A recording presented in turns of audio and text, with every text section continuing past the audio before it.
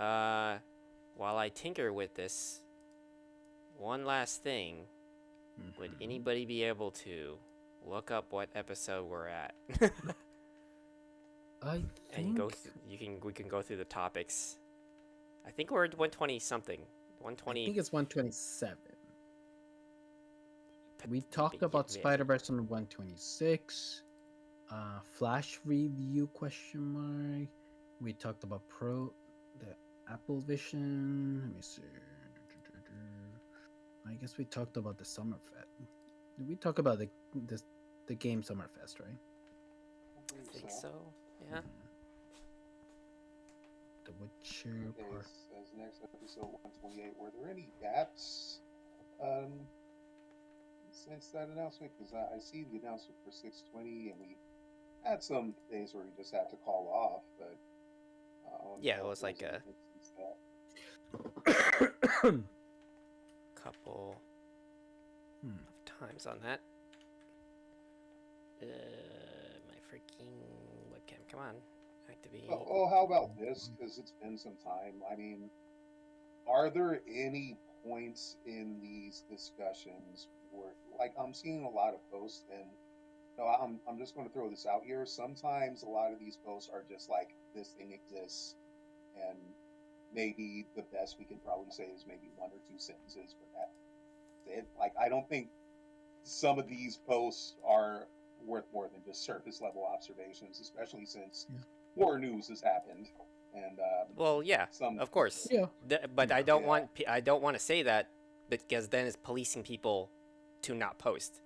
If we just keep on overthinking about, posting something and saying like this has to be good, like that's the wrong way of doing it. So like, okay, but yeah, we can move on. Like there is no issues with moving on. Like that's not the problem here. Like we could just go off. If there's nothing to say about it, then there's nothing to say about it, and we'll just move on. Yeah. That's it. It's literally as simple as that. I was gonna say, I think we're at episode 128. I think we did hit the targets for 127 last time. Okay. Right. Well, we could use the search situation on there. If we click on it. Yeah, I was looking at, saying next episode is 128. Yeah, okay, so 128. Let's see. Yeah. Because I usually put in bold. You type in next episode and then see if it searches all the ones that I did. Oh, okay. Yeah, so when you go in the upper right corner, you can type in next episode, and then you'll see the date that I posted it. So then we know that one, the most recent one, was next episode 128. So that means it has to be 128. It gotta be 128. I think it's actually. I think it might be 127. No, it's 128. Oh, well, it is 128. Okay, good. Yeah, I was right the first time. You posted that on June 20th. Yeah, so we're on 128. So we'll just go off that. I think we also repeated that we did want to talk about Bear season 2, so that might be a good thing to go over, since I posted it once, and then I think we didn't have an episode to go over, or we didn't show it. We didn't do it. Then and then somebody else posted it again. I think maybe it's just because now there's 2 people that's seen the whole thing, so that's based on assumption. I don't know if everybody's seen it or cares to, The whole season is out? The Bear? Yeah, The season 2. Yeah. Yeah. Well, I haven't seen it. As you can guess by my... No worries. Go ahead. It's all good. If you don't want to hear spoilers, we can always skip it. It's not a big deal. Is there something crazy to spoil? I mean, It depends on how much you care about the show. Yeah. And it's totally fine if you care enough of it to not want to hear spoils. Then we Yeah, are we can okay just with do it moving another on. episode. That's totally fine. Yeah, I know. I mean, Yeah. I mean, I guess if there's anything that's like, that sounds like a plot twist, then maybe I don't want to hear the it. whole show's kind of a plot twist. Yeah. I mean, yeah. I say we just skip it. Yeah, we can skip it. Because like every episode is like. It's a great season, and every episode is Yeah. big. Yeah, it's like a lot of shit's happening. Yeah, Okay. I agree. It's pretty. Amazing season though. I will say that amazing. Yeah. I watched it through twice. Okay, you know what? Then I'll give myself the homework and watch it as Good. You'll give me time to watch it a third time. I mean it's it's not even that big of a homework, to be honest. When we talked about it, right? Like we could even start off talking about like that thought on like there's so many shows, man, that are like each episode's a fucking hour long, and it's like 7 sounds not bad, right? But then 7 is like minimum of what it is. So you're like dedicating 7 hours of time, and that's like several different shows. Most of them are going to like 12. So you got like 12 hours worth of content to watch. Not saying it's bad necessarily. It is just more like it's kind of exhausting with the kind of the attention economy, I guess you could say. Yeah. But well, but Bear is like 30 minutes, man. Yeah. Only one of the episodes is an hour long. The rest are 30. Yeah. Okay. Now it sounds like a good because I'm just finishing my free trial with Apple TV because I just wanted to watch. I just wanted for Severance. I finished that. I'm finishing the last couple of episodes of Ted Lasso, and I can see why people like that show. It's nice and pleasant. Just nice. Yeah, I think I watched the first episode of that show a while ago. I love Jason Sudeikis; he's great, but I don't know, it didn't really stick with me.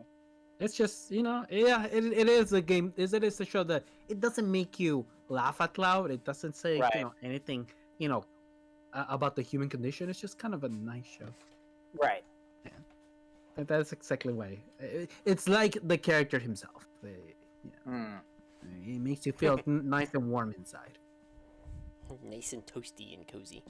Yeah, exactly. But yeah, now that I'm gonna cancel that, I'll definitely get on the Bear because for the past couple of days that I was sick, I've been catching up to some stuff. Tomorrow I'll have my last sick day off. That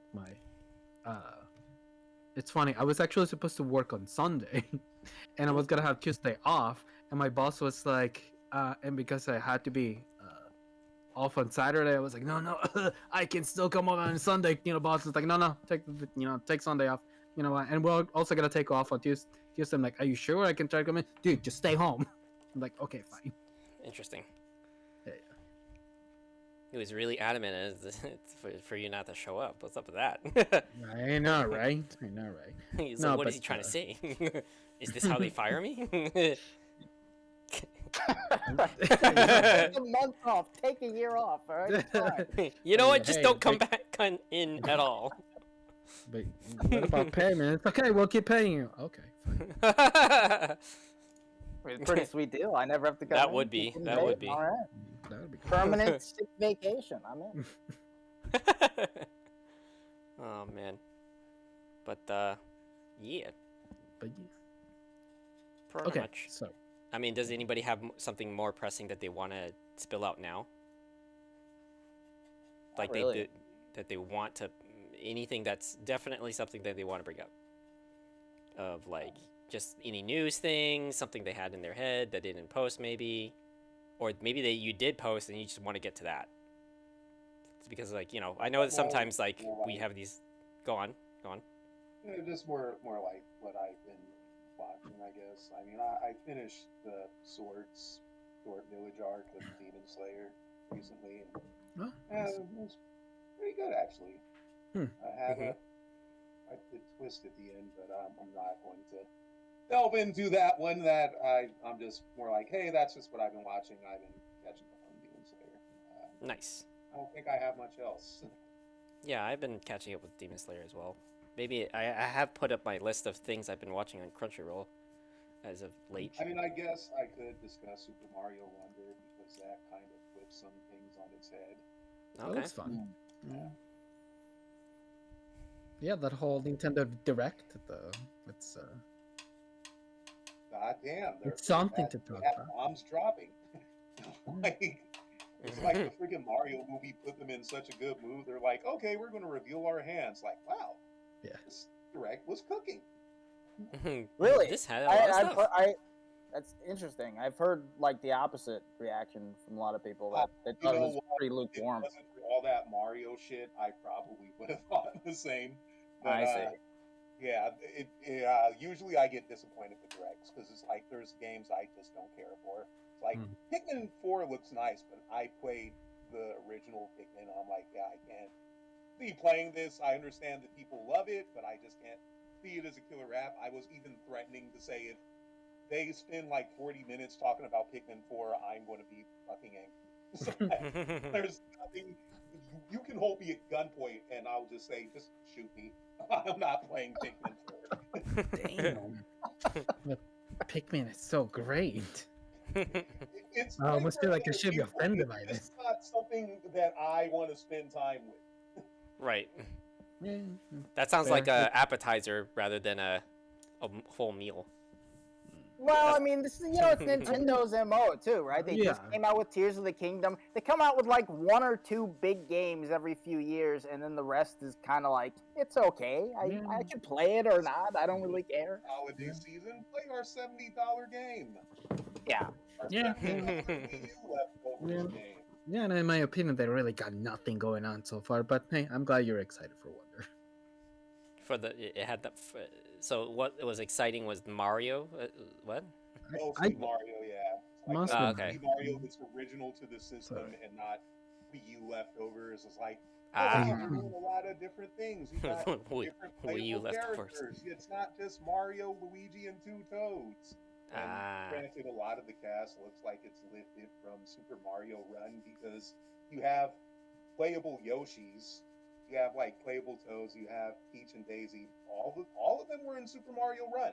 So it looks like it's just using the cast and roster of that. But it's like a whole new game that's sort of like New Super Mario Brothers, but they did the character models a bit different, so they're exaggerating them and making more cartoony. Because Mario has like varied expressions. He's not just orthographically placed on a 2D plane, and then they're doing like selective exaggeration. No, there's like crazy facial expressions or like grunts and stuff. It's like, wow, and putting a little bit more work in the models, and we're trying to exaggerate more and make it feel like you're playing the manual from the Mario game. So, and then the thing they showed at the end, which has a lot of the fan base split, because you know how Mario power ups usually work, where it's like either a flower, a star, or whatever, and then it's just Mario with a costume change. But in this case, the transformation is Mario changes into an elephant. Like he gets the body of I heard about that. Right. in his Mario clothes, and people are like, oh my god, no, I can't stand that. That's ridiculous. This only works for Mario, right? Like, right. Let's address the elephant in the room, okay? Daisy is elephants. If Luigi's an elephant, I'm gonna have an aneurysm. It's like, I mean, somebody's gotta have an orgasm too, though. You know, there's somebody there. Yeah, there's like elephant Mario porn online, and there's other elephant. Of course. So yeah, people have been taking it that way, but they take that way for a lot of Mario power-ups. So it's not like this is anything new. It's like a law. It's like the laws of physics. Like Rule 34 is one thing that like will universally apply for anything. Yeah, if they do this stuff because they're bored. It's like I'm bored of enjoying things the natural way, so I'm just gonna come up with some weird kinked up shit because it's different, and that's Elephant Mario or Elephant insert your character here is getting people laughing, or they're doing something else. Oh, that link that I included on thing. That link that I included on the on the Discord, pretty convenient for IGN to just have kind of listed all the announcements that they did for the Nintendo Direct. So if you need a refresher, just click it right there. Just click it right there. They usually do that for all the shows. Yeah. That's nice. That's nice. Instead of just kind of having to play through the video. Yeah. Like there's other shit too, but it's like, that's his own thing. I'm good. So where do we start the topics as far as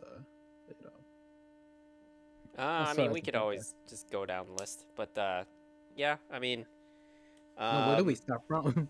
From where does it? Oh, where does it start from? It started from Mm. next episode's 128. Oh, It started from 12 there. minutes, no, cool. Yeah, and then like people were posting from there. I mean, we could run down the list, basically. And if there's nothing to be said much about it, we'll just Right. move forward. So yeah, there was because last time we talked about that there was like these Craven Hunter and all that stuff and all that. Oh, okay. Right. I see. Yeah. I see. I forgot what game this developer is making, but it was interesting that this guy, this 22-year-old, from Ukraine, basically escaped the war to build his own game, and he's been working on it ever since. And it's like a 2D RPG, like Diablo-esque game, and he's been building that ever since. And that's pretty interesting. That's pretty inspiring. But that's one-liner pretty much. Diablo-esque game. Creating on his own. That's a weird way to word that too. Like, oh yeah, he escaped the war to build the game. It's like, no, I think he escaped the war to get out of the war, and then he built the game. Well, like he could. So what happened was, like, in the video itself, he was talking about how he was going to colleges here and there outside of Ukraine, and then when he came back, that's when he decided, I'm gonna do this. I'm gonna build my game, and then he couldn't get the capital, because the war was just barely starting, and until he was out trying to get the capital, is when they closed their borders, and now he can't go back home. And so then he just, I was all in on this. Now I'm even more all in because now I have nowhere to go. So it's just more like it is partly, yes, coincidence. Two, he knew it was happening, so he knew that he couldn't do anything there. There was nothing that he could do to build, the game and the capital that he may need to, continue working on it. But I think he's in the U.S. now. I'm not sure. Yeah. I mean, you know how it is. Those articles, they definitely do the whole, like, let's make it sound spicier than it is. Yeah. Yeah. Gotta get those clicks. Yeah, exactly. Yeah. Gotta pay us a click, Yeah. They gotta make some dollars. But it is a pretty accurate description to say that he went outside of Ukraine to, make the game, and then the war started happening. It's like, oh well, I guess Yeah, I guess I can't come back. Well. Yeah. Obviously he talked about like things like his family's still there and stuff like that, and then there's a lot of that personal turmoil there, but he's going all into his dream, so good for him. Then there's Squid Game Season 2, which I didn't put here in the trailer. It was just mainly putting in the trailer. But then I've heard recently that the creator of Squid Game doesn't get a lot of money for having his show on Netflix, even though Netflix made so much money. And then apparently... Oh, yeah. Yeah, I heard about that. Yeah, apparently with the blow up of Netflix and having more Korean, made films, that the labor laws on there is being fast and loose, and Netflix is basically reaping the benefits of it. And there's a lot of from what I've heard on that, the controversy with it's like they're kind of skirting laws, and they hire the film companies. Yeah, I know, right? Yeah, I mean, apparently, like, because they made like something like $900 million or something, like almost $1 billion on Squid Game, and the creator apparently is like, even like, he's like, well, I'm famous, but I can still barely make ends meet. Like, I'm still like kind of struggling, and it's like, it's so ridiculous. And this is why writers are going on strike. Exactly, that's exactly what I was gonna say. It's like just another reason why they're on strike. Yeah, exactly. And so it just blows my mind that, like, it just blows my mind that Hollywood and Netflix and all these people are like, we don't need people to write things and to make shows. Let's just let the AI do it. Yeah, seriously. So that's about to escalate too, because SAG-AFTRA is talking about they might strike on Wednesday if they don't have Oh, the deal come through. So interesting. you might have an actors strike on top An of the actor writers. one? Yeah. Damn. Fuck yeah. It does. I mean, Spicy. it needs to happen though. Like know I it, would yeah. rather see them I would strike rather and too, like actually yeah. see lasting change than just have it Exactly. keep going the way it is. Yeah. Yeah, exactly. It doesn't bode well that that they're going out overseas to let's make some more shows.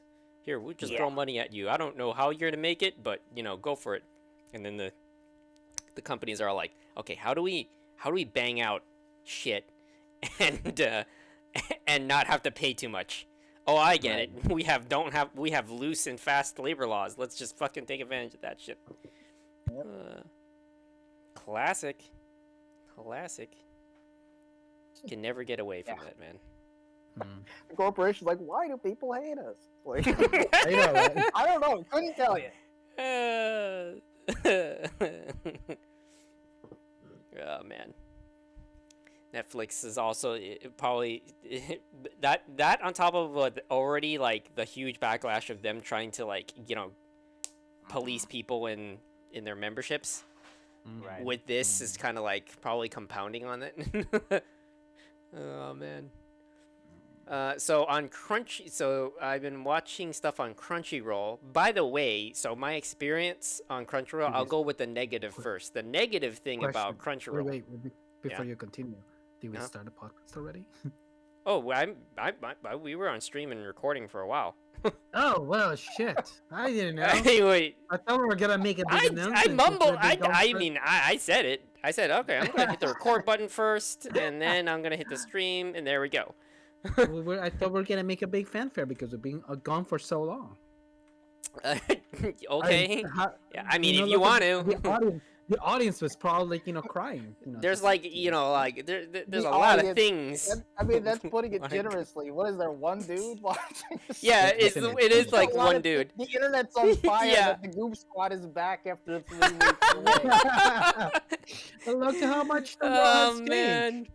changed. Yeah, the internet's been clamoring for us for Yeah. years. I mean, a whole submarine exploded. I'm sorry. That's true. Imploded. I mean, did that Imploded. Did that Imploded. happen since we last? Yeah, Yeah, we yeah, didn't. yeah. I don't Oh, think we wow. talked about it. Oh, wow, yeah. We It's talked it Twitter on a also- stream. I think we're playing. Twitter also imploded. Oh wait, we were Right, playing, right. but we didn't.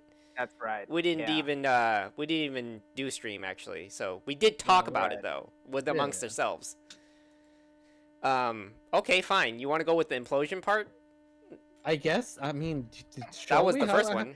How do we tie it into video games? How you tie it into video games? Because I mean, the they have- controller didn't Yeah. implode.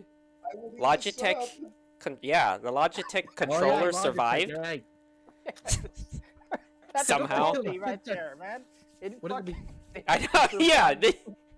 It's so good that it can withstand the pressures of. Their stock just The went up sea. a bit.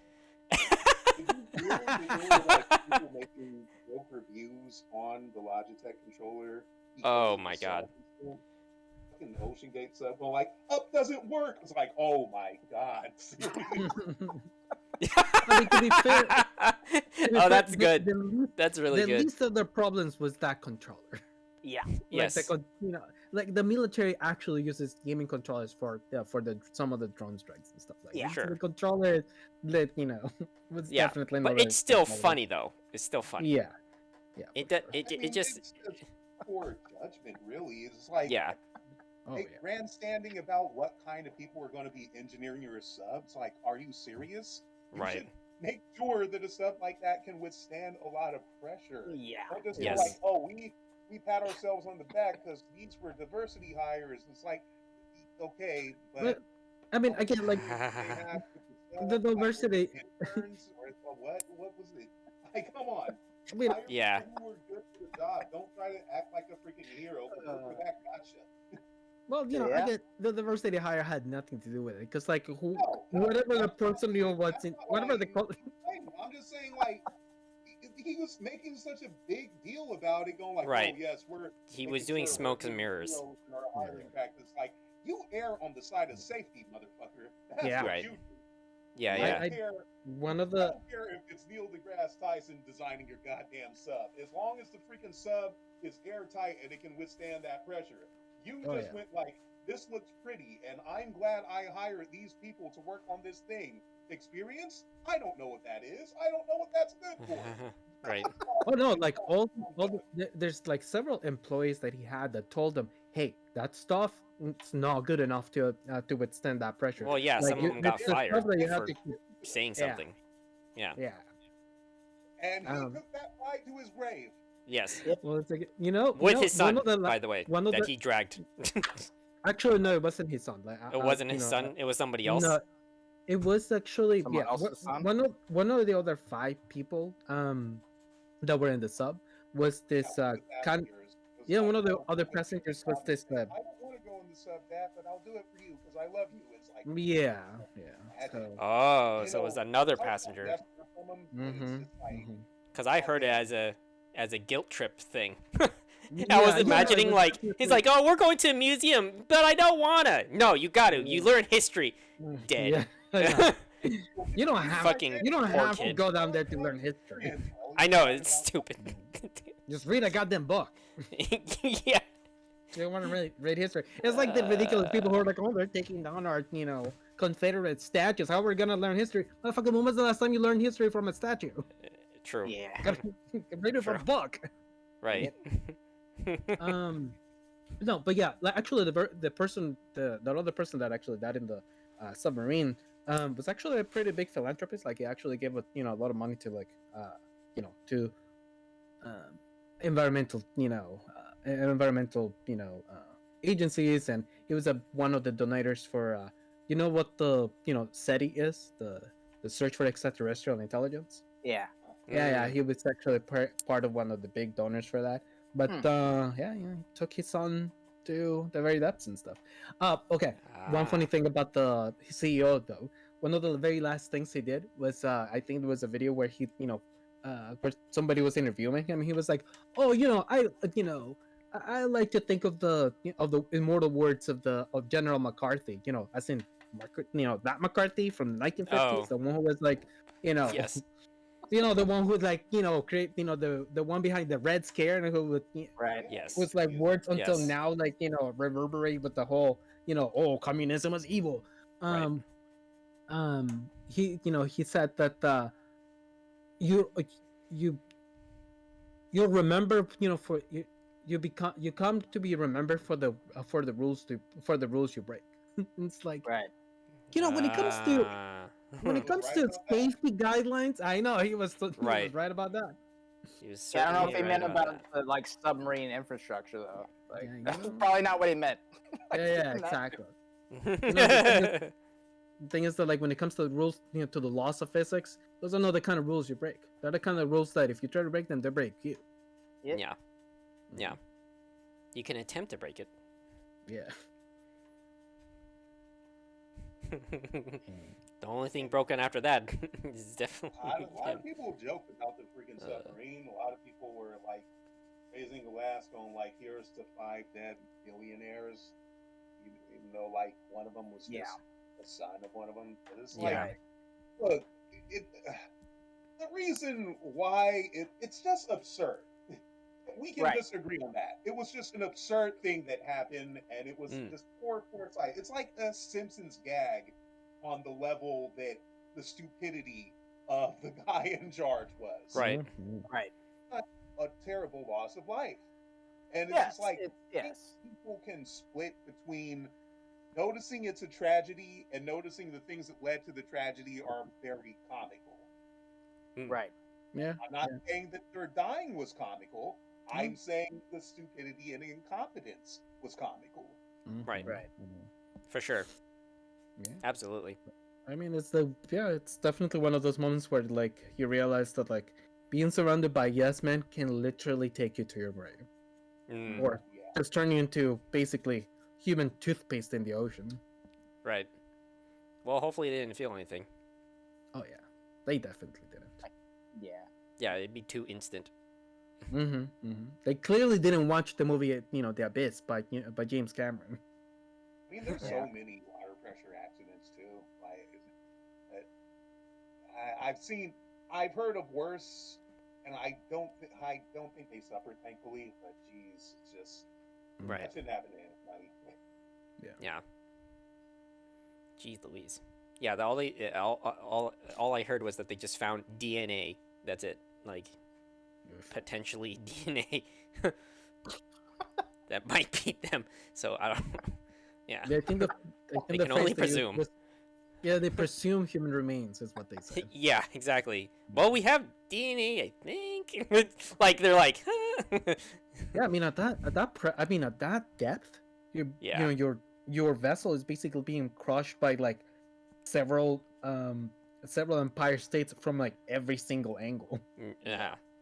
From if you watch, I watched a stream by Kyle Hill, which explained he went in more detail about that stuff, and like your vessel, it's mostly if you're going for that kind of depth, you kind of want it to be as spherical as possible because that distributes the pressure equally in all directions, and every Yeah, that makes sense. deviation Okay.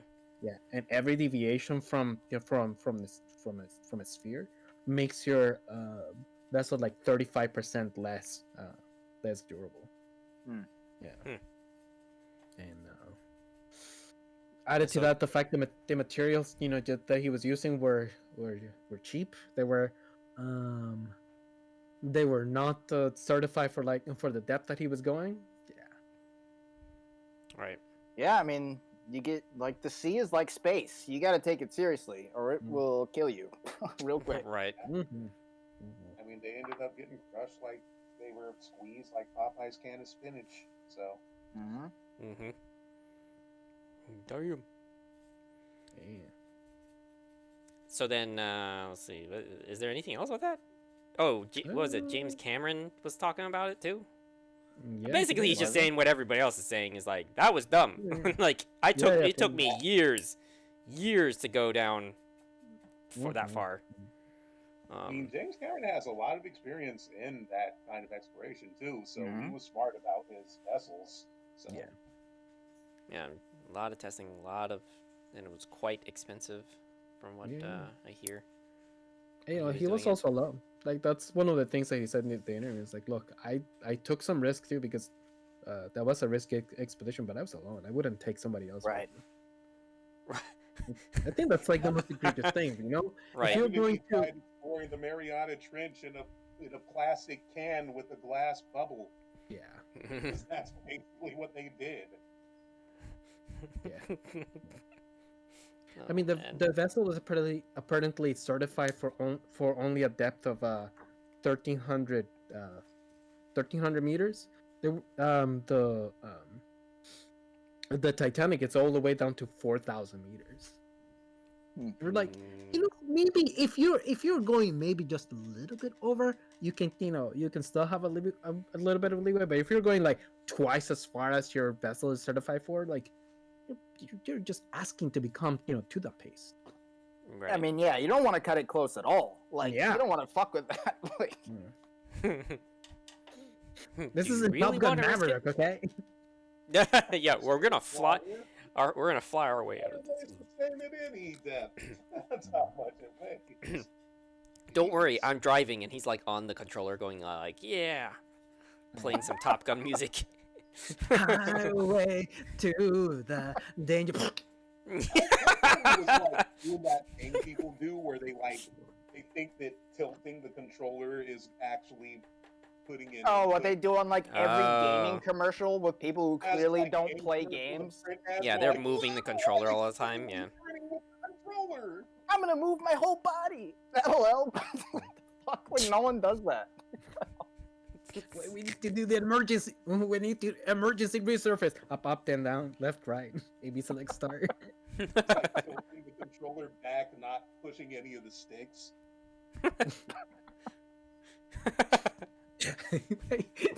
Instead of like, what if the replacement for that was like the Congo bongos from the GameCube? It's like, all right, we're gonna take out the other one.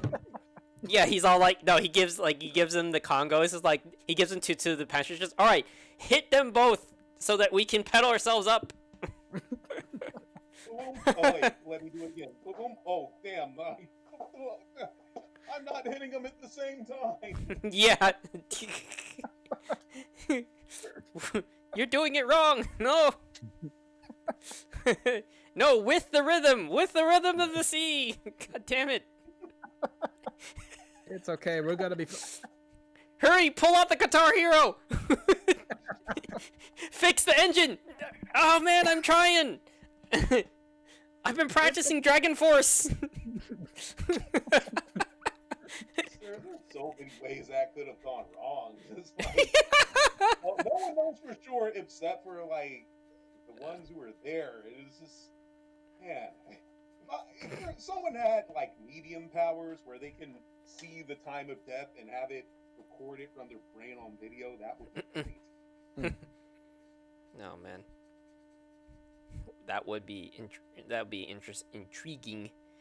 Yeah. Like they have Would like be some fun, sort yeah. of like equivalent to a black box, like on a plane. You know about those? Like black boxes on planes. Yeah, they're virtually indestructible. Yeah. That would be in No. it. Think, Actually, I'm guessing that actually wouldn't be too hard because what kills, I mean, what actually crushes you at that depth, it's not the fact that that your body can't technically take it. It's the fact that parts of our bodies are they can compress, like Yeah. our lungs are there filled with is air. empty space to compress, basically. Yeah. Exactly. Like if you actually sunk So if you all the way had down, like a sealed, like a very sealed and flush thing, then maybe not so much of the crushing.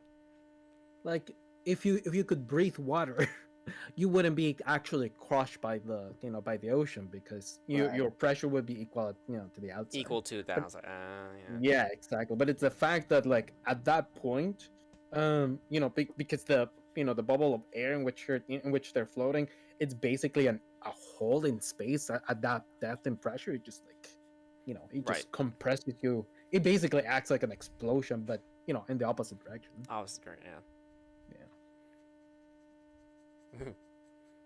I was just thinking, like, what if there was a black box, and then that's part of the skit, and then they see the video of what we were describing of them trying to pull out a conga controller, Guitar Hero thing, and like a dance Don't pad or worry. something. Don't worry, Ben. I will get us out of here. Tilting the controller back. Yeah. The Oh, 9-year-old son God. is just like, what are you doing? Here's the problem: the controller is from Mad Cat. Man. Some of the passengers are finally figuring out that this guy doesn't know what he's doing. Somebody pulls out a Wii U controller. Oh, a- man. A Wii controller. Yeah, they got a weak controller. No, let me here. Let me come out with a better one. It's like a Switch controller now. Oh no, it's Joy-Con drift. Oh, jeez. All time for that to happen. Oh man. Well, Again, he wasn't the only billionaire that imploded. True. What was I gonna say? No, I was talking about Elon Musk and how Twitter is imploding for him too. Right. So that situation is that what's it like if you're a free user, you only have like 600 posts that you can read. Apparently day. so. Yeah. Apparently some people are theorizing that Musk is not paying his bills, so he didn't pay the bills with Google to like use his cloud, and so he can no longer use his his Right. servers. So he has to throttle the amount of traffic. The one people you don't want to fuck around with is Google. Holy shit. And Huh. so What, yeah. you can't afford to pay your bills, Elon Musk? Like, what the fuck? The man is literally worth $250 billion. Well, I mean, yes, he's worth, but like, let's put it in perspective. That money isn't liquid. It's already tied up with all his like I mean, Tesla and all that still. shit. Still. Yeah. Like, there's no way. There was a reason why he wanted to pull out at Twitter, because it was a losing game. Like, and there was a reason why they were selling, because they were not making money, and they were hemorrhaging money because of just on the grandstanding that Twitter needs to be free to everybody, which is Mm. sure, I get it, but then like the data that they have to hold and the amount of information is like it's not cheap. And then they didn't, according to other people too, like they're playing employees, and they realize that employees aren't really. There's some employees that aren't actually doing anything. So there was like a lot of issues that were already innately there, and whatever had happened. But as far as what he said when he said that he was doing this, he was saying he was trying to minimize the what they call the scraping over the data that is on Twitter, which is a lot has to do with like how, let's just say, maybe some companies they gather data based on the posts and stuff like that. Maybe also a little bit like how AI runs too. It's like a lot of internet scraping. And then I'm not sure, and that's the thing, is like I'm not sure if that is an excuse or is it actually a real reason, because some people are saying like, well, what you did here doesn't change the fact that they can still scrape it. So we don't know. I don't know like what's the real reason, or he's just making up a reason for it. Most people are pretty, from what I've heard, are just, it was his way of forcing people to pay for Twitter, basically. Because you know about the whole Twitter, before this whole thing, you know about the whole Twitter Blue thing? Does anybody know about that? Yeah, the whole paying $8 for subscribe, Right. for verification. So, which Right. is really stupid because then you could verify yourself as anybody. Right. Right. Yeah. I mean, And, including not yourself. yeah, so then now, like, the whole idea is that people that have Twitter Blue can post and also see more posts or read more posts. And people are, like, that's the real reason. The real reason is that he needs to find a way to make it either make Twitter make break even, right? Break even or be profitable. And since he's bought it, it's always even before he bought it, it was already not making money. It was already going, it was already going on the downhill. And they were making profits. Thus why they were selling. And then when he takes it, it's just still going down. He probably saw the numbers now. And I think that's the thing. They call in the first place. Didn't they call out his bluff? Like, he said, "Look, I'll buy Twitter if you show me the numbers." And they're like, "Bet." And then they went through it. They got him into this kind of weird gray area of contract where it's like, you technically signed off of it.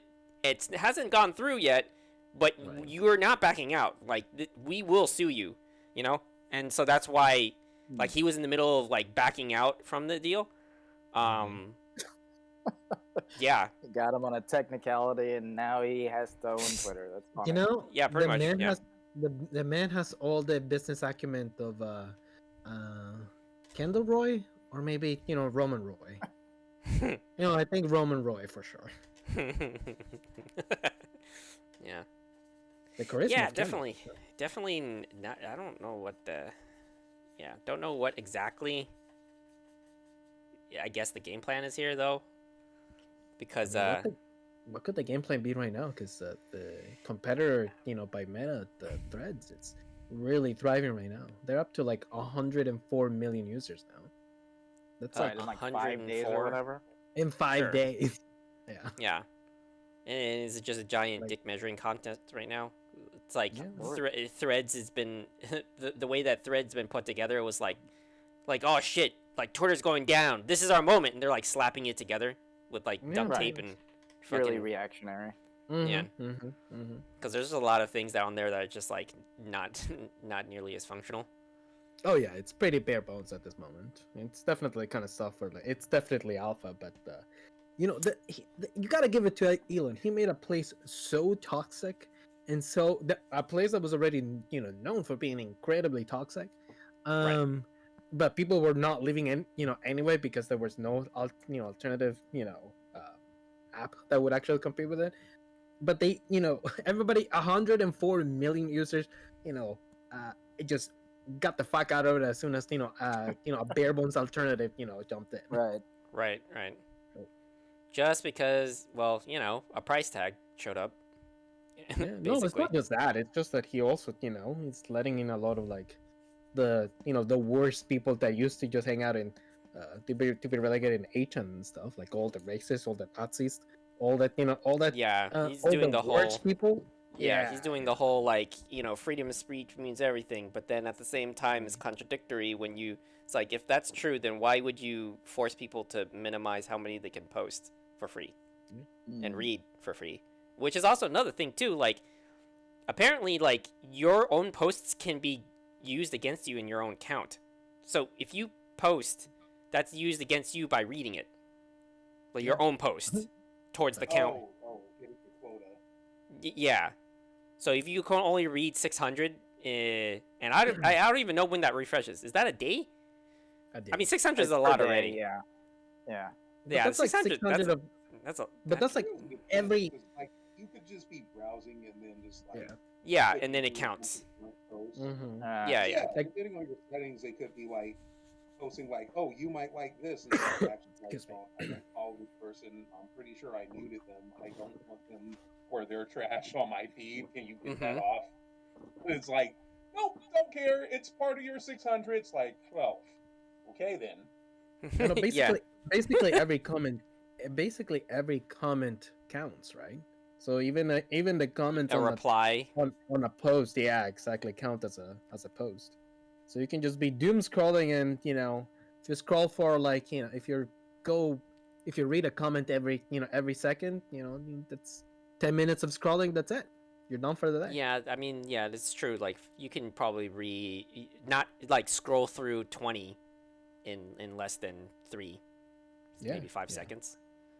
Like yeah, you don't even need to. You don't even. You don't actually have to read it. Like it doesn't actually can tell if you're reading it.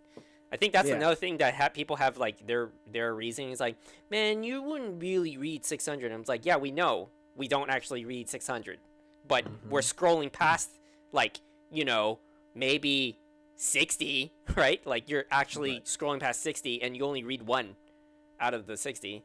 So like it could be one of those factors, and you don't know. That's the thing. You just sometimes like you don't really know when it counts towards your count, right? And that was the confusing part. And of course, like a lot of people are saying what you guys are saying is that yeah, it's counting every single absurd thing that you run past, but you don't read, but it counts towards your count. Yeah. So yeah, it makes sense for a lot of people also to escape from it too, because it's not so much the toxicity part. It's a lot of, it's mainly like you can still like customize your whole algorithm to kind of, it's like, oh, I'm uninterested in this post, like don't show me that anymore or something like that. It's still possible. I'm not saying it's like impossible to be able to do that. But it's like they'll still have stuff that you're not following show up on your feed. Or like Yeah, for sure. Because that's how it's working, right? It'll sprinkle in things. Yeah, it'll sprinkle in things like things that are related or what it thinks it's related to that you might or may not like, and they'll show that up every so often. And if you don't tell it anything, and you don't tell it to say, hey, I don't want to see this, then they're going to probably give you something also similar like that later on anyways. So like it's not impossible to kind of not make it as toxic as you think you could be. But human nature, so most people don't really like go through that trouble. It's like, nope, don't want that, don't want this, and then you like and go through and reply the things you do like, so therefore that's going to give you more of that and sometimes it might be the hashtag too. But like one of the things that was great about Twitter is that you can advertise, like most streamers tend to advertise as they are going live on Twitter, because it shoots it out and sprays it out to whoever, right? And you don't know who you get. And if you're saying you're live now and you post that on Twitter, then there's a chance that you get somebody to pass by, and you might be able to get a viewer for that way.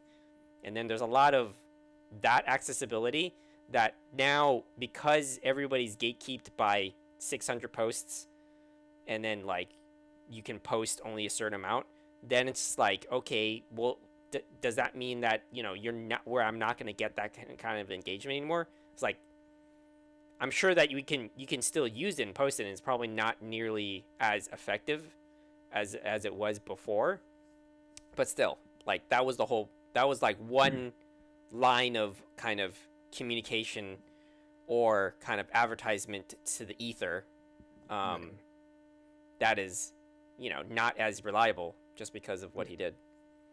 Yeah, I mean, if you're gonna make a platform that's probably going to make 90% of its revenue out of advertisements, it's just kind of productive to limit the amount of of use that a user can have. Yeah. But That makes sense. Yeah, Elon is surrounded by yes man, and as we can see, when you're surrounded by a yes man, it can cost you a lot. $44 billion, or becoming human toothpaste. Yeah, maybe. Yeah. Let's see. Well, I mean, I've been watching stuff on Crunchyroll. I have to say, like, one of the downsides to Crunchyroll is that for some reason we can't get a Crunchyroll app on the television, even though I could do that for like Netflix and stuff like that. And that's fine. That's not too big a deal. So we only watch it through our PS5. PlayStation. Yeah, we have it there, and then what was the other thing? It doesn't have a way to skip intros. So and animes tend to be notorious with having repeated intros and stuff like that, right? And I would have liked to have that at least, but otherwise, the good thing is that they have quite a bit of huge selection, so that was great. But I think it's still limited. It doesn't, because Crunchyroll doesn't have, they have, what was it? They didn't they buy out a studio or something, or they're partners with one? Yeah, okay. And I guess they just don't have licenses for every anime out there, I guess, to stream it. But that's too bad. Hopefully that could change. But it's quite a selection. Been enjoying checking out some new stuff. I've been keeping up with this show called Hell's Paradise. That's been pretty interesting. It's like a show. The premise is that there's these prisoners that are tasked with going to an island that might have this rumored kind of life elixir that the emperor wants, and these prisoners that were about to be executed, they get this deal to go and find it, and they have to be accompanied by their executioner, and it's pretty cool because you find out what the monsters are there for, or are there on the island, and then you get to meet all the different prisoners that have varied backgrounds and what their abilities are, or why they got put into prison and why they're going to be executed.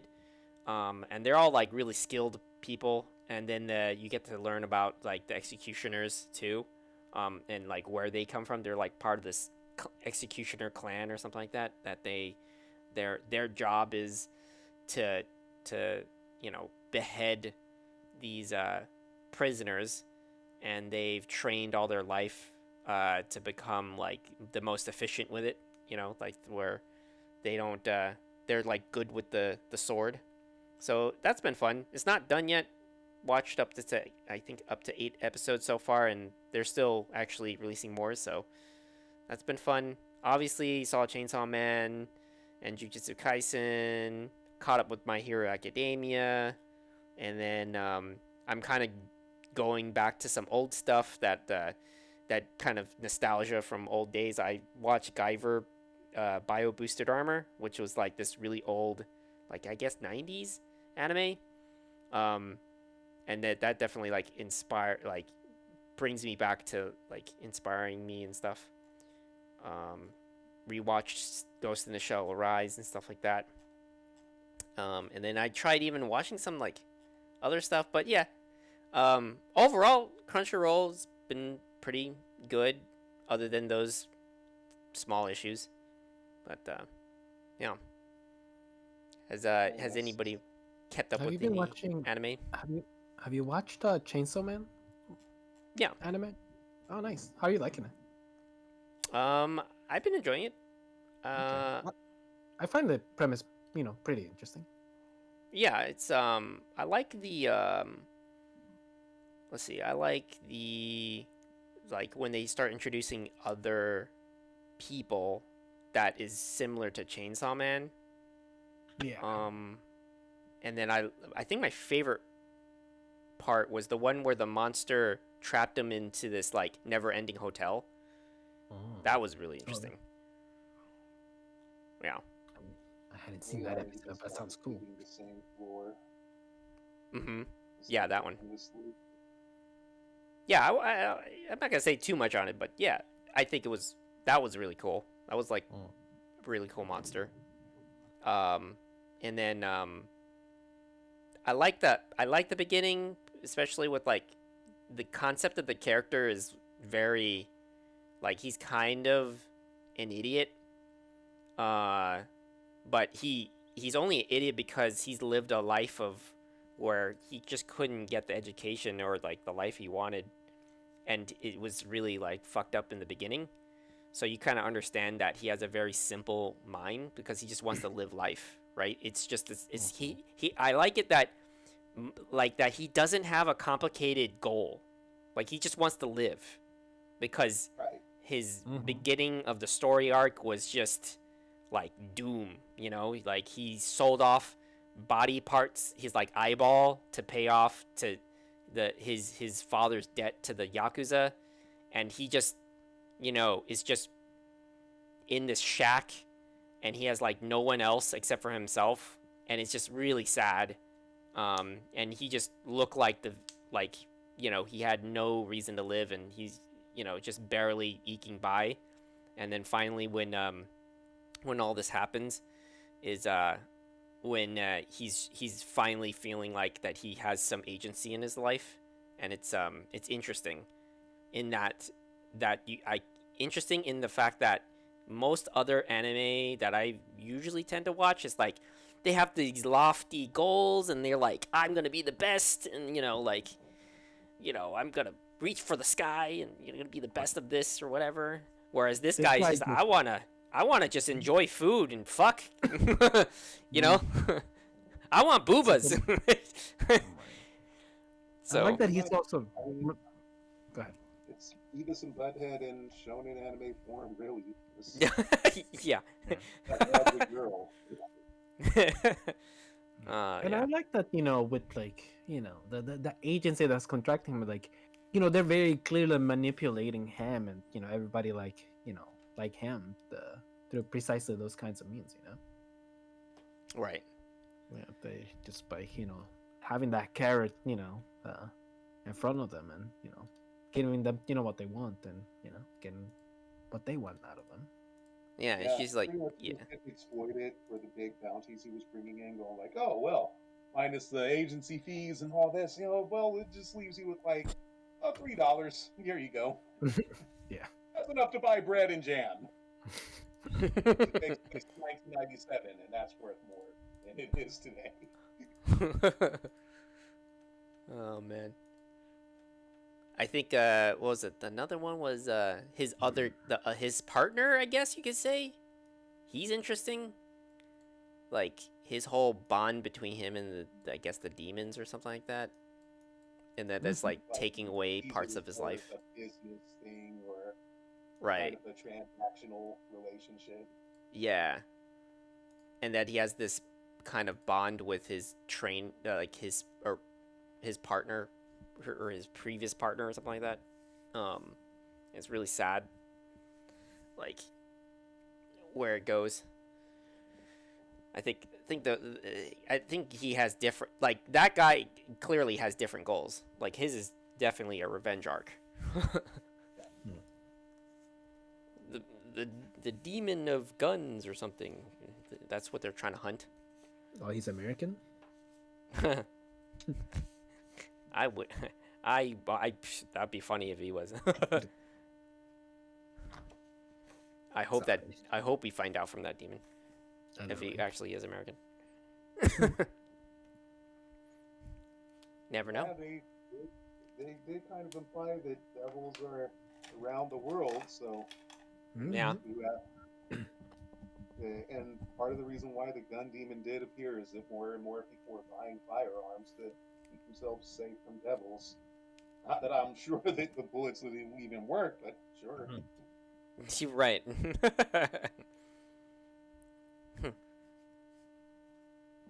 But yeah. Sure. Okay.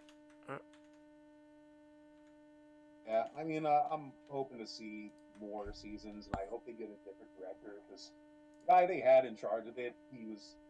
A lot of people didn't like his direction with the adaptation because they said that he wasn't really a fan of anime, and he tried to make it look more like film and stuff. So he kind of toned down things from the manga. And when I say toned down, I mean like make make it less exaggerated for how the characters would be acting on panel. So nothing like heinous or anything like that. Um, so I don't know. I mean, I watched the anime without a lot of that knowledge, and I was okay with it. I just saw it as like it's.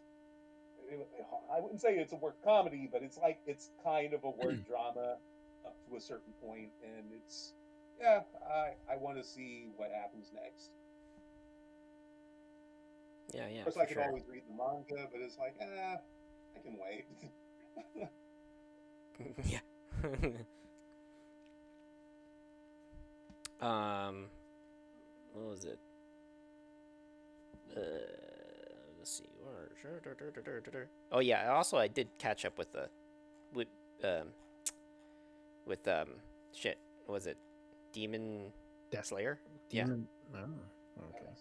yeah. Definitely been catching up with that. It's been good. Um, or kept up with it when it was running. It's done now. I'll just say this. One thing I really love about Demon Slayer, and this is something I can say about a lot. This is something I can say about One Piece too. Mm. You can introduce me to a character, and I hate them at first glance, and somehow they turn a corner, and I don't hate them anymore. That's good Mm. writing. Mm. I feel you on that for sure. Definitely. I haven't seen the second season, but what's her name? Inosuke? That's the little sister, right? Inosuke's the big Yes. mask guy. Oh, never mind. Nezuko's little sister. Okay, what's her deal? How is she like? How is she like a vampire slash demon thing and doesn't eat? Like it makes no sense to me. The fact that she gets stronger and she never eats, it just Um, bothers me That's too. by sleeping. That But was it, that, established in the but first season. I know I get it, but it kind of annoys me that I mean, if I sleep, it doesn't make me less hungry the next day. It's just gonna make me it's just gonna eh? make me more angry when I'm awake. I mean, how does hibernation work? What's that? It was Hibernation? basically like he was put under a spell. Like she was put under hypnosis, and then she was sleeping for about a year, and then somehow her body regenerates just by sleeping somehow, and that's how the whole process started. Because at first she was like the usual Oni, and she would crave human flesh, and she had to fight that off a lot. Mm. And then when What's his name? The master? when Tanjiro left him with his initial master, um, the water guy who he kept Nezuko under his care. He used a what you call it hypnosis jutsu to put her under a sleeping spell, and she was asleep for the good of a whole year. Mm. And somehow that caused her body to change where she can recover just by sleeping. Right. And I I think understand that it might I have know to that link to what happened in the most recent the end Oh, of this cool. previous season. But yeah, there might be I mean, more. not previous season. Like, This current there's season. more factors, but it's just I Yeah. want to leave at that for season knowledge. Right. Yeah, I mean, there's also the other thing too. Remember, like Zenitsu, like his master does something similar to that, where he put him under his hypnosis, where his inner self is hidden, and then when he falls Mhm. asleep, it like unlocks I love that almost. guy. He's the Yeah, yeah, he's funny. Um, where it's kind of like a little bit like like almost like a spy hiding their personality in their mind. They don't even know it. It's a little bit of like a ocelot kind of Oh, like crazy crazy. shit. Yeah, like there's an inside personality in there, and Mm. I'm sure that like that has a very loose like relation to like what the hypnosis did to her too. Like there's some sort of mental biofeedback happening where it's like her inner self is capable to like maintain and maintain her like craving issues, and which is why she's 90% down and out. Like you don't see her do much because she just Right. can't exert the energy. But then when she does need to show up, then she's like using everything she can possibly muster. But shouldn't she be wasting away? Like, I know this. Okay, I know this is anime. I know this is magic, but it just kind of, you know, it kind of just. I can't suspend my disbelief at that part. Where it's like, why doesn't Well, she the just whole eat thing is something? Well, when they even notice that she can recover by sleeping, even his master thought it was strange. So Yeah. I I mean, there is can't such really thing as provide suspended any more than animation that. too, though, in real life. Things like cicadas stay in suspended animation for like 17 years underground, and they're fine, and they just crawl out of the ground. I mean, I get what you mean, but there is some basis for it, even to a small extent, in the real world. Yeah. yeah, and we are talking about there's a whole lot of demons that we meet that have pretty wacky animalistic abilities. I mean, there's even True. that guy. What was it? What's his name? The one with the pig head? Like he literally all Let's his like right? yeah, his all his like abilities are based off of animals that Oh, yeah. he's like lived with, I guess. I mean, we haven't obviously been told every bit of his background, but as far as we can tell is that a lot of his abilities are based off of a lot of the animals that he's like had to survive either against or with, and he's just trying to fight the biggest worst animal out there, which is demons. True. True. I just want them to at some point tell us like, oh, she's been getting energy from this source, and It's nobody like the knew. It's sun. like, yeah, I know exactly. She's freaking photosynthetic. I don't care. Just give me something. Photosynthesis. Because we need. Photosynthesis, yeah. I see. Yeah. So it's just a lack of explanation that's bothering you. Yeah, Yes. exactly. Yes. Yeah. Yeah. Yeah. They 'Cause she's haven't. a lot more active than a cicada, for 17 years. Right. She's Right. definitely Sure. just going around and Like, there's no hint all that the. she has an animal like like. There's no hint in the story that she's ever like studied cicadas. You know what I mean? Like, right? Mhm. So, I understand your point. It was just we're at a point where we haven't had a lot of things explained to us to everything. I And- mean, we're talking yeah. about an anime where like one of the very first things that like the character has to do is like break up this enormous the hill-sized boulder with just a sword, like Right. and we have like a whole spider-like demon that has all this this family with all this magic powers. Like I can get behind a lot of suspension of disbelief. It's just that little part where it's like, ooh, that's Yeah. Like, there's no explanation so far. Yeah. yeah. Yeah, Other than I get what you mean. other than what It's a pet peeve. obviously D had I mean, said, like that I was agree, like, pseudo explanation. Stuff like that is annoying in stories. I mean, when we Mm. talked about, I think we talked about John Wick 4 when I saw it a few weeks ago or whatever, and the Oh, whole yeah, there thing was with that the guy. dude with the Yeah. dog, and like that Mhm. that dude annoyed me for that exact same reason because you I just had to- never know what the I fuck honestly- is like his yeah. motivation is. I am with you on that because the first time I had the same questions. I had the same like, Mhm. so why did he do this? And then I had to see it for a second time. It's like, oh, he's just doing this for money. It's just I was putting a thought more you- complicated background But it's like they in were my head. stringing you along, because it's like the way it was set up, it made it seem like they were eventually going to reveal it because of the way he kept like, well, I want Showing up 23 and million, helping and then him. 24 Yeah. and 25, and he kept coming back, and I was like, okay, they're going to explain it eventually, and they never did. And the guy just like he was annoying me for the exact same reason you're talking about, Carlos. Where it was just like, I just want to know what the fuck he's doing. Like Right. what is he going after? And yeah, it's just dumb. And it's just because, simply like, that. It was just money. It was like just because, but even then, so like, stupid. even then, you don't necessarily know that it's just money. It's just that they didn't say anything else. Mhm, Right. Like, mhm, and then you have to mhm. find out on like it behind the scenes where the director's like, "Oh yeah, it was just money," or whoever said it. And I'm like, that's not really an explanation. Like, I mean, Right. like, yeah. Yeah, it is exactly. Even the exactly actor- same thing, because did- the whole sleeping tomb is just, it's not an explanation. Yeah, did you Right. did you see that one where the actor himself, like, they asked him, like, what was the reason why your character was Right, doing and that? he was like, your And he was like, his mom "For or my mom." whatever. Yeah, right.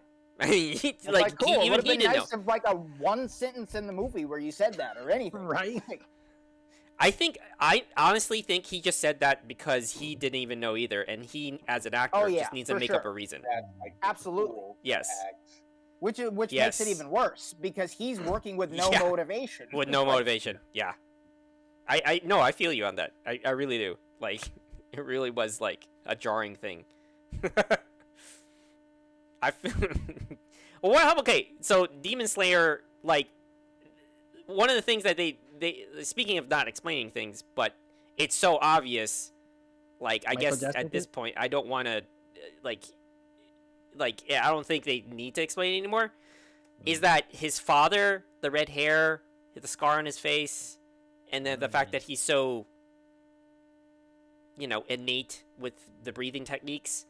I'm all like, your father's the Demon Slayer, isn't he? Like, there's no way that somebody comes out in the middle of nowhere to go and slaughter your entire fucking family and isn't there because of revenge or some sort of motivation, personal motivation. And then, through the series, there's a lot of hints of a really good Demon Slayer out there with fucking red hair, and he has red hair, like, I'm just saying, this whole show doesn't say it out straight up, but I'm like, like, You think he's gonna end up showing up? When they had to fight. What's his name? Michael Jackson. well, whatever you're his not name in the is? current season, right? Oh yeah, that's true. So there's a lot of other hints happening that they still don't know. Like, not even the main character saying, "Wow, I have red hair. You have red hair. We must be," like, there's nothing, like, no conversation on that. I'm all like, "Come on, show, just say it. Just fucking say it." that is annoying in shows, right? Where like everything could be solved with like a simple conversation, but Yeah. instead, like, you just like Yeah. have 18 seasons. And to be fair, Mhm. I am just grieving over it. Same thing with the John Wick thing. Just grieving over it. Not saying that it just destroys the thing. Right, it's not. right. It's not terrible. Like, it's not so terrible to a point where it's like, Right. you get what I'm saying? Like, it's still That's enjoyable. the grievance It's just that about one how grievance. it is. It's not like a Yeah. jab on series. It's just like, Right. Oh, yeah. it's so obvious. They could just resolve it just by bringing something. Yeah. up. Yeah. The one-liner. Yeah, Just because have I it- like I like it. I definitely it's one of the better animes that come out in a while. But yeah, there is that one thing that makes me feel like it's like having that twitch on your on your eyelids. Like, come on, just Yeah. let it go. Yeah. Right. You know what's the worst? When you get cuts between your fingers. Those are the worst for me. Dude, I I hate have one of those. those right now. It takes Oh. forever to heal. Oh God. Because you have to do things with your hands all the time. Yes, it's like, and then it's in just 3 weeks. It hasn't healed. Great. Oh Like, God. like, It's almost as if you have to, like, hold still that part. Right. It won't dry out. Yeah. Yeah. it just opens up, when you're doing anything, when you're working out, when you're washing your hands. It's like, oh, it Mhm. opened up again. Great. Lovely. More of a chance of gangrene. Fantastic. Like, Oh fucking man. no. That wonderful moment. Well, when I you imagine completely you're a forget pretty about clean it, right? person. You're not, like, rolling in dirt all the time, so. I mean, yeah, but like that's what I mean. Like, I wash my hands all the time, and it just Right. keeps opening up because of that. So it's like the It's the cleanliness is irony. almost a disadvantage here. No, You- God. Or you completely forget about it and you put hand sanitizer. You're like, thanks for the reminder. Ooh. Sorry, Brenda got in. Hello. She says hi. Oh, hi. She brought us something. What did she bring us? She went to go to the Korean market, I believe, and she got these really good. Have I told you that she's been on this going to Korean market binge with um, like low sugar but very tasty drinks and Oh, stuff like that? got the soft drink stuff, right? Yeah, like a couple soft drinks here and there, but we got like some juices that were like it's only like 2% sugar, and yet That's it awesome. doesn't taste like diet or anything like that. It actually tastes good, Right. you know. Um, and then we been just been noticing like, oh wow, there's a lot of Korean drinks here that like majority of them is really low in sugar and they taste great. So, you know, there's some that are not so great, but you know, I mean, you're preaching to the choir. Like I said, I cut my juice and I put a lot of lemon and lime in it. Like, mm, and a lot of it is just mostly water or unsweetened tea.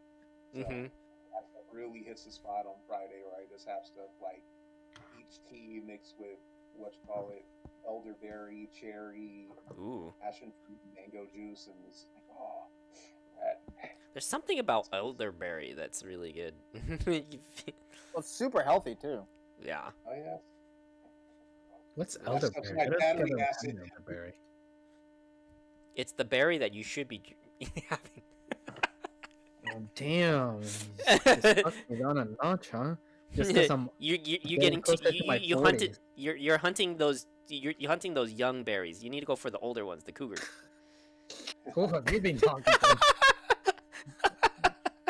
Look, officer, I'm not a bouncer. I don't know, man. You set me up for this. This is great. I check for ID. No, always check for IDs. Be a bouncer. Or so I hear. You're doing you do the was it doing the DiCaprio? You know how like he like apparently like dates vastly younger women than he is. Apparently, yeah. Apparently that's a I mean, A yeah, meme. so do all like single middle-aged dudes. Like, yeah. Uh, I'm pretty sure that's like it's not like that it's abnormal. It's just I think it's a meme because he doesn't look his age at all. I mean, Tom Right. Cruise is 61 right now. He Right. just turned Oh, yeah, 61. He's immortal. So crazy. He is Yeah, that incredibly guy. immortal. What the hell? So at a certain point, it's just like it's more like people are memeing it just because they're like, hold up a second.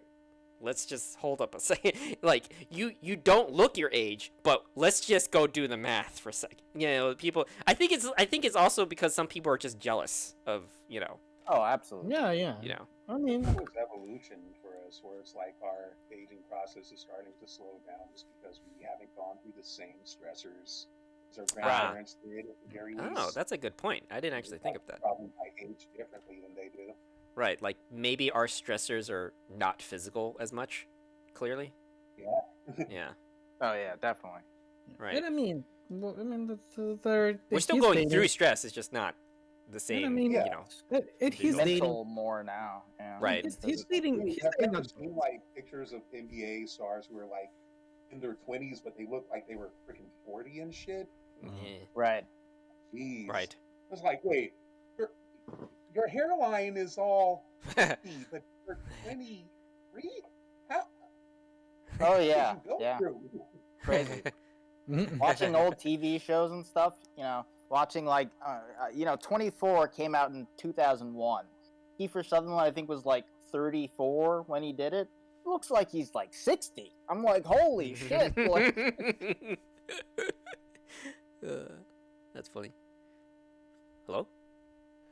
I hear you. Oh, okay. I think did we get cut off? I don't know. It suddenly sound like everybody dropped. That might be me, I guess. In Discord. Oh, okay. That might have been me. I was just testing a game. My bad. No, I didn't hear a dunk dunk sound. I just heard it was just pure quiet. It just like went from Like that air, right? yeah, just like I don't know. I'm always on edge on that. It's like, oh no, internet. Oh, I know, right? Oh, actually, yeah. Let's see. You seem to be fine. I'm looking at the stream and it's great. Okay, nice. Yeah, it's constant. Yeah. Yay, no stutters, great. But no, you're right. Like some stressors. Ooh, like I've seen at my job. Sometimes I see people with, who are homeless and with drug addiction, and man, they may be in their 20s, but they look like they're in their 40s. Right? Yeah. Yeah. oh yeah, I mean drugs will speed that aging process. So Yeah. right. Right Yeah. away, yeah. Right Real away. Through the So, roof. this doesn't divulge too much, where I work anyway. But yeah, I did have, some lady who. That being said, there's some people who really can't get away with it. There's this woman who like literally tried to use like a 20-year-old ID, and this woman was conservatively like in her late 50s. Nah. I'm like looking at Huh. her, looking at Didi, looking at her, looking at Didi. I'm like, "What's your birthday?" And she's like, I'm gonna keep this because I'm gonna confiscate because it's not yours. Go get an ID. Go get your actual driver's license." Wow. She didn't even try to find me on that. She walked away. Yeah. That's that happens. Like, you just catch them on the bluff. You're just like, oh, they buckle. They buckle quick. They know they did a boo boo. Yeah. It's like Can't they argue that. they weren't prepared for the blowback. Yeah. If you're gonna have somebody else's drivers, at least do the homework of like memorizing their birthday. Oh man, that's crazy. That's so funny. They didn't even bother. What do we got here? I don't know, microtransactions. I mean, honestly, we don't. I mean, we already talked about this. Like, I feel like I needed to just whatever. Hey, I did watch today. I caught up. Okay, I'm gonna take that little tangent to talk about Destiny 2, because I okay. caught up with I'm kind of caught up with the season. Okay. Yeah, with the little story that they have going on for this season, and I guess they had to do their little diligence and try to explain some of the story, and I think that today I saw the most probably what should be the most important storyline in all of Destiny, because it explains the beginning of the struggle between the darkness and the traveler and all of that stuff, and it all came down to being an explanation, and as it was all explained in one of those vignettes that they put in like in mid-season. Yeah. It's like those artistic like Mhm. what, those animations basically. Yeah, It's like an illustration and it's being drawn out. Pretty much. They couldn't even do a whole, cool cutscene and what's basically like the inciting, you know, the inciting, the inciting event for the entire of their saga, which still kind of felt like they were kind of pulling it out of their ass. Okay. Okay, and Yeah, what I mean, was it? Was it just a feat of what? Did the darkness take the light's donut or something? And like, what happened? Oh, okay. What was the reason? I wanted you to ask me. Wait, I don't. What happened?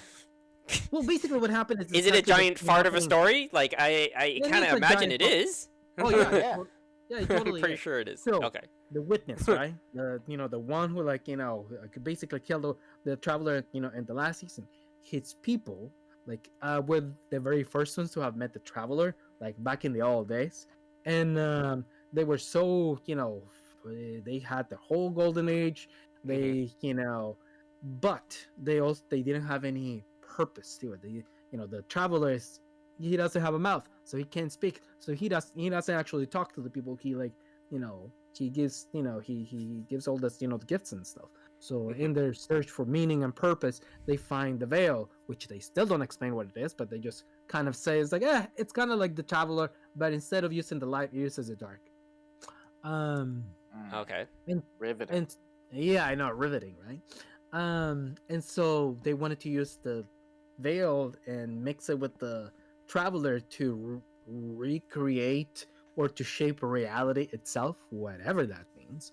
And the traveler is like, I'm not so comfortable with that. I do not consent. So he just gets the heck out of there. And so the entire population of the planet were like, well, you know what? Fuck you. We're all going to become one.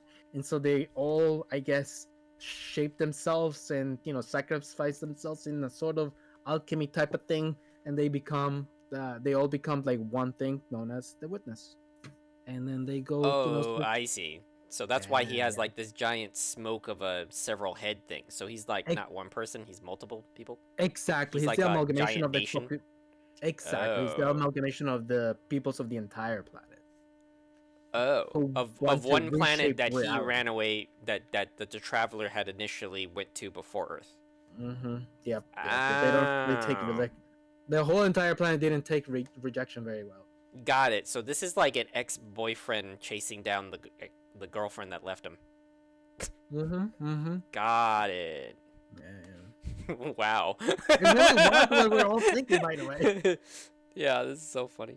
That's hilarious. Well, they Damn. wanted to reshape reality, so guess they have, Wait. they wanted to settle down in a new reality. I guess I don't know. Like for whatever reason, like Witness doesn't like that. It's like no. We don't like other realities. We're okay It's with like, I said I wanted to watch Netflix, and then he's like, I'm out. And then the whole family just like, well, fuck you. And then they like all morph together into such a giant meat wad of a person. And chases after the driver going like, Netflix. Yeah. Oh, and man. the, So and that's they- there you go. That's the name of the show is going to be, the final shape, which they say twice in the same cutscene. perfect. That is the Mhm. story of Destiny as we know it. That's the Great. story that- 10 That is years in that the is this telling. is a clip worthy. 10 years in the making. Ladies and Yeah, it's gentlemen. all led to this. It's all led to Amazing. this. A Bungie tiff, master a- storytellers over a there. tiff over a fucking. I'm just changing reality. Like there's not even like there's no stakes there. Like what's the reason why that's a problem? Yeah. Right. Okay. Thing. Yeah. Like, tell me why that's a bad thing. Watch, it's gonna be one of those things where they explain it later again, and then because their explanation, they explain that, it starts making other questions pop up, and now they're like, "Fuck, we have to explain that too," and then they're gonna have to explain that again and again and again and again until they come to the conclusion that you're just like, it's your imagination now. Right. That's how you're gonna explain it. Just imagine. Oh man, that's funny. That's pretty hilarious. I So mean, how that's does still- Savathun like have to do with it? Oh yeah, she's gonna need Is to she's come like back. she's the new like the new like I guess the traveler like got a new girlfriend. She's like, yeah, well, something, I don't she's our new frenemy. Like, yeah, right for- there you go. Okay, Yeah, got it. she's the queen. She's one of the queen of the hive, and she was the one who originally, actually saved all of humanity by the hiding the veil, I guess, in Neptune. And actually, I'm kind of confused about that. They kind of she kind of hid away the she kind of and Well, wait a minute. Isn't the veil the thing to change reality? Right? yes, well, the veil is the thing that you can use the darkness with. Right. It uses it's the Right. veil. The veil uses darkness. It's a lot like the traveler Yeah. in that. And then for whatever reason, they wanted to change reality. So therefore, somehow she took it and brought it to Neptune. That's why Right. Mr. Smokehead chases goes to, Yeah, and I goes to think the that- oh, Yeah, and I man. think that originally the This is a Rick and witness- Morty episode. Yeah. Destiny's a giant Rick and Morty episode. Yeah. Except Yeah, I it's think taking itself seriously. I think that originally, like the Savathun uses her own, what is known as a throne world, basically another little pocket dimension that the hive can create themselves to trick the witness to go inside of it and put it in some other place in the galaxy to trick him to trick him to trick him and imprison him away, and he somehow got out. Right. Yeah, Yeah. that's why he's back now. Yeah, that's how he like finally made it back. It wasn't like he was like he was like looking for the traveler for like hundreds, thousands of years. Like, where are you? We want to Yeah. watch Netflix. Oh my God. Come on, Netflix. Oh man. I don't want to know what happens in the next. The Witness is horrible. It's awful. Like, why is he a bad guy? Always because reasons. Because Because of darkness. Because darkness is bad. But Yeah. obviously, darkness is not bad because you're using darkness too. So, yeah. Darkness is a tool. Yeah. Actually, Essentially. yes. Yeah. Yeah, I mean that's what they're implying so far Yeah. in the story is that, like, as much as the traveler get the gift of light, like, darkness can be used by Yeah. the protagonists, and not every bad guy is actually a bad guy. But Yeah. we still don't understand, like, why the traveler is running away from Mr. Smokehead guy. Right. The Right. witness, Well, basically. yeah. In the lore, it's an interesting dichotomy that they have actually with the powers of the light and the dark. Whereas the light control physical phenomena like heat, electromagnetism, and Right, and then, like, and darkness gravity is, is the like, powers of like non-physical stuff, like the right. mind or emotions or I'm guessing the last one is going to be some sort of reality shaping Well, thing, it's like also the laws of implied that physics themselves. what we can interpret as the spirit and as, like, ghosts and stuff like that, that's what the Mhm. darkness is essentially Yeah. manipulating.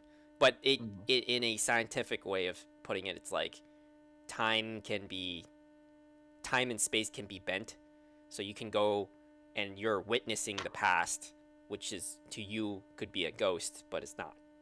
Mm-hmm. So then, like, darkness can kind of toe the line between time, potentially, maybe. And another way you could put it too is, like, like the chi energy, like how some people interpret it, your energy, right? Like something that you have some sort of force ability to is like chi. Like in an Eastern way of thinking about it, everybody Mhm. is like has chi in them, and then they can manipulate the flow of that actually manipulates the physical organs you have, your blood flow. And yeah, of course they don't go nearly as depth as the way I'm explaining it. That's the frustrating thing about Destiny. It has an interesting, lore inside of it. There's like some interesting stuff in there, but it's told so poorly. It's like the best story, War's told. Yeah, it's kind of like they have a script, but nobody reads the script. Yeah. Yeah, that makes sense. Yeah. Oh man, what's it say? We already talked about the Nintendo Direct. Well, we can talk about. Oh yeah. Well, were we Is there more talking about stuff? it in the stream or not? We just did, right? Didn't we talk about some of the I stuff? mean, we talked about Mario Wonder, but everything else was just like, only I if you mean, guys want to talk about Yeah. what was in there. I mean, I don't have like the, anything. Super Mario RPG looks really cool. They're I'm making a surprised remake that for was that. remade because when I saw that, when I saw them show the part where Peach is just sitting in the garden and gets kidnapped by Bowser, I was like, okay, they're just releasing this to the Super Nintendo service on their online thing. It's no big deal. I know, No that's what I one thought too. announced it. But then the graphics changed. I was like, oh, Oh. this isn't the Super Nintendo version at all. Yeah. Okay. And yeah, They're going for the Well, whole. kudos to them. Yeah, man. I mean, I'm excited. I'm excited to play it. I never played the original, and I feel like the grand majority didn't. So it'll be a cool introduction to a different facet of Super Mario that hasn't really been touched since forever ago. Like, I wouldn't even really think that the Paper Mario games, which were meant originally to be the spiritual successors to Super Mario RPG, really went in that direction. I mean, a lot of the stuff that was in Super Mario RPG does lay the foundation for the first two Paper Mario games. Mm-hmm. Flower Points was because of Super Mario RPG, for example, and that was the MP system for the Paper Mario games. And I guess, there's some conventions like Mario having the hammer from Donkey Kong as his weapon has been a staple in all Mario RPGs, starting with Super Mario RPG. But Mario had access to other weapons like punch gloves and turtle shells too. So I do think it does lay the groundwork for what Super Mario RPG is. And Hmm. honestly, one of the reasons why I'm glad about this remake is that, you know, Super Mario RPG did have pre-rendered graphics, and it was trying to be a foray of showing Mario in 3D and everything's in a diorama format. Mhm. Um, Seeing a lot of those assets being updated to look better on HD TVs, and I'm not just talking about how old games don't compress well or they don't scale well and you just need to put them in an emulator or a line doubler. No, I mean, there's some elements that could read better on an HD TV, and yeah, a high resolution does work with Mario. So it like they didn't seem they tried to maintain as much as they could. Like there were some background elements that were cameos of other Nintendo games. Like there was a toy box in Boost in one of the areas, and it's a toy box of other Nintendo characters. So you couldn't see them all too well on the low resolution of the SNES by comparison to today's standards. And now you can make out exactly what those things were. So I do think um, it would it would refresh Super Mario RPG, and I'm glad Square Enix is on board with this because otherwise we wouldn't be seeing Mallow and Gino. And Hmm. yeah, um, just revisiting an old classic with new eyes. That'll be fun. I am half expecting a Final Fantasy VII remake type twist, where at some point the game isn't really just a straight up, revisiting of the SNES classic. There's like twist or something. That's just me kind of being like second guessy and more like if it's just straight up Mario RPG, I'd be fine with that. But Mm. if there's new chapters or Luigi's recruitable or there's a harder version of the Smithy gang, I'm like, okay, I'm on board. Yeah, I mean that's what we were talking about, like I think months ago, or like it would be really cool if they remastered it with the same graphical um, graphical look as Link's Awakening. And it isn't exactly that look, but I'm happy that it's that they're remaking it. I'm sure that they'll also update the gameplay with enough quality of life changes to make it more pleasing for modern audiences. I mean, I imagine that it's kind of a benchmark some fans could have for revisiting other games that were 3D rendered too. Like, because this is not just taking Super Mario RPG and just making the assets in HD. No, it's using the Switch to render these things on the fly, and it's just doing Super Mhm. Mario RPG in real time. Yeah. There might be some assets changed or updated, but that it's like they want to try to maintain the look as much as possible. And I'm just thinking, imagine if there was a tech demo where they did stuff like this with Donkey Kong Country, where Mm. That would be cool. we're doing Donkey Kong Country, the Super Nintendo one, in real time. Hmm. That would be Donkey cool. Kong Country Returns is already impressive, and it's kind of the same thing. Super Mario RPG doing that in real time on the Switch is probably going to be a testament to the system's capabilities. This is like if they could do pre-rendered 3D games and remade from the 16-bit era, just remade on modern consoles and doing all that stuff in real time, might be interesting to see if nothing else as a tech demo.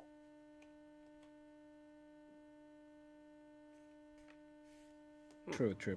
You know what I like about Super Mario Brothers Wonder, and that is that some of the power ups make don't alter. Some of the power ups don't actually alter Mario himself. They actually alter the world. You Are know you how? talking about Griffin Balls flower?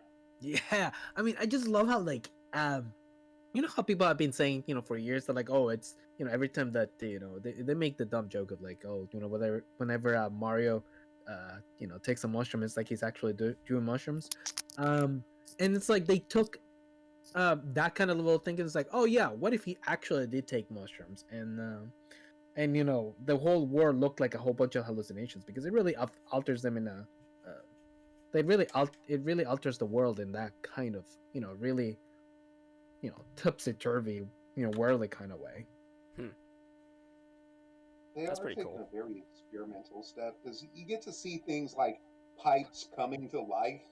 Hmm. That's never happened in Mario before.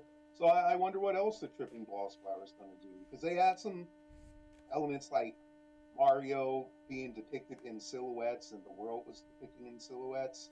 And then Mario could stretch his body and the Goomba was stretching and all the trees in the background were stretching. It's like, oh yeah, this is definitely Mario Alice in Wonderland we're talking about here. That's pretty cool. Hmm. Yeah, honestly, out of the whole 2D platformers for Mario, the Mario that had come up late recently, like I haven't been excited for any of them, but for this new Super Mario Brothers Wonder, I'm actually kind of excited about it for it. It's It not looks even like part of the something new new. Super Mario Brothers series. It's just Super Mario Brothers Wonder. Hmm. Yeah, that's what I meant. Oh, I see. Huh. I get it though. I hear a lot of people say it, and I get it. I that's a hard habit to drop because we've been getting a lot of new Super Mario Brothers for quite some time. So Yeah, yeah. yeah. Well, they even used like the same writing, like the same logo in the writing, like the same font. Yeah, they use Right. Yeah. just like the Super Mario Brothers logo, and it's like it's that. I don't know what that font's called. I just call it cinnamon roll font because it just reminds me of. Cinnamon roll. Yes. It's Yeah. just like it's Cinnamon. laid out like cinnamon rolls. It's just I don't know. That's funny. Usually, I'm used to seeing the Super Mario font where it's like it's got the angular letters like you see in Super Mario World and Super Mario 64. Like that's the text I'm used to seeing. Hmm. But classic Super Mario Brothers is like, yeah, they did it for Super Mario Brothers 1, Super Mario Brothers 2 Japan, and Super Mario Brothers 2 USA. Then Super Mario Brothers 3 is just when they started doing that angular stuff. Mm-hmm. Yeah. Guess I could just call it Sign Vortex. But yeah, I'm just excited that Mario has a lot of playable characters off the bat. I don't know if they'll have different abilities, but I do think it'll make multiplayer a lot more accessible. It looks like characters no longer do that Mario Brothers arcade style collision because that was a common complaint with playing multiplayer's New Super Mario Brothers. The characters just kept running into each other and bumping into each other too. And it looks like they made it so that the characters are on different planes, so you don't have clashing. Oh, see. they don't. Interesting. So they Huh. just like clip through each other instead of like bumping each other? It's kind of like they clip through each other, but I think the way they were shown in some screenshots is that they're slightly on different planes. Okay. Hmm. Wasn't that a problem that we had playing Destiny sometimes, Sean? Where we're like, we were doing stupid, first person platforming and we would just like Oh, bump yeah. into each other and jump. Yeah. That was that was funny. It's like boink. Whoops. It's like, oh, there we both of us go. Wee. That's funny. Yeah, Pikmin 4. It's getting Pikmin 1 and 2 are getting an HD. What do they call them remakes? It's just a port, dude. Yeah, they gotta sell it somehow, right? Yeah, I guess so. Well, yeah, I guess there's some updated textures and stuff. Now in HD. Yeah. Pikmin 4 is getting a new perspective instead of like being top down or the kind of isometric look that it had. It's got to be more like, yeah, it's getting more of a third person kind of view. It's going to be more of a, I guess it's going to be the Dark Souls of Pikmin. God, that's something I really wanted to say. Get your dog companion, the nice little yellow dog who's like helping the Pikmin, and you get like arming so you can get new equipment. Oh, you get faster high top shoes for your spacesuit. That's nice. I want more new ways to kill my Pikmin. Like, I get a a morbid curiosity. I mean, glee when I see that little spirits go away. Damn. It's just- You're I really think a doing lot of that people sim. do, yeah. It's just so sad It's like and Sims. so cute at the same time. You get them inside the pole and you take the ladder away. You're like I'm watching not. them Yeah, trying to get out. I'm not saying that I'll march, all my 100 red Pikmin into the water. I just did it once, and I saw them all drown. And then You you're know, like, they it's like, no. In your head, you're like, should I say that I did it on purpose, and then, or should I say it's an accident and I'm dumb? I mean, yeah, exactly. So you're like, okay, I'm gonna go the other route, totally on Yeah. purpose. I wanted to see what I'm practicing my god complex. They're just tools to my success. It's so sad and cute though when they die. I mean, they really animate him and make them make some funny sounds. So hey, don't hate the player, hate the game. The game. Yeah, like you said, it's probably exactly what God feels like whenever he sees a bunch of people drown. That's why I think I remember playing like Sim City and Civilization. Those games. I'm like thinking like to myself, I'm like, I wonder if is this how God feels like? Like you're making a city. Everything and you have nothing. Like I imagine it almost like those like fucking Futurama episodes where it's like you're trying to be God and you're trying to be like, oh, you're dicking around and now like everything's to shit. And then you're like, okay, let's take this seriously. And then you try to take it seriously and then you still fuck up and you're like, fuck, man, I can never do this perfectly. And then you get to the end of the line is like, there is no perfection. There's only like doing enough that's right and letting them solve it on their own. Look, I work in mysterious ways, okay? Yeah. Oh, man. Oh, guess what? The Batman Arkham trilogy is coming to Switch. Just 10 years later, we can play the same games, right? Wow. Weren't you all waiting for that? Is there gonna be like really bad like frame rate drops when there's like 3 people to fight in the screen?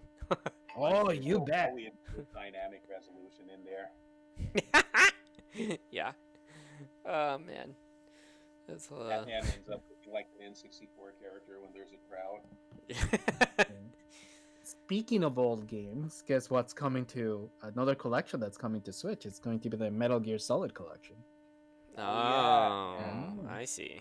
Which I'm actually kind of Wait, excited. the new one or the new collection or the old one? I'm pretty sure it's the old. It's the old one. Yeah, That's funny, is because the new one's releasing in like a few months. Oh, actually, no, it's probably in the new one. I mean, because it's going to include. It includes what? the original Metal Gear.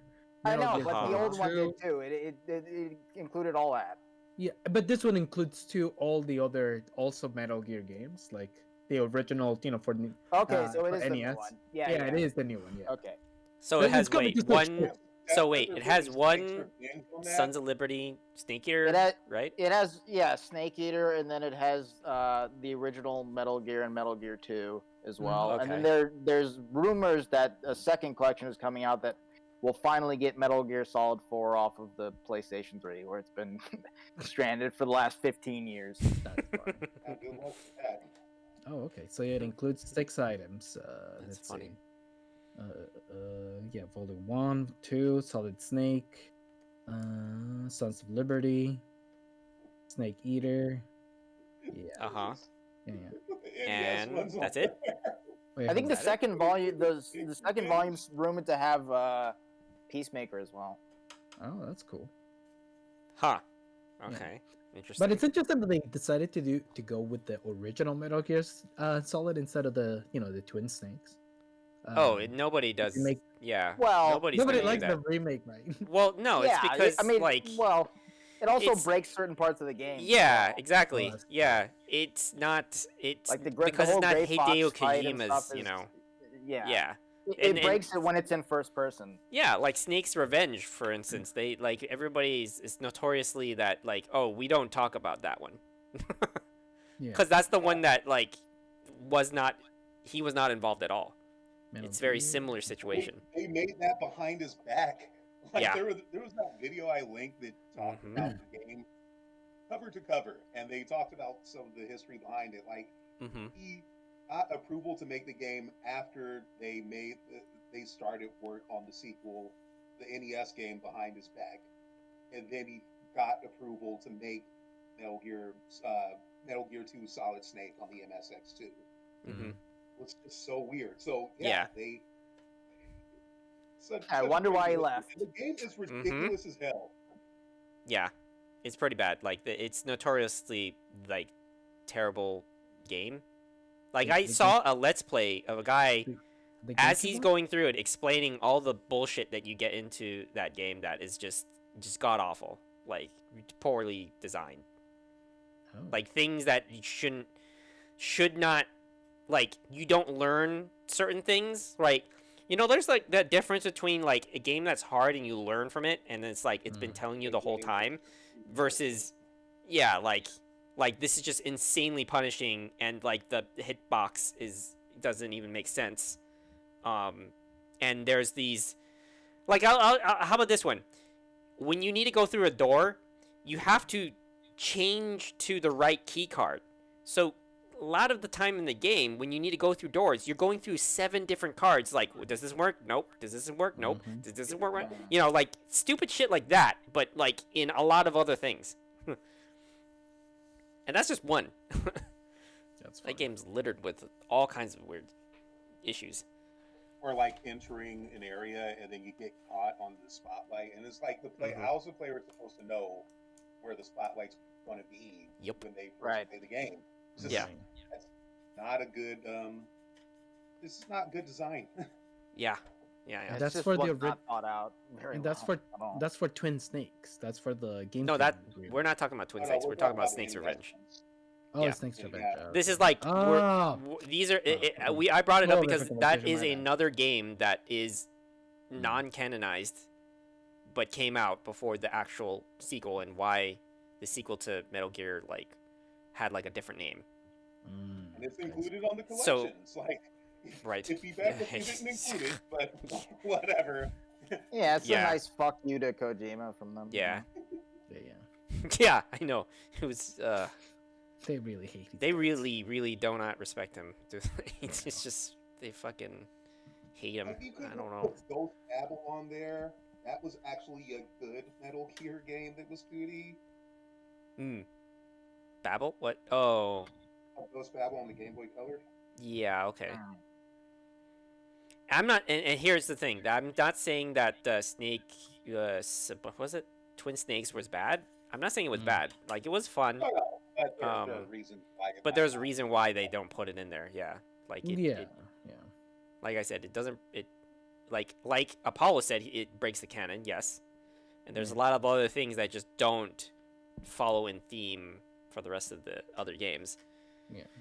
I mean, one point is that he's doing Muay Thai kickboxing. Like he never does that in anything else. He just and then if you have him do CQC later on, and then you're canonizing that he's using CQC for the rest of the game, it's like, or rest of the series, it's kind of like contradictory. It's like, where did this come from then?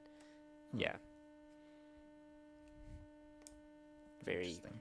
very weird. Well, I'm excited that I'm finally gonna get to play, Snake Eater, which I never did. Yeah. Yeah. It's my favorite one. It's fun. It's I a good hear one. it's the best one. One of the best indeed. In fact, I'm pretty sure you don't have to buy the whole collection. I saw that on Switch. You should be able to like buy. Oh, the- really? A la Yeah. carte? Interesting. Yeah, yeah. I didn't know that. That's cool. Maybe it's just a Switch thing, which would be weird. That would Maybe. be interesting. Yeah, yeah. They're doing this just Of for all the for places to Nintendo. put that feature. No. A Right. place where it's gonna absolutely look and perform the worst. Yeah. Oh my god, you really think they can't, actually, get it to perform well on, on a I platform mean, that- they're ambitious in that realm. Mortal Kombat 1's supposed to come to Switch, so like, That's know. true. That's true. Yeah, it depends on the engine too. You heard about like when they had Mortal Kombat, was it 10 on the Switch? yeah, Like there's some screens and backgrounds that they couldn't render, so it's just black. That's right. funny. I did not know that. Yeah. You know, Almost like it's- you shouldn't have ported it in the first place. it is pretty bad. Like there's some like load screens they couldn't even use. Like, can you believe that? A load screen. They can't even use it. Like, I think I remember specifically that the Mortal Kombat 10 port to Switch is that there's a background where there's like a moon or something, and it's like, you know, nighttime setting, and there's supposed to be things in the background, but it's pretty much just barren, and I don't even, I think they changed like how the moon looks like. It's basically just, it's just bad. It's like painted background. Like they didn't even bother trying to convert that.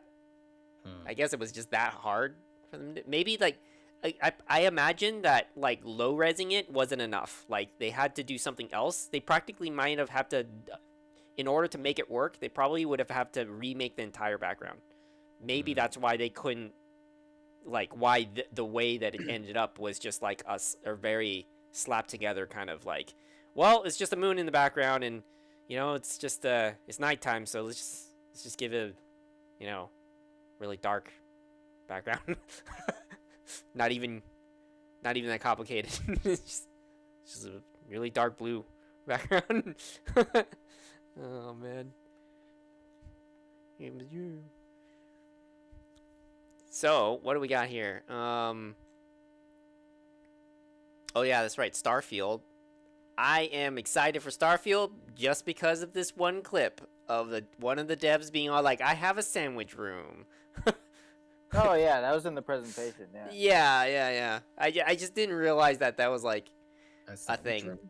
What's a sandwich room? She collects sandwiches and she just like stacks them in a corner of her room. Okay. Just because that's like, you know, a feature, I guess, that you can do. Well, I mean, it's not like it. You I can mean, do you know, it. it's Yeah, just the like whole. a little quirky It's a really thing. quirky you can do whatever thing. Yeah. you want, basically. Yeah, That's basically what the they're game trying to is illustrate. you The can do sandwich is anything. floating though. That's cool.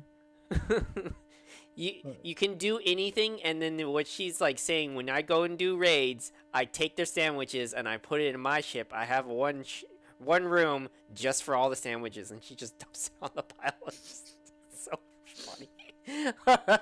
Oh my god. Well, So I'm excited stupid, for the but fact that's that I funny. saw a sandwich floating in mid space. What if you know, you can actually be in space and there's like microgravity? That'd be cool. I wouldn't hold your breath, but that would be cool. Especially in space. Do not hold your breath in space. It doesn't help. It actually Oh, just man. makes your lungs explode. That's funny. Activision copyrights a Fortnite map. Oh, Fortnite. Somebody What? made in Fortnite. Somebody made a replica of a COD map, Jeez. and COD went ahead and copyright strike them or something. Were they selling it or were they? I mean, it's on the Fortnite thing. I don't know if it was being sold, but Oh, you know, it was right. just there, and you know, it's like, yay, you get to be doing Fortnite stuff, but in a COD map. So they, you know, Yeah, good old, it makes sense. Like yeah, it tracks for them. Yeah. yeah. They're Nothing about it was they're like, lost. they're like, no. I don't mind for that. I mean, you're replicating an area map from their Mhm. games. Yeah. It's Yeah. in one hand it's monstrous because this person is paying homage to them. So I get it that it looks very tyrannical, but it's one of those things where it's like technically it is within your right, but that doesn't mean you have to exercise it as such because it's not really Yeah. stealing from you. Right. Like Yeah. it's not really That is destroying definitely your bottom the line if someone's just Yeah. paying homage. Yeah, I 100%. agree. That's the conversation. Yeah, I agree. It's like most people are like, they look, shouldn't it's have within been- your right, but do you really need to do it? Like, come on. Yeah, they definitely don't need to do it, but like I get, you know, I understand where it's like Right. the dude also or whoever made the map shouldn't be surprised that they got Right. copyrighted Right. or this got copyrighted strike. Like, Mhm. you think they were just like, we all know Activision. You think they were just gonna let that go? Like, of course not. Right. Yeah. They want people to play that map on their on their game. Like they're Yeah. not gonna just like have that. They're not gonna stand for that, even if they should or whatever. Right. You know, mean- I think someone at Activision really hates Jonesy. That's why they took it down. They're like, we hate Fortnite. And They're like, Bobby "Fuck Kotick, he hates Tomato Town. Fortnite." Oh my god. I imagine Activision just doesn't want to have to deal with the slippery slope of like letting basically their assets without in Yeah. on on On a competitive. on a competitor without making money out of it. Yeah, Right, and right, if you right. let this Of one course. slide, then you have to let the next one slide and the next one, and it's like just they want to nip it in the bud. Yeah, exactly. I mean, it's not they know their audience. It's not like the COD people are gonna be like, well, I guess we're not gonna play COD. Let's go play Fortnite. Right. See, what you should do is you can take inspiration from a COD map, but change some things around. Give it a Fortnite-y twist on like it is inspired by, but it is not exactly like. Yep. True. I mean, you're already being creative by creating the map. You might as well go further and actually, create something of your own. Mm-hmm. Like go beyond it. Yeah. Makes sense. Let's see. We got another thing where Bill Hader reveals that there was an alternate ending for Hank. Some of the it's really a simple one. It's not that complicated. Like the line of it makes it sound more complicated, but really the only difference was that what's the name of the girl? Was her name Sarah or something or Sally? Oh, Sally. Yeah. So remember when he grabs a hold of the hand of the statue at the end when he's dying? The original scene was supposed to be from Bill Hader's mind, or his original take on it was that Sally would help him put his hand to the statue. Yeah. Right. And there's like during the production of it and during the shots of it, even the actress Sally was like, "Why am I here? You're Like right. why am Does I she doing even know this?" him? Like I don't Exactly. Yeah. I don't, Yeah. I don't know that she's ever met him. Exactly. Except for that one, them kidnapping him, right? Which is moments later before that, whole shootout. So, it was interesting because I think it was like that wasn't nearly as interesting as it was when more like the process of Bill Hader. He's doing the shots and he's doing all that stuff, and then people are questioning it, and he's kind of like, in his mind it was like, building some sort of like, closure, intimate, like, whatever. But then at the same time, as people are like, I don't really like it, and then him watching it and then coming to terms with his own like biases, he was saying how like, like this was actually more of a because of my own insecurities of the ending the show and ending it and it's my writing and it's my baby, like I have I end up doing this because it was meant for I unknowingly did it as a fan service because he was thinking about the fans in that sense. So I was like, okay, kudos to like kind of step out of yourself and really like look at it in a more clear lens. It's like, yeah, it doesn't make sense for her to be there like at all. And then that's why they reshot it, and all they did was just reshot it so that they don't have her grabbing his hand. And it's just a really simple thing, but then I realized how much of like as he's going through the process that he's like, yeah, it does really just, one, doesn't make a practical sense in the story, and then two, like why what am I getting out of this, right, to have this meaning, right? What does it mean, right? And it doesn't mean anything like at all. It doesn't bring anything to the story. Exactly. So it's it makes me think about too, like how like it must be really hard for somebody that's like trying to really get their foot into the story and really dig themselves into it, but then at the same time they need to be able to take themselves out of it and not bury themselves into it too much to the point where they can really see the story for what it is. So kudos. I think it's really big of him. It's even like it's such a small thing, but it does have so much implication to like, but why situation. It reminds me of the whole Han Solo missing Greedo thing, Like, does he shoot him or does he not? You know, and there's like Right. an edit on that, and then like, Right. does it need to be edited? Like, you know, or you know, do you need to go back and change it? And then it kind of changes a lot of the meaning for a lot of people. So Right. yeah, I think it's it shows a lot of, you know, not getting yourself stuck. I mean, For at him least to do Bill that. Hader like recognized it and changed it, Exactly. rather than yeah. George Lucas, who like, you know, we didn't want to see a Barry special edition where, oh yeah, you know, Sally comes back and puts his hand on the statue. It's like we don't want that. Can you Like, imagine? Oh man. Extended the extended hater cut. Oh man, I got, you know, now I need to go into the comment section and say I want the hater cut. release the Hater cut. Release damn the it. hater cut. I want it. He's like, guys, there's no hater. There's no Hater cut. Make the Hater cut. Make the hater. Yeah. Oh man. Well, it's just one of the many reasons Bill Hader's a genius. Like Mhm. stuff like that is Right. like a good reason, because a lot of creators wouldn't be able to do that.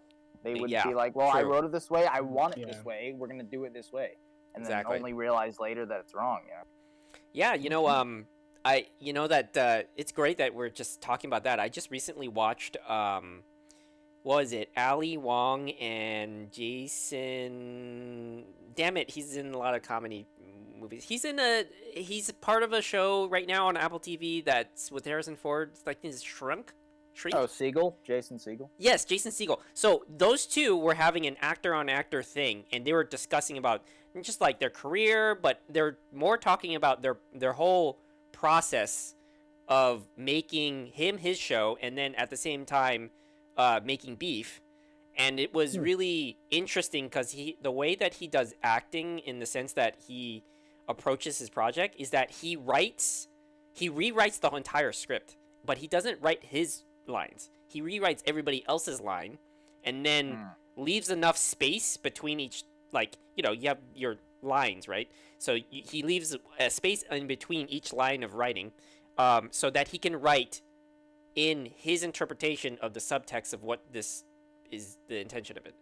And then he does all this pre-prep, and he says, you know, like, in his view, like, the writing is so important that it's your map, right? But then now when you go on location, you're kind of like, you have the map, you know where you want to go, but then you're like, ooh, what's that over there? And and then you let go of it to the extent to gotta go to that, explore it. But then if you don't, and you're like, oh, you know, after exploring it, you don't want it, then you come back to the map.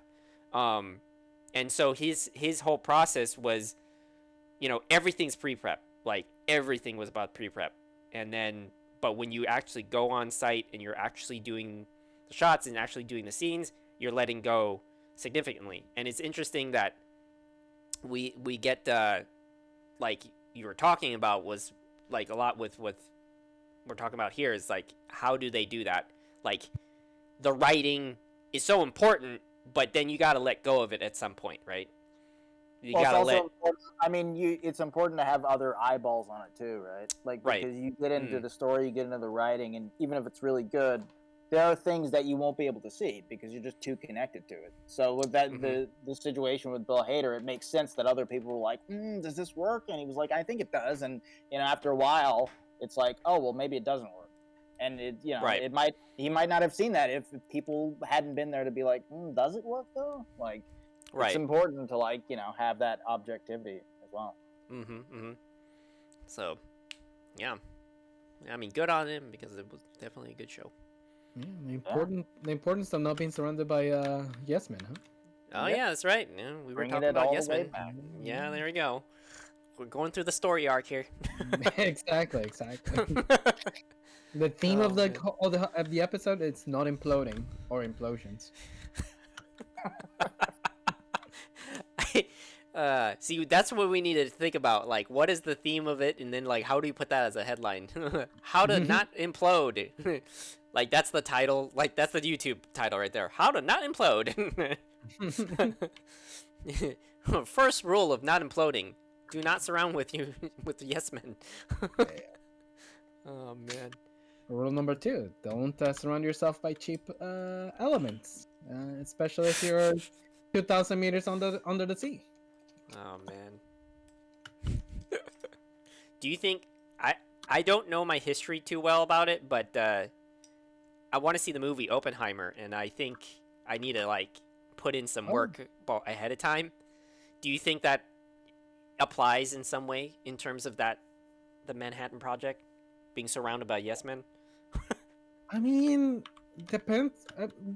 Not exactly, especially because the Manhattan Project was just so huge that and like the entire government was behind it, that it would be really hard to say that they were surrounded by a bunch of yes men. Like it was it was just huge in terms of like historically and like and scope wise. That it might have been really controversial that the fact that we ended up manufacturing atomic weapons, but they were in the predicament. They're like, well, if we don't develop them right now, who's gonna have them? The Nazis. Right. That's true. So, yeah. At the same time, you could say that like they knew it was dangerous, but they didn't know like what that would end up being the danger later.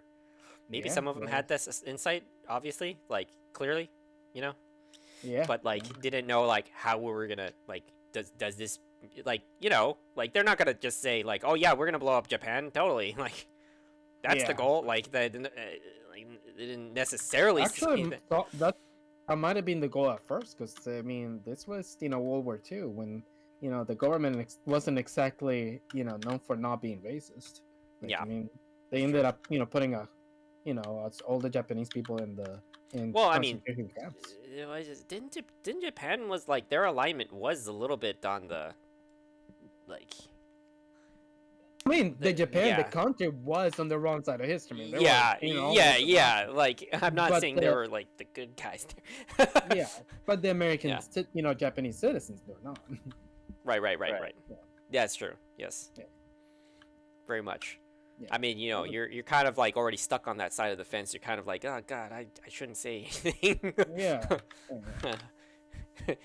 You'll be that one person and be like, but is you sure that's a good idea? And they get like thrown out the window. That meme with the the exact meme. The one person that says the meaningful thing. Yeah. I don't imagine a lot of Americans, Japanese citizens were like, oh, that Hitler guy, he's got some good points. And look at his brains, how well they run. Yeah. I like that guy. He paints really nice castles. Hey, man, he was great. I bought a refrigerator from him.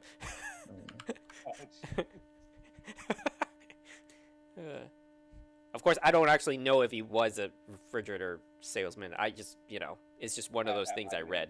I don't know if that's true or not. Wait, what? I find it funny. Like he was selling refrigerators. He was a sales refrigerator man, or salesman. There you go. I don't actually know. I'm just saying, like that.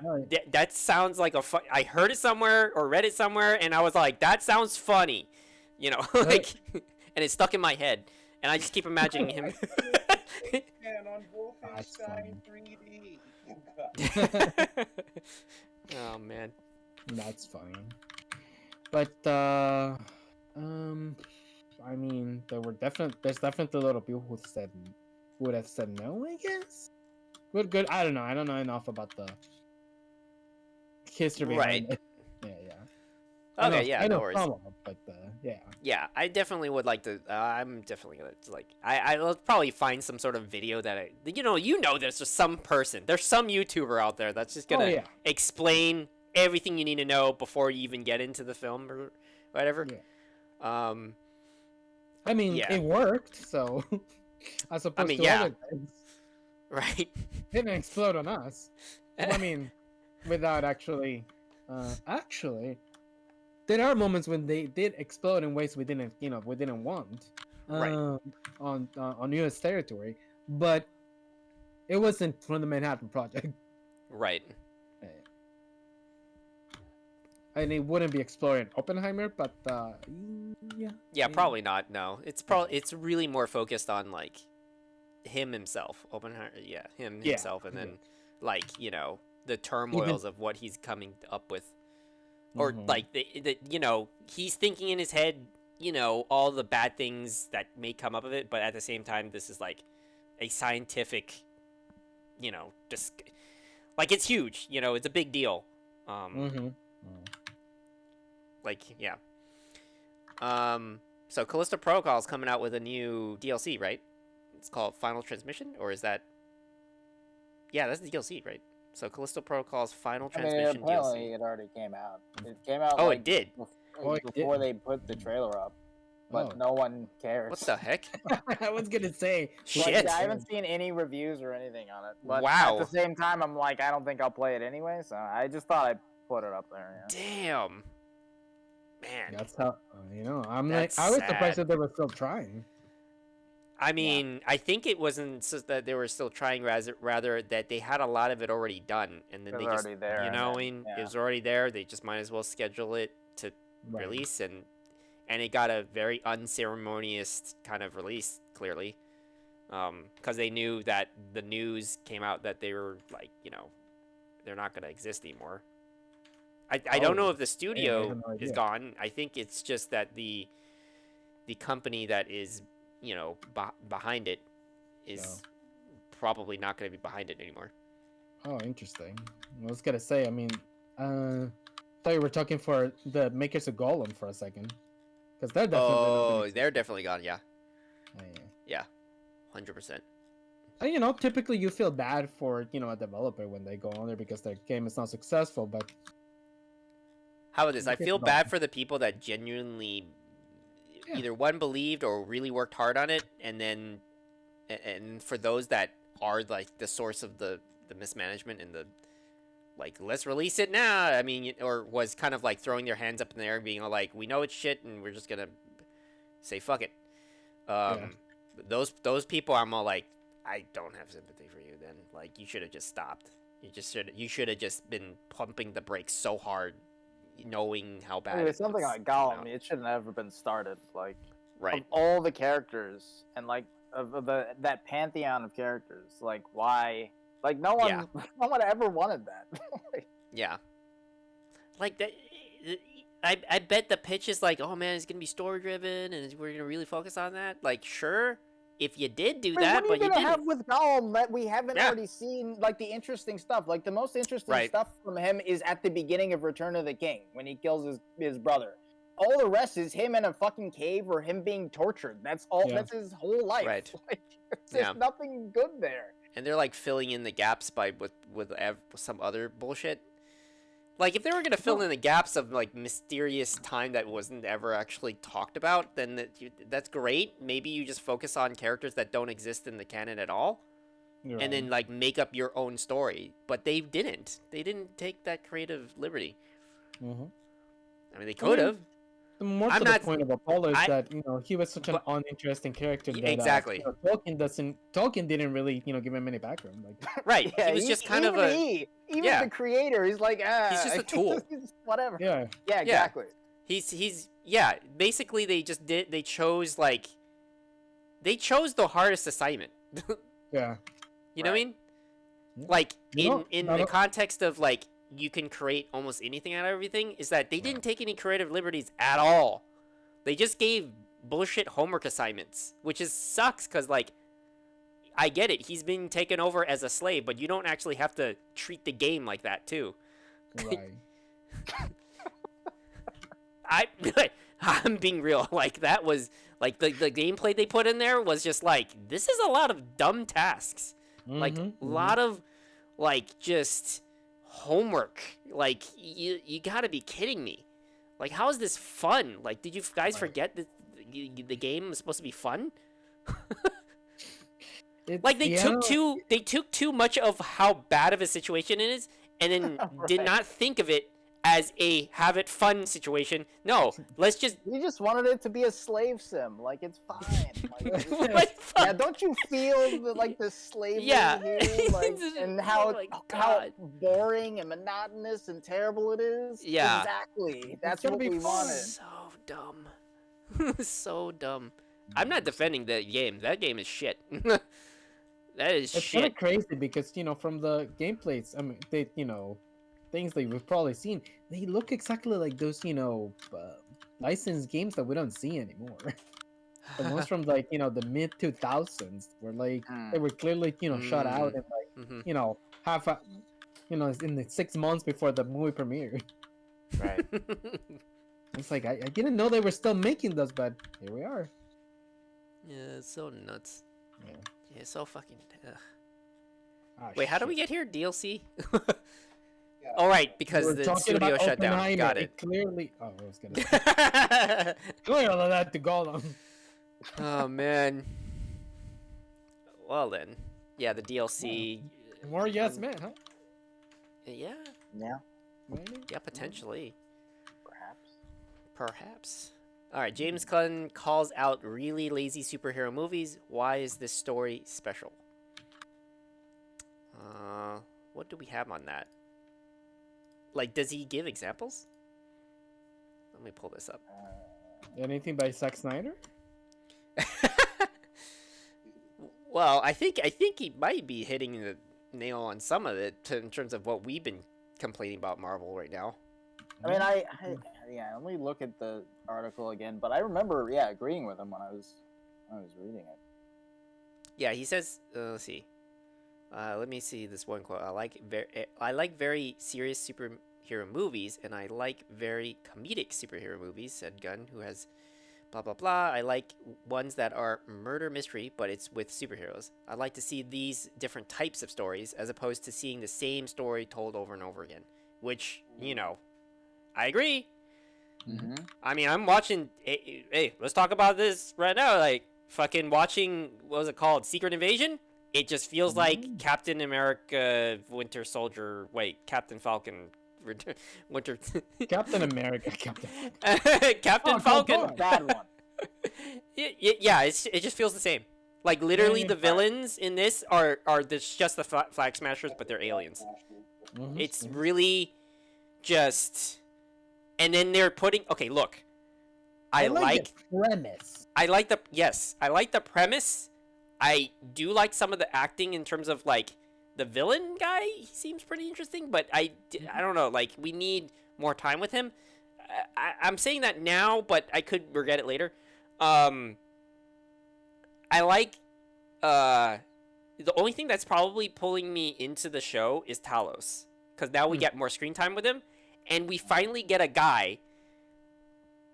Well, actually, there's like not just him. There's a couple other characters that are standing up against Nick Fury. Like, most of the time, we've experienced Nick Fury is that he's almost infallible in the things that he's saying. Meaning, like, he knows he's correct. Like, he's right all the time, or he knows more than what the audience and the main character knows, right? Mhm. So we just accept that he knows more and that he's better in a lot of ways, even though he has no powers. So, but in this, it's like interesting because Talos like really makes really good points about like why Nick Fury is just wrong about what's happening and what like some of the turmoil that's happening because of like the setup is that Nick Fury had, since the blip, there's that whole absence of him, but when he came back, he just goes off in space. And he just fucks off. And it's linking to the resentment that he originally had for his people, the Skrulls, to say that if you put in the time with me, I will find you a home. That was his promise. And it never came to fruition, right? And then him fucking off and disappearing is what causes this whole rift where now there's a terrorist group insurgency of Skrulls that is led by what I'm presuming. Now, okay, I haven't watched the latest episode, but me and talking to Brenda, I'm like, okay. So spoiler alert, is it okay? Anybody care? I don't care. I just watched one episode. I get the feeling nobody cares. Okay. Oh, okay. What about you, D? I just started like last week. Me and my brother just watched one episode, and Okay. yeah, that's all we watched so far. But do you care if I just like I it's do not care. a it's not a so it's not really spoiler. I mean, it's a theory. How about that? Okay, so It's a just theory. speculative. It's speculative. My theory is that the leader of the Skrulls, you saw him in the first episode. I'm sure he's like the villain, Yeah. right? My theory is that that guy is actually Nick Fury's adopted son. That's my I've heard theory. about that. So that's fine. Yeah, so my theory is that, and that he has a whole family that we didn't know, and that the entire time from Captain Marvel to now is that he had a family this whole time. And I like that there's hints too where Talos is, throwing Nick Fury, saying like, kind of like, like an old friend that feels scorned by another friend. So he kind of like has this attitude towards Nick, like, dude, you've been gone. Like, why are you even trying to help me out here? Or why you even show up now? Like, all this time, you're off in space, and now I have, And by the first episode, I'm pretty sure they have already caught up with what's happening with Talos and his wife and his daughter and stuff like that. Yeah. So the wife is dead, and the daughter has now joined the insurgency, and Talos has lost his title as Skrull General.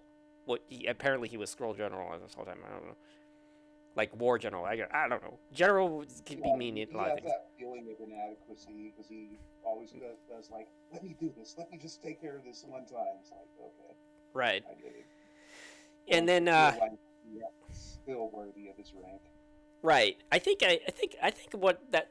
at least for that actor, Talos' character, that has been kind of keeping me watching it, just because like now we're seeing him in more than just what we saw in Captain Marvel the movie. There's like more depth, and I feel like I'm losing a lot of one thing from the show is that they need to delve into the Skrull, like some like the culture element, or like what is it like to live as somebody that you're always not in your own skin, like you're always in hiding. I mean, these are like I don't think very you're gonna get any of that, yeah, exactly. They're not. especially Like in a it- 6-episode series. Like, Yeah, Yeah. It's too short. Green Yeah. flag smashers. yeah, exactly. I mean, that's what it really is. So yeah, really does feel like just they're painting by numbers again. right? And then Nick Fury brings up some racism stuff, like how it's like to grow up in like the 70s to now, and he makes a good point why he never like truly intended to give them a home and then like reveal their identities as Skrulls and that they were living here this whole time, because I he was really like, well, did there's like- no one's gonna accept you, like straight up, like it's not gonna happen. Like I really do like how he dropped that hard truth. It's like, dude, you want to coexist? We can't even coexist with ourselves. yeah. So it's Okay. just like it's true, but he still went back on his word. He lied to his people, basically. Mm. And like, yeah, okay, fine. Like they have a point, and they, one of the characters is, essentially taking the words and now just turning it into action. But yeah, it just feels just exactly like, Captain America and Winter Soldier. So I agree with James Gunn in terms of like they're just kind Yeah. of just repeating things, right? Like they're just, Well, they just make, like he says in the article, they're just sort of making a it's a superhero, so we should make a movie about it rather Right. than there actually being a reason to tell the story. Yeah. Which Right, is, right. Yeah, again, it's 100% true. yeah. And he even mentions the part about like right here, like when I read it was the like, I would love to have like murder mystery, but it happens to have a superhero, or Right. like I would that love was that. I would that was fucking the love that. yeah, like there's like that inventive nature of like you don't have to just stick with just the source material. You could just say, Right. take what you know, like if you're into murder mysteries and you're like that kind of writing, right? Then go, write what you know, just happen to attach it with superheroes, and then see where they link up with like some of the core stories, and maybe even change up some of the original source material to fit your murder mystery, Yeah. So hopefully he's going to, if he has this mindset going into his own universe, I'm sure that we'll get some really creative stuff. I mean, I Hopefully. would be surprised with James Gunn at the helm, even if it's not like an amazing universe. I would be surprised if it was worse than the DCU that we got. Yeah. Yeah. It would be Yeah, yeah. very hard. Like, it's obviously not impossible, but it would be very hard to make that happen. Right. You have to put an effort to just ignore a lot of red flags. Yeah. Oh man, it's funny.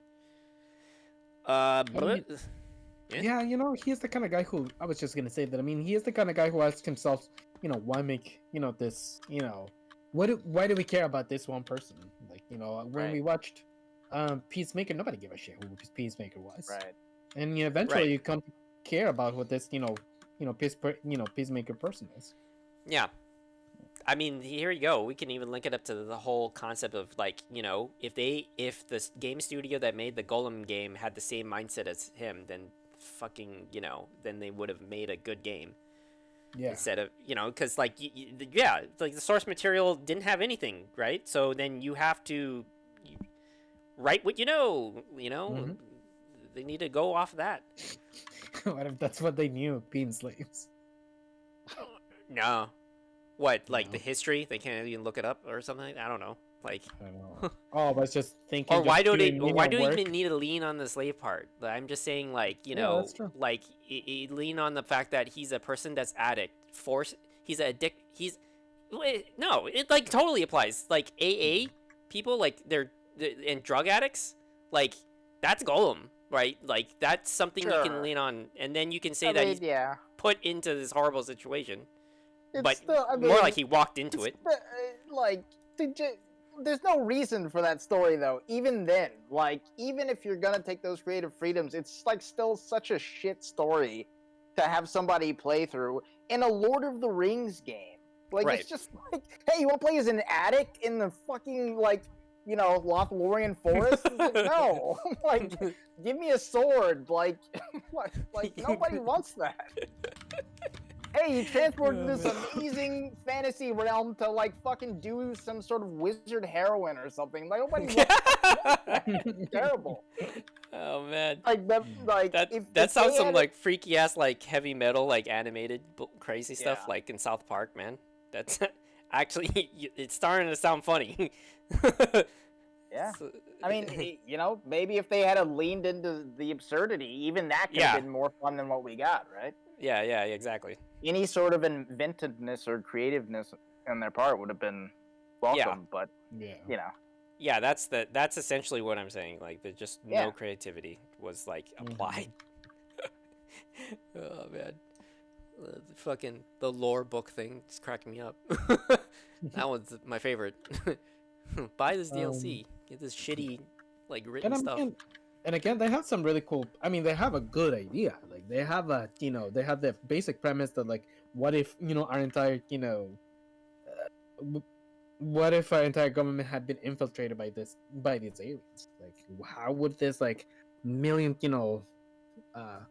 well, how this with this small minority be able to stand against the 7 billion combined power of the earth, and that would be by taking over the the main positions of powers in the planet. Like Right, in a yeah. way, you could take the premise of like say something like like District 9, where you have this small amount of refugees and now they have to try to live in on Earth. Right. But they can they can change Yeah, their shape. They Now can shapeshift. they have a way Yeah. to exactly. Now they have a way to infiltrate us. Yeah. Yeah, I was just more like, yeah. One of the things is like, yeah, that they're probably never gonna explain is like, how does that affect them mentally too, and their own like identity? Because a lot of that is like, in order to adapt and survive in a new territory, you have to then adapt it to their culture. But then that also loses your own identity, and you get generations of people that are like lost amongst the weeds of, like, oh, am I a scroll or am I a human? Because like now I'm so adapted to human culture that like I feel like I'm a human, but really like physically I'm not. And then no one's gonna like, if I ever reveal myself truly as who I am, they're not gonna see me that way. Hmm. And I that forgot does. eating my radioactive blue plants is so confusing. Oh man. No, like I don't know. Like it's just one of those things that they're never gonna deal with.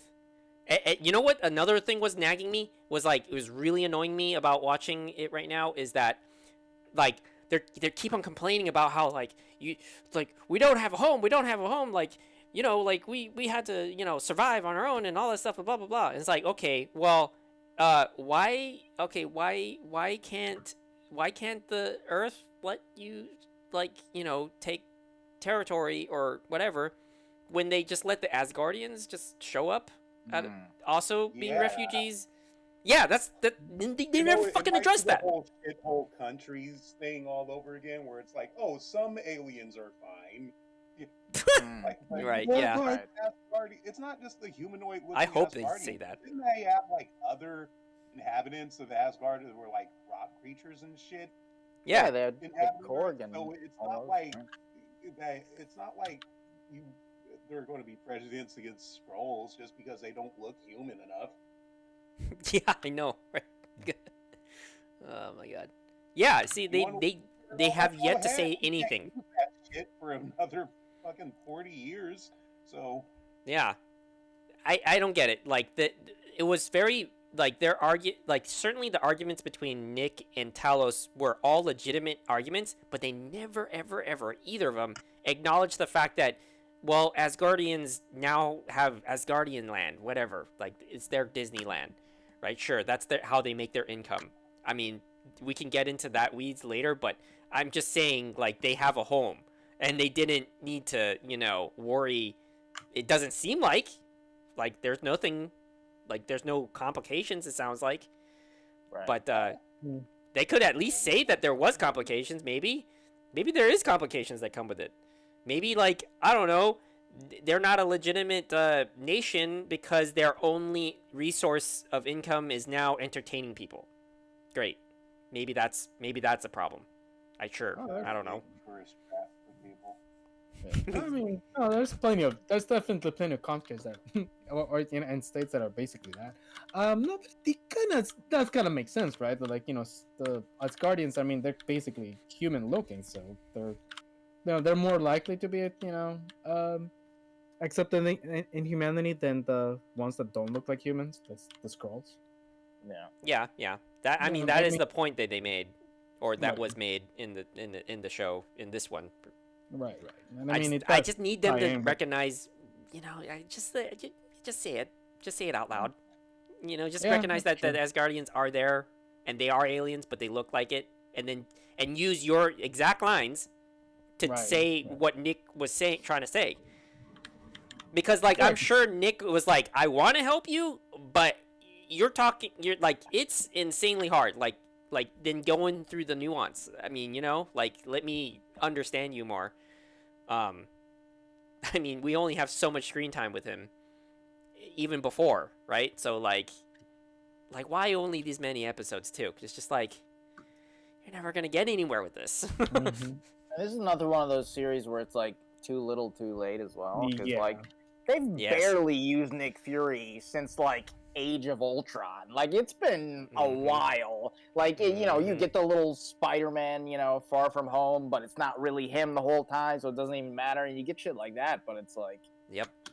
I mean, I just never understand why they give such important topics like, trying to coexist, with people who are different from you, systemic racism, just 6 episodes. Like, you probably need more than that, dude. Yeah. nah, it That- doesn't deserve more than that. I mean, look at something like Attack on Titan. It kind of doubles with the same idea of like, can two peoples who are completely different coexist, even when there's enmity between them? And like, Right.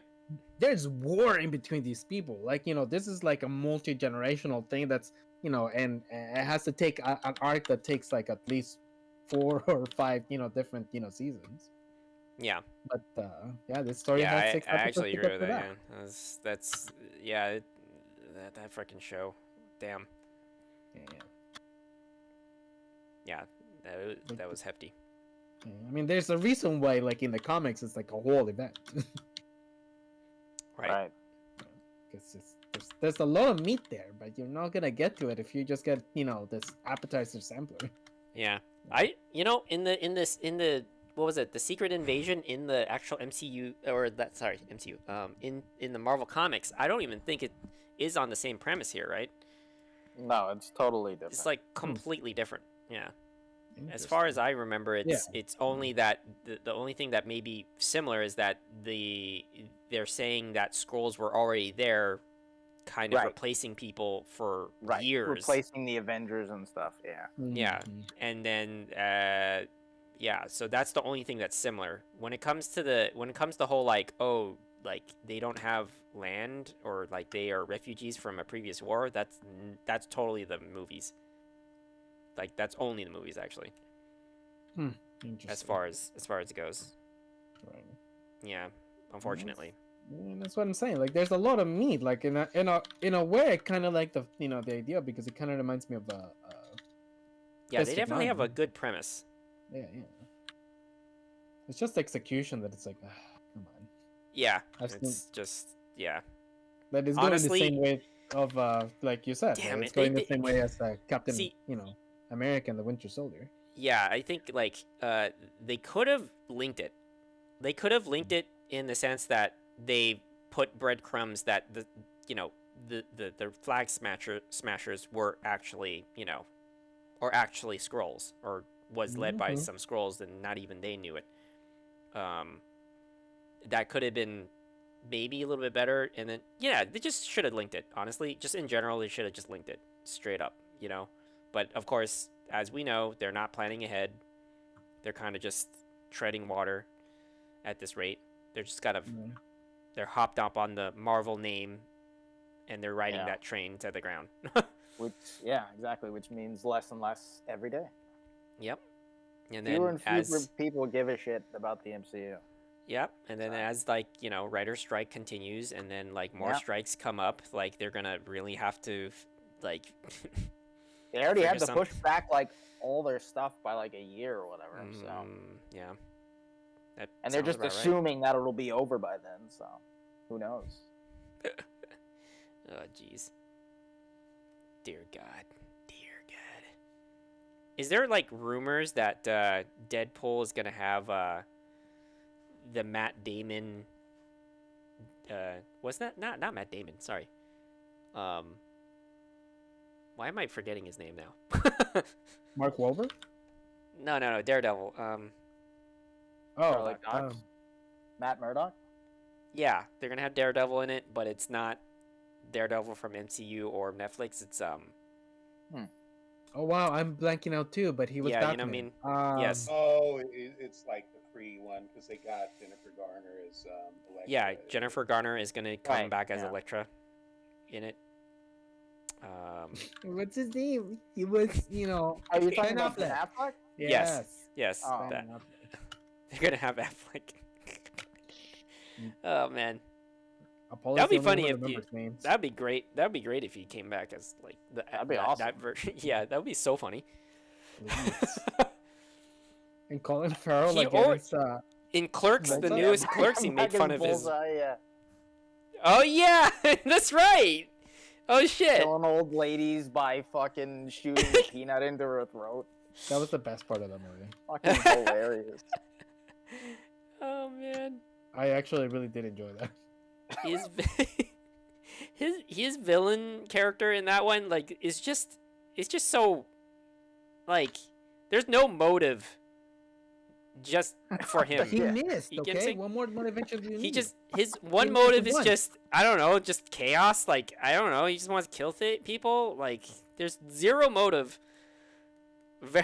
Zero he personal made it motive. miss. Nothing. He doesn't want to miss. What more do you need? Right. I mean, it's the same as the John Wick dog Uh, dude. Like, he was getting true. paid by Kingpin, and that's Yeah. what he was doing. That's it. Yeah, this is my job, and I take it seriously. And he's all like, Yeah. "You made me miss. No one makes me miss." And then that's when, man, it should have. Maybe they should have played up the psycho part. Like he's Yeah. just Yeah. completely psychotic, in a not a comical Maybe way, they but did, like a like, like he was so stupid. Like, yeah, he's just stupid kind of psychotic, Yeah. like the kind of thing that you it's just more like your like an outside perception of what a crazy person is. It's not a Right. like he's getting into it type of thing. I'm sure he was getting into it and he was having fun, sure. Of But course, yeah. yeah, I don't know. Like, yeah, it could be just not the actor either. It could be just the entirety of it, like the writing and the. Oh yeah, for sure. I mean, it's definitely the writing for sure. Yeah, like it's like everything, not just him. I'm just saying. Oh yeah, no, like, Colin Farrell is great. I mean, look at Yeah. him when he was Penguin. yeah. Oh man, that's hilarious. Like he lost himself in that role. He was amazing in there. Yeah. I love that fact that he's the one who Probably the points out, makeup like, helped him though. You know. yeah. You know how No, that but is. Some definitely- actors say like once the makeup comes on, it's like the character just comes out. That's true. That's true. Yeah, Christian Bale is Dick Cheney, for example. Ah, Yeah. Yeah, Yeah. one of the you know. that's crazy. I can imagine he couldn't help but feel villainous once they put on once you look like that. Yeah. That's funny. I love the fact that that penguin is the only one who points out and is like, well, rata alada, it's la rata alada. Yeah. Nobody else paid attention in remedial Spanish. I mean that makes sense too, cause like detectives can't get it right all the time, right? They just miss one obvious clue, and it's just like A little weird Totally that different. Batman missed it though. true. A little Yeah. weird since he knows everything. Like Supposedly. Gordon, I get it, but like Batman doesn't know basic Spanish. I don't know if I buy that. I mean, he's only known as the world's greatest detective. Yeah. I Which- guess. I mean, in that movie, maybe he's not. Like, Yeah, that's the point of that movie. that yeah, he's yeah, not. yeah. That he's So- not. Yeah. That he's the Batman that's making a lot of mistakes. A lot of boo boos. Wouldn't it be funny if he was still the It's like world's year greatest 2, right? detective? Like supposedly that was supposed Actually, to be I don't year even. 2. Actually, now that I think about it, I don't even know that they were going for him being a genius in that movie. He was like a gearhead who Yeah. made. He was just like, more good with mechanics obsessed. and stuff, but Yeah. he was obsessed. Exactly. I don't know Yeah, that he was he like didn't insanely sleep. smart. Right. Yeah. He literally had a problem. Like he literally had a psychological problem. That's what it was. I think that's what was interesting too. And what was it? So I watched a little bit of Gotham. I didn't watch the rest of them. I pretty much like only season 1 really, I think. But I think Oh yeah, me too. when they identified Bruce as having an actual mental illness and he has obsessive compulsive disorders, and his obsessive compulsive disorder was like driven in a way where like he would stay stuck into like overthinking situation. Yeah. So then it made him a good detective to figure things out, but then because he was like, it was also confirmation bias. So then because he was finding out that he was right, that it then lead him deeper into the rabbit hole. Right. So then like it's a little bit like the Riddler, but then like the difference between Riddler and him is that there was a moral compass that that he had from pretty much his only family member, which is his butler, Right. which was cool also because they delve more into his like him being his version. In this version he's like a medic in the war. I don't know. He was Like, he always was in the- always that. Yeah. Oh, he was always that. Okay. Yeah. Like in the military or He something. was the best. I Yeah. think in the SAS. Yeah, he was. Yeah, he was like the best character in that show, Alfred. The most interesting. So they like really like did more work with like Batman's character, like, or as Bruce Wayne here, and then like work with Alfred and him being like the kind of the groundwork for what he would later become, which was interesting. I think that's a route they could have pulled more out of, or they were maybe getting inspired by, because that's what I feel like when I watch that version of Batman, the Matt Reeves version, where they're leaning into the fact that he's just like he's only good because he's like really obsessed Right. person, and then he, Which is, it's. I mean, it's know. more interesting, right? More Right. interesting than Bruce Wayne just being a super genius who's like, yeah, he just knows everything. just like all a the time, one-liner. and Yeah. yeah, It's like there's actual a reason why where some would perceive him as a super genius, but really it's just like he's just has this innate urge to just keep going, even if right. his And body says he's no. not like good at everything like every other version or a lot of the other versions of Bruce Wayne. It's like he's good at like a very few things that pertain to him being Batman.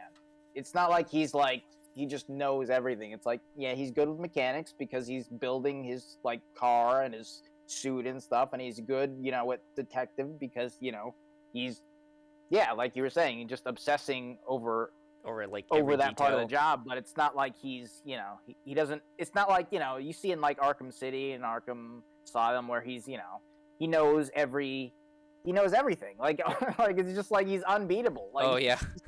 like Right. like he just knows every language. He knows like every book that's ever been written about every medical condition. Like it's just like it's not possible. So it just Right. like it gets insane. So Right. yeah, I mean it the more gets grounded ridiculous. version is like is usually more interesting.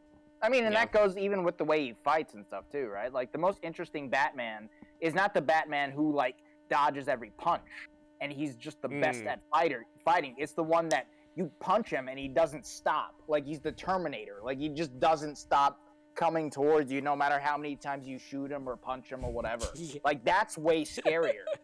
Yeah, I think maybe that's another thing too, like leaning on the whole obsession thing and why he seems like a unstoppable force is that I remember there was like something happening with what's that? I'm trying to like remember the villain. He's like the Thanos equivalent. Apocalypse? Yeah, the Yeah. world. You know, the world apocalypse, like that whole thing. He like there was some sort of like torture machine they were gonna use on him, and it was like this funny. I find it funny moment where they're like, "How do we torture Batman?" But like they come to this realization they can't really torture him because he himself like tortures himself in his like a career. That's Like that so that dumb. that his whole that he Whole life because is he's hell. Batman. Like yeah, like that's why they can't break him. They can't break him. He 'Cause watches he's- Fox News on a daily basis. There's nothing. Yeah, more that we he's can do to this so man. he's such a unique human being that they can't break him because he already is like like he's torturing himself just being Batman constantly, and he's just like in this psychic like this psychological loop. Right. and that their best torture machine can't break him. He sponsors several, online OnlyFans accounts. There's nothing more we can do to this man. Yeah, what's the name of that guy with the fucking lasers? Darkseid. Oh yeah, Darkseid. Yeah. It's like it's like yeah. That was funny to me. I mean, that. I mean, that's a good example of That's that, really like, funny. ridiculous Batman. Who's Yes. like, oh, like even his flaws are his like strengths. I'm Yeah, like, I give me a know. break. That Like, was. Cracks me up.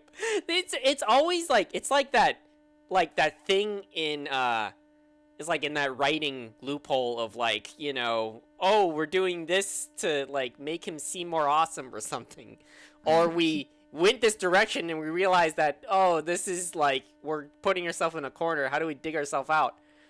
right. I think this was when there was like the whole bat metal thing too. That was like the Oh yeah. with the like different versions of Batman out there type of thing. Right. I think that's where it came from. I'm not actually sure, but I just remember reading that thing and I was just this is fucking hilarious. It's pretty metal. Being like torture proof because you're in your own psychological hell. Is he getting off? It's like, oh god. Yeah, it's like a fucking Hellraiser type of thing. It's like pain is pleasure.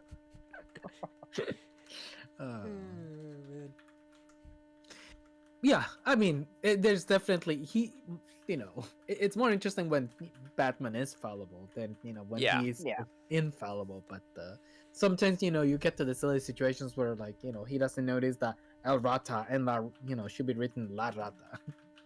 Right. So there's a balance to be made. Oh man. How did we get here? I don't know. The point is, we want a second, Batman movie. That was definitely the point Squid. Okay, wait. We already talked about the whole thing, right? 1 billion. Okay, we already talked about that. Yeah, Squid Game, the whole like thing Mhm. where it's like it made 1 billion, but the creator got nothing. Or well, he got something, but he didn't get not nearly enough. Right. Yeah. Is he getting a better deal this time with Squid Games too, or what? Is he even involved? I mean, I can't imagine he is, just because they already own the IP. Like, and he got, like, I can't imagine the contract has changed, Ah, especially now with the whole writer's strike thing. But I mean, I don't know. Yeah, huh. maybe we'll hear about it in the future, but I can't imagine it's any different. Yeah, Right. yeah, sounds about right. What else is there? What's this? Last of Us. The budget accidentally revealed in poorly redacted documents. Oh. Nice. Oh, okay. Oh yeah, that was that thing where, like somebody at Sony like photocopied it, but like I don't remember what the fuck happened. They didn't realize that like they used like a certain like type of pen or something that doesn't, like, when you photocopy it, like it just erases it. So like everything that was redacted, like it was showing up, so people were just reading the documents. Um, and yeah, Oh. the budgets were high, for the games. It's not surprising. Yeah, I know. For The Last of Us 2, it's special. I mean, Yeah. it's a longer story. There's more characters. They go to different places. There's there's the fucking Rat King. That alone. Yeah, and Horizon is like the prettiest game that you'll probably ever see. So it's like, yeah, I mean, it's not cheap. It's Oh, obviously, we've talked about it before. Yeah. I don't know that games should be this expensive to make. I feel like there's a lot of superfluous stuff that was probably there that absolutely inflated that cost. But Right. it's not surprising that, especially their first party stuff, is going to be that expensive to make. I mean, especially. I mean, yeah, like you said, like Horizon. I mean, there are. I mean, that's a whole sci-fi world right there. Like that's definitely gonna take up a good chunk Yeah. of the budget. That's gonna get bigger chunk. Big chunky boy. Hopefully they make us care about the indigenous people, because the natives are the human part of the story is the one that you least care at those games. Yeah.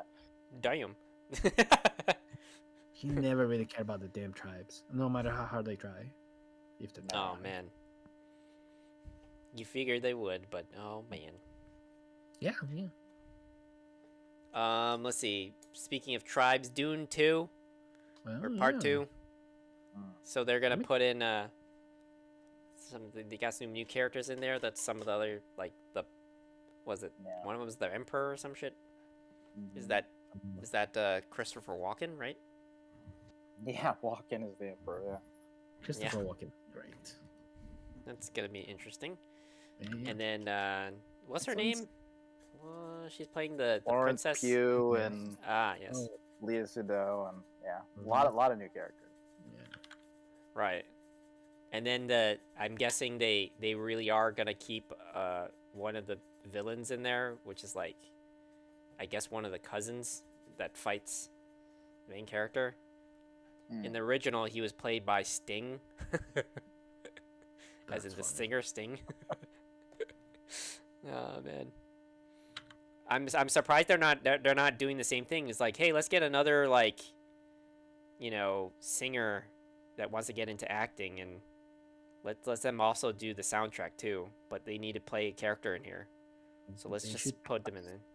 I should have totally, gender bent them and had Lady Gaga play him. Yeah, I mean, she's willing to play anything. uh, Hey man, Stellan Skarsgård as the as that bad guy, he can do no wrong. He's a great actor. Yeah, Yeah. he's definitely good. I mean, Yeah. any of the Skarsgårds are pretty damn good. I know, Mhm. seriously, right? It's a family of talent there. I can definitely shade at. They're people of talent. Eventually, just like all the talent in Hollywood is just gonna be Skull Skarsgård. Men and women. Everybody, just everybody. But this is the part where like the story starts getting it, in my opinion, actually interesting. Where you start seeing like everything pay off as to, like how this, women who have been, trying to create the messiah of these people, are actually trying to manipulate them into that position of power. Mm-hmm. Yeah. Yeah, the mother, the eventual wife. Yeah. Actually, apparently, it's like Zendaya's character. Like they get together, She's but the then concubine, yeah. yeah, but then she's the not actual a wife. Yeah, he has to marry like someone else. Yeah, and then she ends up marrying, well, in this case, Pugh's character, I guess. That because she's Right. the actual queen and stuff like that. And then later on, his children become these amorphous bug monsters. A lot of weird shit apparently. A lot of happens fucking weird shit. later. Yeah. Like they bring back Duncan Idaho, Jason Momoa's character, but he's like a clone with no memory and all this weird stuff. Yeah. Gets fucking weird. This Really sticks this weird. for a while, man. When His the book was great originally great grandson becomes some sort of like fucking worm thing. Interesting. Yeah. Interesting. That was fucking weird. I was like watching, those kind of recaps or something like that, Yeah. Yeah, I was Yeah. like, I'm like, the fuck? That was Children of Dune. That one I remember watching that. That was like a sci-fi channel like Oh, okay. multi-part like TV movie that they had. Dude, I yeah. never ended up watching it. I did want to watch it though. Was it good? I mean, it was like 20 years ago. I remember it being good at the time. James Oh, McAvoy okay. was the Yeah, it son could who be- turned into Could the be a time worm thing, at the end. right? It was At good, the but time, it was good, Yeah, I mean, it could easily be shit now for sure. Right. It could have. Um, There was always the time when we didn't really have taste. Yeah, everybody It's really. called being Yeah. a kid for sure. Yeah, exactly. I mean, it's just like experience, right? Like the first thing Yeah. you see is always like, damn, that's crazy. And then there's like one upping it later. Yeah. Yeah. Or you don't see the really good one, and then like you then see the old ones that already came out before, and then you're like, that was actually better. So Right. so anybody that's watched Suicide Squad and said that was the best Joker, never saw any other Jokers. Oh God. Of course, Mhm, that's I gonna know, be the I'm best so one because the sorry. only one you saw is that one. True. God help you if that was your first joke. I met somebody that I talked to them. I was I'm like, sure, I'm sure there are plenty of people. you haven't seen this Joker, and then like, nope. Have you seen this one? Nope. This one. So why is this one? So you're saying to me the only Joker you ever seen is this one? And they're like, yes. Wow. Okay. There's No They offense. probably like, why does everybody like the Joker? He fucking sucks. I know. Oh man. I don't know. Maybe it could be. It could be that they like bad relationships. Yeah. I mean, there's something to like that people like about some of these things that we don't like. Like some people love the Transformers movies, and they're like, oh, the Michael Bay movies were the best, especially the second one. There must be somebody out there who thinks that. Yeah, I don't pretty feel sure. that I am that I'm for person. sure there's somebody. Yeah. Yeah. I know I've met some people that don't like any parody films. Like they just nope, no parody films. I am not watching Spaceballs.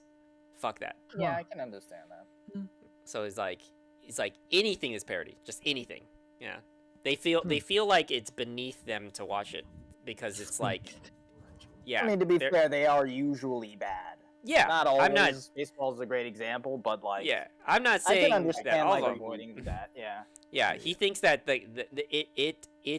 making fun of like it making fun of something is low bar, like Right. entertainment, or yes, or low bar quality, I guess. Yeah, I It's mean, like, to be okay. fair, a lot of the spoofs movies that they came out in the in the 2000s, like Right. Yeah, I mean, uh, scary movie, teen movie. I mean, that yeah, stuff was yeah. boo boo. the one that was called the Spartans, but it wasn't really about the Spartans. Meet the Spartans, that's what it was. It's called. It Yeah, was it's just, making fun of it's making fun of 300. Yeah. Yeah. Yeah, It's kind of funny because like I feel like the movie makes fun of itself, but Yeah, I know. I guess we Like, needed a parody to take it further. Yeah. funniest movies are the ones that aren't meant to be funny, like Dragon Ball. Right. Yeah. Dragon Ball Evolution or whatever the fuck the live action one was called. Yeah. Dragon Ball. I mean, I feel like that's more like a tragedy Yeah. for the wrong reasons. Or RoboCop the remake, that was a comedy. That was also a tragedy to me. Well, I you know, remember, the first yeah, you're one's talking kind of a about it. comedy too, you know. Like Yeah. we laughed and laughed about when he gets his left arm gets blown off. That's comedy gold for me. Actually, I know what was Oh, a man. tragedy to me was was it Man of Steel? No, Batman versus Superman. That was definitely a tragedy to me. Mm. I wanted to cry. Oh Like, yeah. look what they done to my boy. Oh, my boy. Oh, my boy. Look how they massacre my boy. That's funny. Oh, man.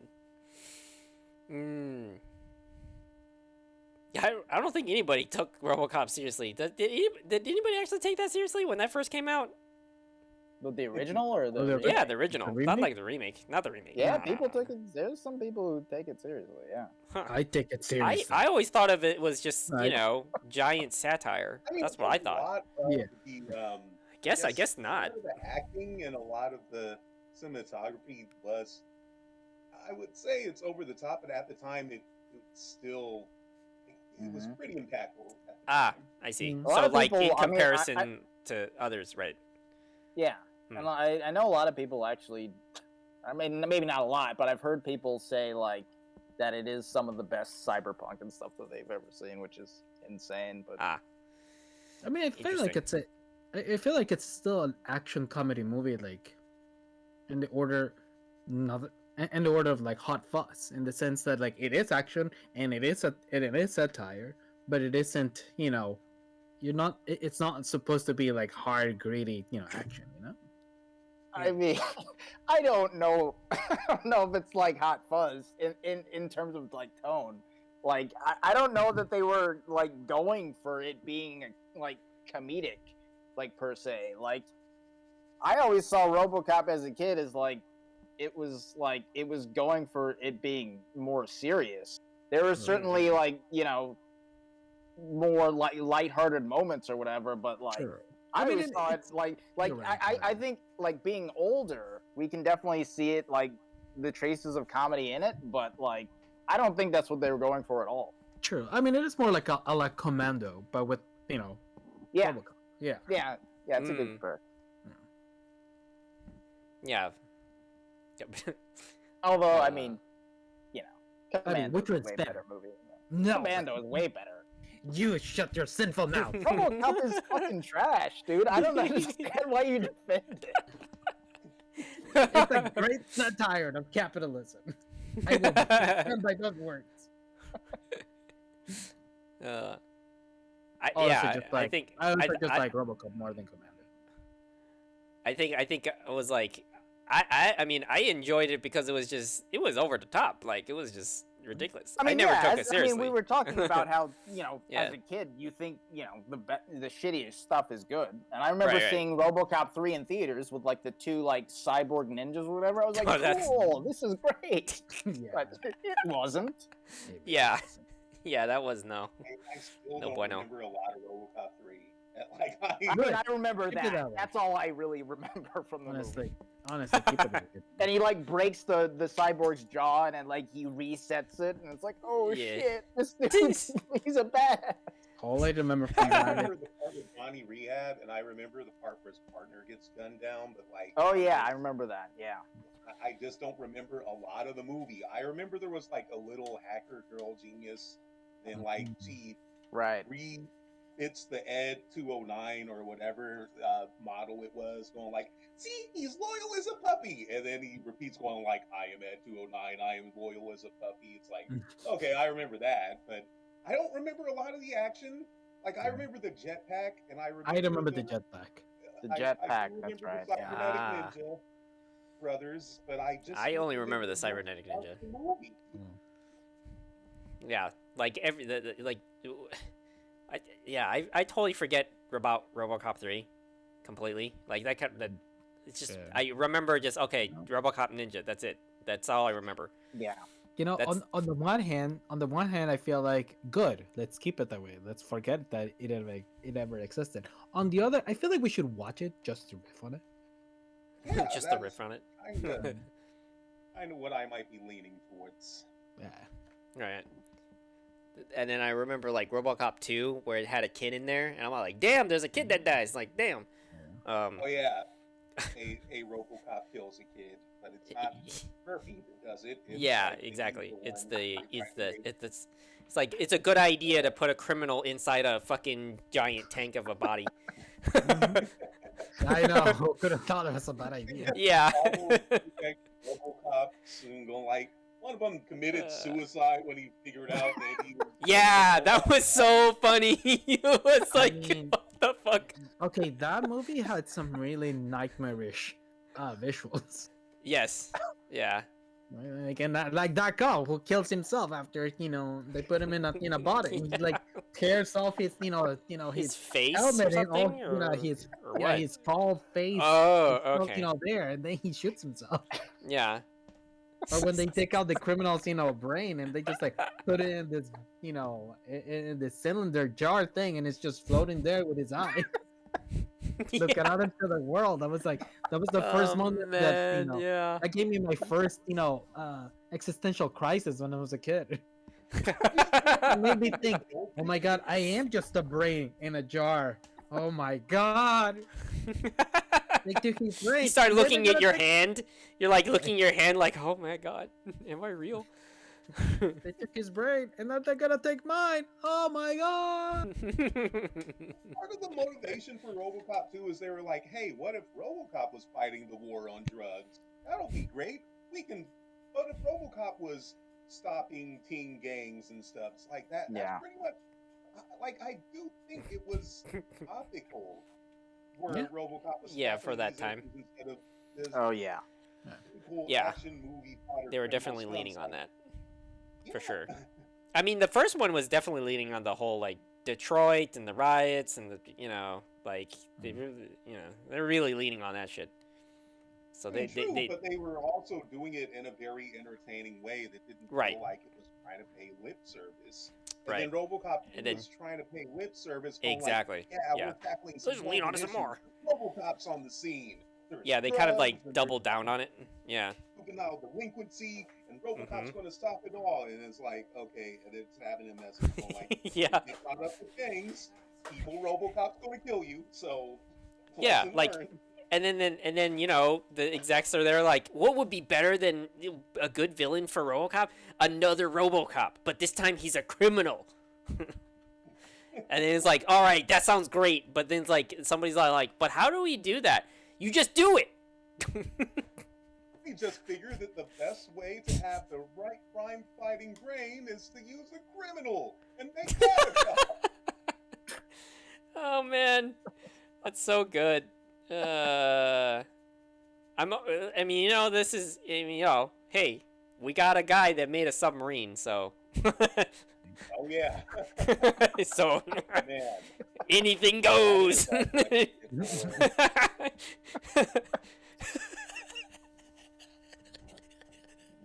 There was still at some point to Robocop 2. Like, yeah, for sure. Don't give a criminal a badge and call him a cop because you get bad results. And they're like, you know what? This machine will have fail safes, right? And then They're doing like the Anakin meme, fail safes, right? He's I just know, staring. right? He's just. Oh my god, no, the failsafe was the fucking remote. Can you imagine if you're like, oh my god, I forgot to put the batteries. Oh man. Rick, anybody have that's double A's? So funny. Oh man. Yeah.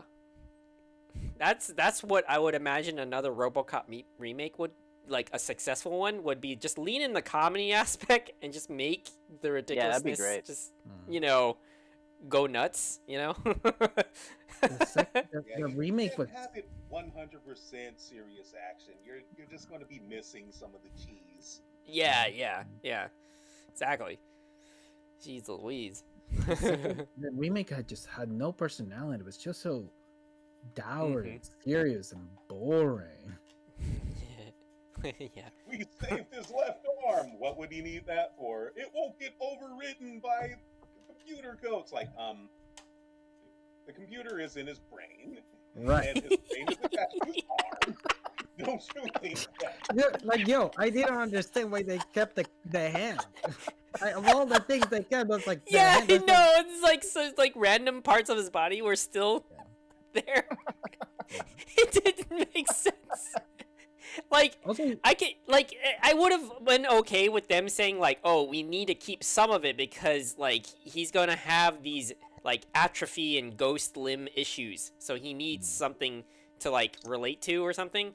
But you could give me any sort of jargon, right? Like just give me a reason, not just like I don't know. Which is I don't know. we're just not gonna talk about. It seemed like the right thing to do. Yeah. And he's not gonna give a fuck about that. He's like, "Where's my penis?" Like, good point. I mean, that's the last thing. That's the least thing he has to worry about. I mean, he can just get. They can get so many attachments. you with saved everything else except his penis. Who knows? Medical science at that point could have just like grew him more parts too. So That's exactly true. They could have done that. Why did? I'm gonna save your left hand, your shooting hand, or something. I don't. Right.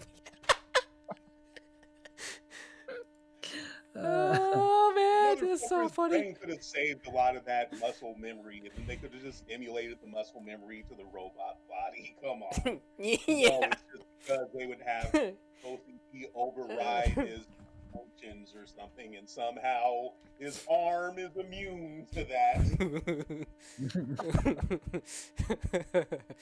Oh man, that's hilarious. Oh man. I don't care about my hands.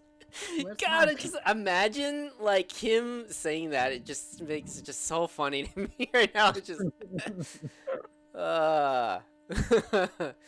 His face also looked wrong in that helmet too, in my opinion. It just kind of looked like a scoop of ice cream in a bowl. Like you could just scoop up his face right off. Yeah, I think the helmet itself was just much larger than it needed to be. Yeah. You know Like what I in the first in like the original, RoboCop, like it's kind of implied that it's like the skin is stretched over the skeleton. Oh right, like, it's not, yeah, like it's not actually like his face. It's just like the skin that just. Like, I think aesthetically at that time there was like some horror movies with special effects, and you know how that time special effects was like it's in every fucking movie. Let's just make excuses for it. I just remember there was something like of that skin fold aesthetic that was like prominent at that time for whatever reason. Oh, that's interesting. Even wasn't there a movie about like monsters that live in a cemetery or something? Was it? And they were being hunted by a murderer, or no, wait, there was a murder that was happening like around, and fucking hell, what was it called? God damn it. This is gonna bother me. Now. It's like creepers or something, or Creepers? I mean, there's Nah, creepers. no. I was gonna say, I don't know about that. No. It was definitely it had to have been the 80s. Monsters living in cemetery. In cemetery? Pet Cemetery? No. It was like a whole society practically. There was a movie. Oh wait, I think I found it. Nightbreed. There we go. Nightbreed. That was the 90s. 1990. Nightbreed. Let me Like look the that up. fucking creatures were fucking weird to me. Yeah, like just the guy with the moon head. And then there was that freaky ass like. Ugh, that's disturbing. With like a weird porcupine body. Oh, that's interesting. I've never heard of that. Yeah, it's a Clive Barker movie. Oh. So written, directed, and it has Craig Schaefer. He's the main character. Let's see if you know him from. Let's see, what is he known for? They live in the cemetery. Yeah, they live in the cemetery, right? Could have sworn they lived in the cemetery. Yeah, this actor was known for. Well, I don't think you guys would know him for these. Shoot. Craig. Yeah. Anyways, I remember that being like the special effects aesthetic was always like doing like weird shit to make skin just look weird, you know, just freaky ways of having skin. Like, it's not like that they look like beasts necessarily. They just look like human skin and then like something manipulated onto it or with it, and it was really weird. They always did that. Oh god, yeah, there was a scene where the guy's like ripping his skin off. Like, what the fuck? Ooh. Classic Clive Barker. Huh.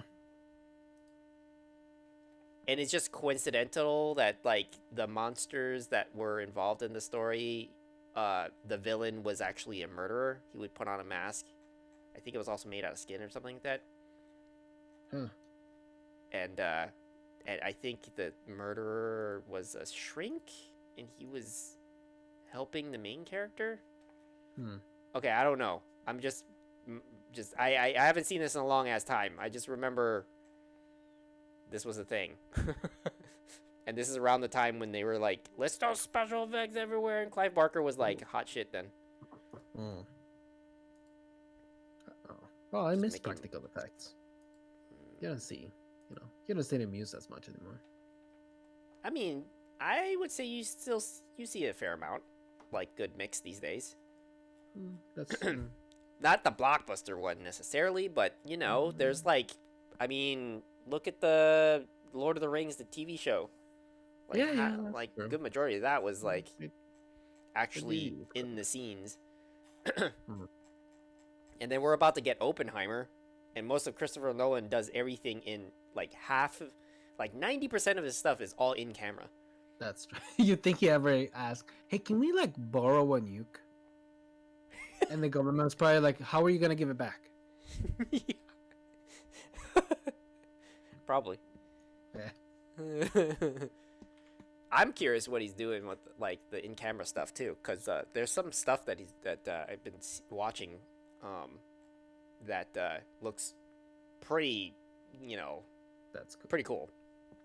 Yeah, I mean, I think we've all watched footage of nuclear bombs going off, right? And I mean, there's almost nothing. There's like literally nothing like it. Right. So there's a lot of things he could end up doing.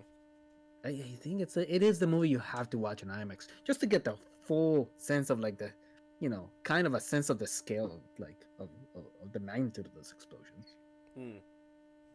I think they might be I think there might be like honing into a lot of the details that come to it. Like most people when you watch explosions like that, you're watching it from a distance. But I think what he's gonna end up trying to do is like kind of fake away how to make it look like you're seeing it up close and like in a very up close way, and in slow motion, in an intense detail.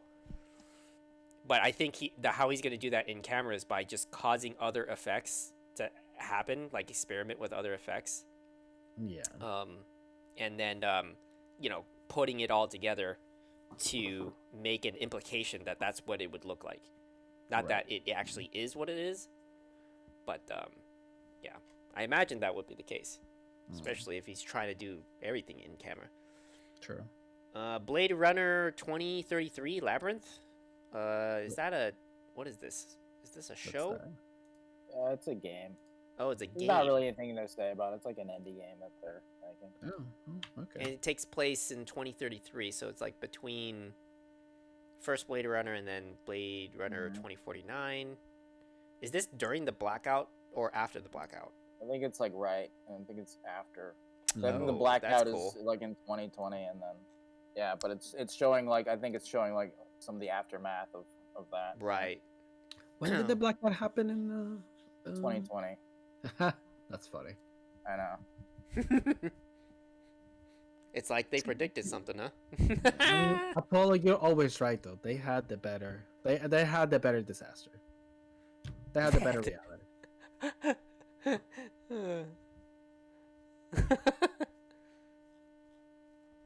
That's funny. Is it gonna be open world or? No, it's like an indie game. Oh, okay. Oh, right. You just said that. Damn it. This is gonna be like a Metrovania platformer. I hope not. I want Another one of those. I know, right? So supposedly, Final Fantasy 16 blew up some PS5s. Well, it didn't actually blow up. It more like overheated it. Oh, okay. And people are saying that like there's scenes in it in the game that was just causing the PS5 to overheat. And then some people are saying, "Oh, it's Sure. you need to clean it out and dust it." But there's other people that had a new PS5 and they didn't need to clean it, or they already did, and it still overheated in the same situation.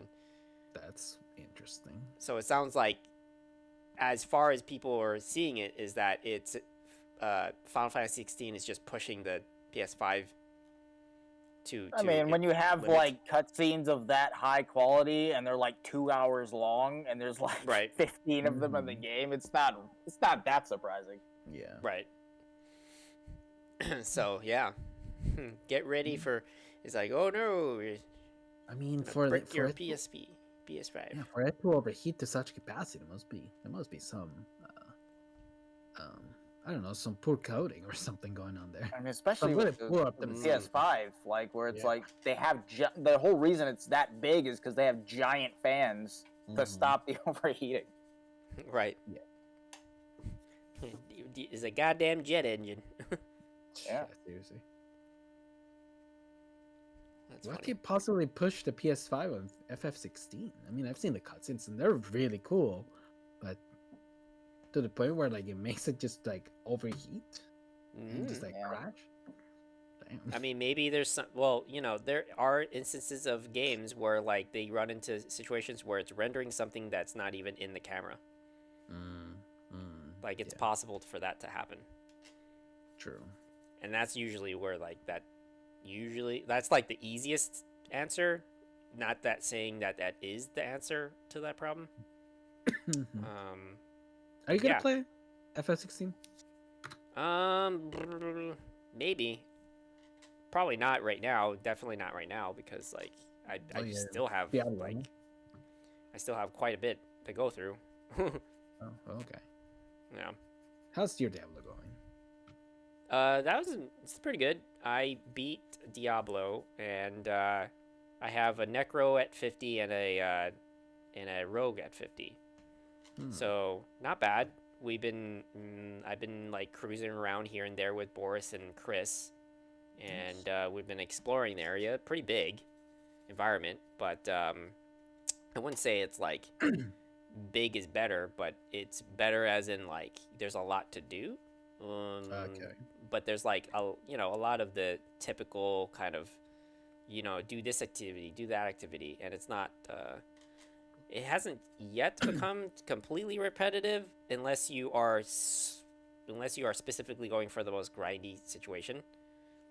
I do find it interesting how like they did like one I think complaint people have is that you have to like you have to 100% all the map sections just so that you get enough Paragon points, and that's like the end game stuff. So obviously I already beat the game, so at this point I shouldn't be complaining for more activity, but I think also at the same time, like I think people are complaining about it just because it's like, well, if I wanted to fill up my Paragon board, I have to complete the map. So that means I have to tediously like go through every achievement on there to unlock it, which is like 4 Paragon points for each map, and there's like 5, maybe 6 maps.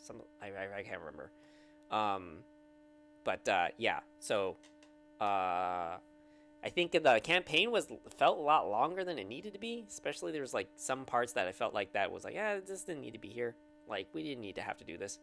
But the villain seemed a lot more intriguing. The 2 villains being Anarius, an angel, and Lilith, a demon, and they are both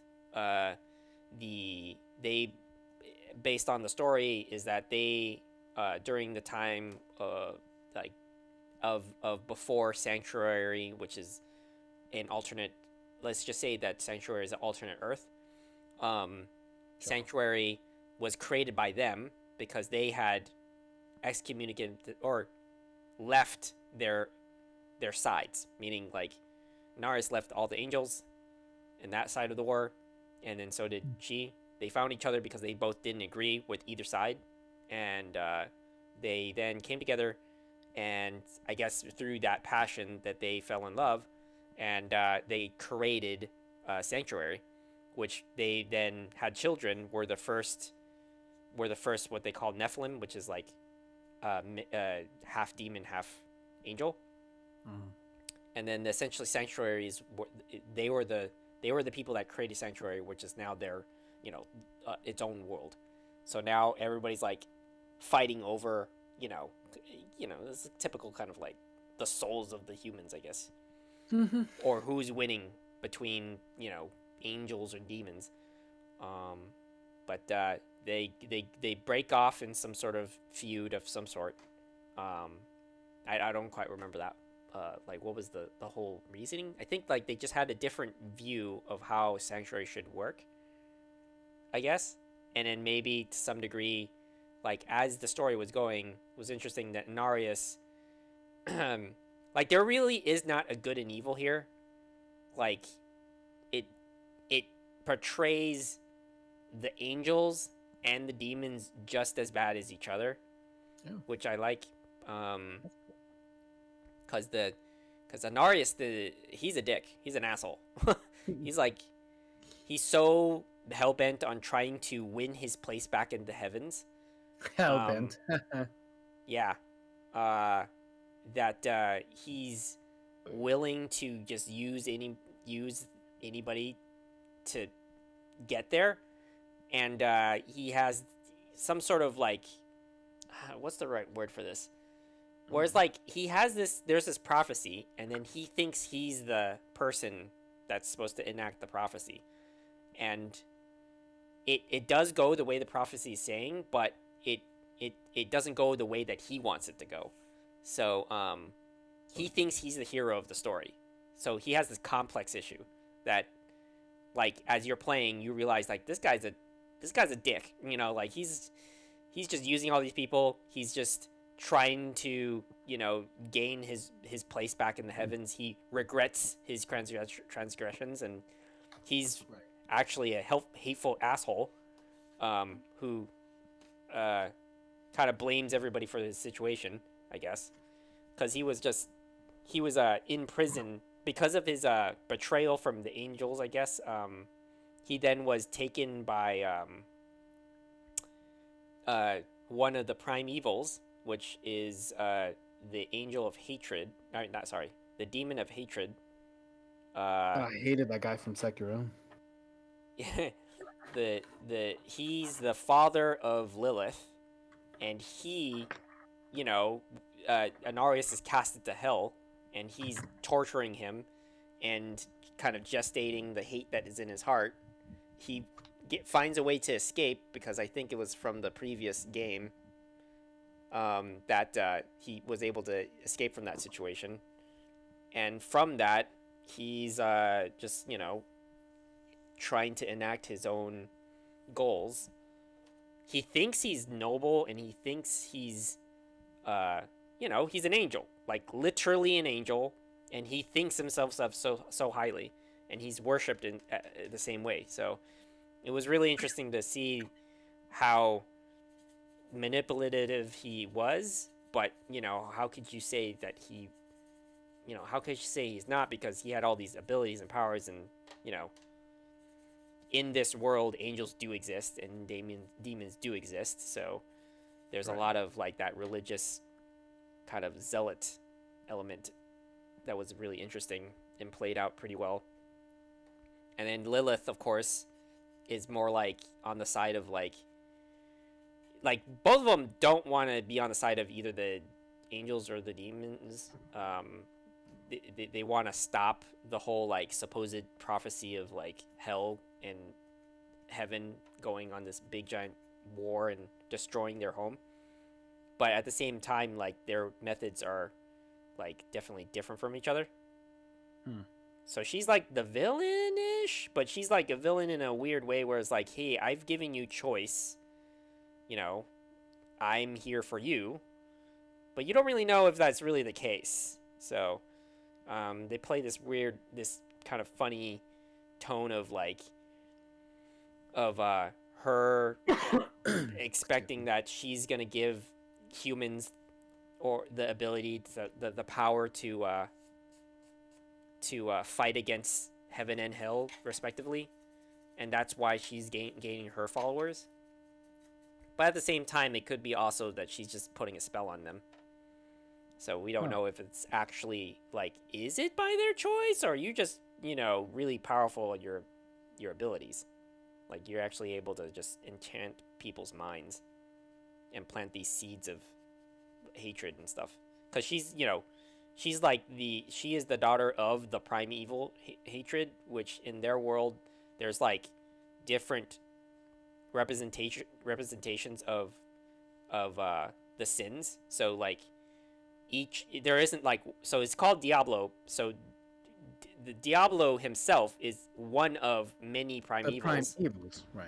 Yeah, and he's the primeval of fear. And there's other primevals, and they all have their respective throne to kind of be on. Like there's primeval greed, and then like gluttony, and stuff like that, and they kind of war against each other in some ways, but they all collectively want to overthrow heaven. And then now that sanctuary is there, now it's like, now we have a battleground, right? Like we have a place to, like, we want that territory. And it being created at all was something that was already a sin between both Lilith and Inarius. And it was kind of interesting just to see that they're like, there's the two people that really don't agree with either side. One wants to gain back the trust of the side that they kind of betrayed in the first place, and the other one wants to, it's like, be like, no, I want my children, basically sanctuary, and everybody there to have the choice to not even be involved in this. But for her, it's like that also means that that choice means sometimes a choice that you don't want to see, which is a lot of killing and a lot of destruction. So yeah, it was interesting. The villain was not fully fleshed out, but I didn't expect it to be completely fleshed out. I knew what I was getting into. It wasn't like the whole story. Like it was, Diablo is like primarily the looter type of game, and I do think that they did a good job with how that usually in like these games where you're always just trying to get the new role, like the new gear, right? The new one that's like doing the kind of stats that you're looking for, where like you're just totally stuck with just having to redo the missions over and over. And you can't customize it, only customize it by your luck. Whereas in this one, it's like you can take pieces of what's good about the armor that you picked up or the weapon you picked up, and then you can dismantle that and reattach it to another armor that's a better version of that one. So there's a little bit of RNG is not completely out of hand in terms of like you have no say in it. So that was that's pretty nice when it comes to like, there's something called changing the aspects, which is like there's a legendary item, and you can have a legendary item on all your armor slots and all your weapon slots, And then every legendary item has something called an aspect, which is like a very specific, unique detail that let's say that you do an ability, and it says, oh, this ability, if you have this armor on, it actually happens twice. So if you have like ability like Blood Surge with Necro, where he does like this explosion on his like at his center, um, you do an AOE blast, and is usually just one on button press. But with the aspect, you do a second one for free. So that's kind of like what I'm talking about. So like there's these special like effects that happen on the legendaries. You can then pull those out, effectively dismantling the whole piece, and then putting it onto another piece that's like a better version of that, or has stats that like works closer to your build. So there's like the customization that's pretty good. And yeah, pretty much it's what you expect. And I don't think I think it's better than what they did for Immortal. I haven't played Immortal, but you can play Immortal on the PC. But better in the aspect that anything that is to the gameplay is all there. Like I don't have to touch any of the currency stuff. You know, the skins that they have. Yeah, any of those microtransactions I don't ever need to touch, and like the entire game is just there. One thing I do think that they should have like took out was having an always online like connection,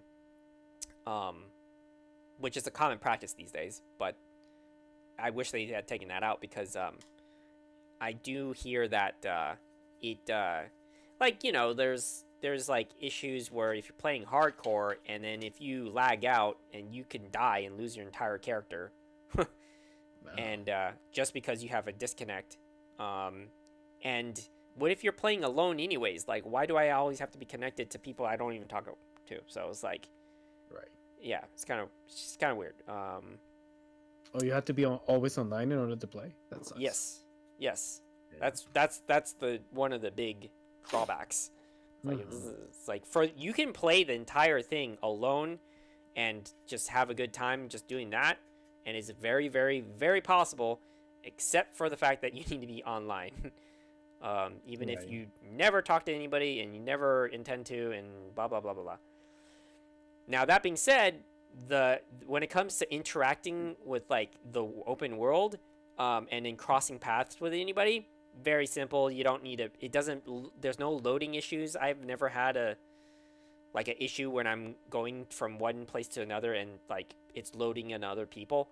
I haven't had that become, you know, a problem basically. So overall, yeah, not bad. They made a decent Diablo, at least one that is not hot steaming pile of garbage that Immortal was, where like literally you had to pay to play more of the game, or get, you know, pay for the better gear, literally effectively paying to win, basically, like actual stats. Whereas in this one, it's just pure utter skin. And yes, I do agree that the cost of them is atrocious, but I'm not surprised. The cost of the current ones right now, the skins are like way up there. I'm like, I don't really care. And there is another thing that I haven't touched yet because it doesn't come out till July 20th, and apparently seasons, they kind of have seasons, and it's as per usual, still have season passes and blah blah blah. And the season pass like a, you know, the premium version. There's the freemium. But you know, one of the things that they're doing is a lot like Path of Exile, where each season is like a season race where you're competing to get to be first top level. And that would be great if they were doing the race, but they're not. They're more like doing the model of the race without advertising it as a race. So Path of Exile, it's like a race, right? Like who gets first, or you know, you get to experience the new season and, you know, all these loot stuff, but you have to create a new character for each season. you're starting from bottom to, and you're making it all the way to the top, and that's the point of that. And you're not being bogged down by the story, so you can just race through the game, and that's like like bite size. It's like a little more bite size. Whereas in this, because I was saying like the acts in the story felt a lot longer than it needed to be. It's like a total of 5 acts, and I'm thinking like, okay, I don't want to play this game again just to play the season all over again. Or I don't want to play the season to play the game all over again. Not that I don't like the game, it's more like, why can't I just bring my current characters into the new season? And I get it, this is kind of more of a casual way of complaining, whereas like more of like the hardcore audience of this type of RPG, like that's a typical thing. Like this is a normal circumstance. If you have a new content, you start a new character, right? And that's like so there's like a split right now where there's some people are like, I don't want to have to make a new character for a season. Like I already leveled up all my current characters. Like why do I gotta do that? And then other side is like, well, I mean that is like how these games play. Like that's actually the genre that you like you're diving into. So I could see both sides, but at the same time, would have liked the option, especially if I'm just doing it to just experience whatever story content that they're pulling out. One thing they do is that if you already completed the map, or whatever character that you've completed the story already, in terms of progress, and whatever progress you made on the map transfers over to your account wide. So like whatever progressed most, like you're not losing that. So thank God for that. At least that there's that kind of quality of life where they're like not saying like, oh yeah, you can't, you got to do all this fucking map exploring all over again. So that's good. Yeah. So that's about it for Diablo right now. Nice. I only did 2 characters and haven't played any of the other characters. Let's see. Was it HBO shows starting around what? On Netflix under Warner Discovery's new licensing deal? What's this one? Well, it seems like that what I said about streaming could be possible, where Warner could have some of the shows that seem to be exclusive to HBO Max branching out to Netflix as if were a television syndication package or something like that. Yeah, Okay. Rights That's aren't interesting. exactly going to be exclusive. Yeah, because they were taking them off of the service because it was costing them money to deal with royalties and all that stuff. So they took their stuff off of HBO, and now it seems like they're doing exactly that, where they're putting at least some of their shows like on other platforms. So yeah, it's good that those shows are somewhere now. Yeah. I see. I want to see Merry Little Batman because I swear the character designs of that shit remind me of Angry Beavers. Oh man. I did recently I rewatched Creed 1 and 2, and then because I never watched Creed 3. And so the reason why I watched the 1 and 2 is because I could barely remember. So I was like, okay, well they have it all here. I'm gonna watch them all, and then pretty much. I mean, like, I like the fight in Creed 3. I think that was one of the better fights. The anime-inspired one. Yeah. I Where like it's like the prison, and then they're showing them like it's just them, and they're like the crowd's not there. Right. I think that one like was pretty cool. Yeah. I think reason why I kind of give it that is because it's like it also showed like the two characters like having their kind of moment of the 1v1, the kind of intimate moment between each other, and I think Right. the choreography was pretty good.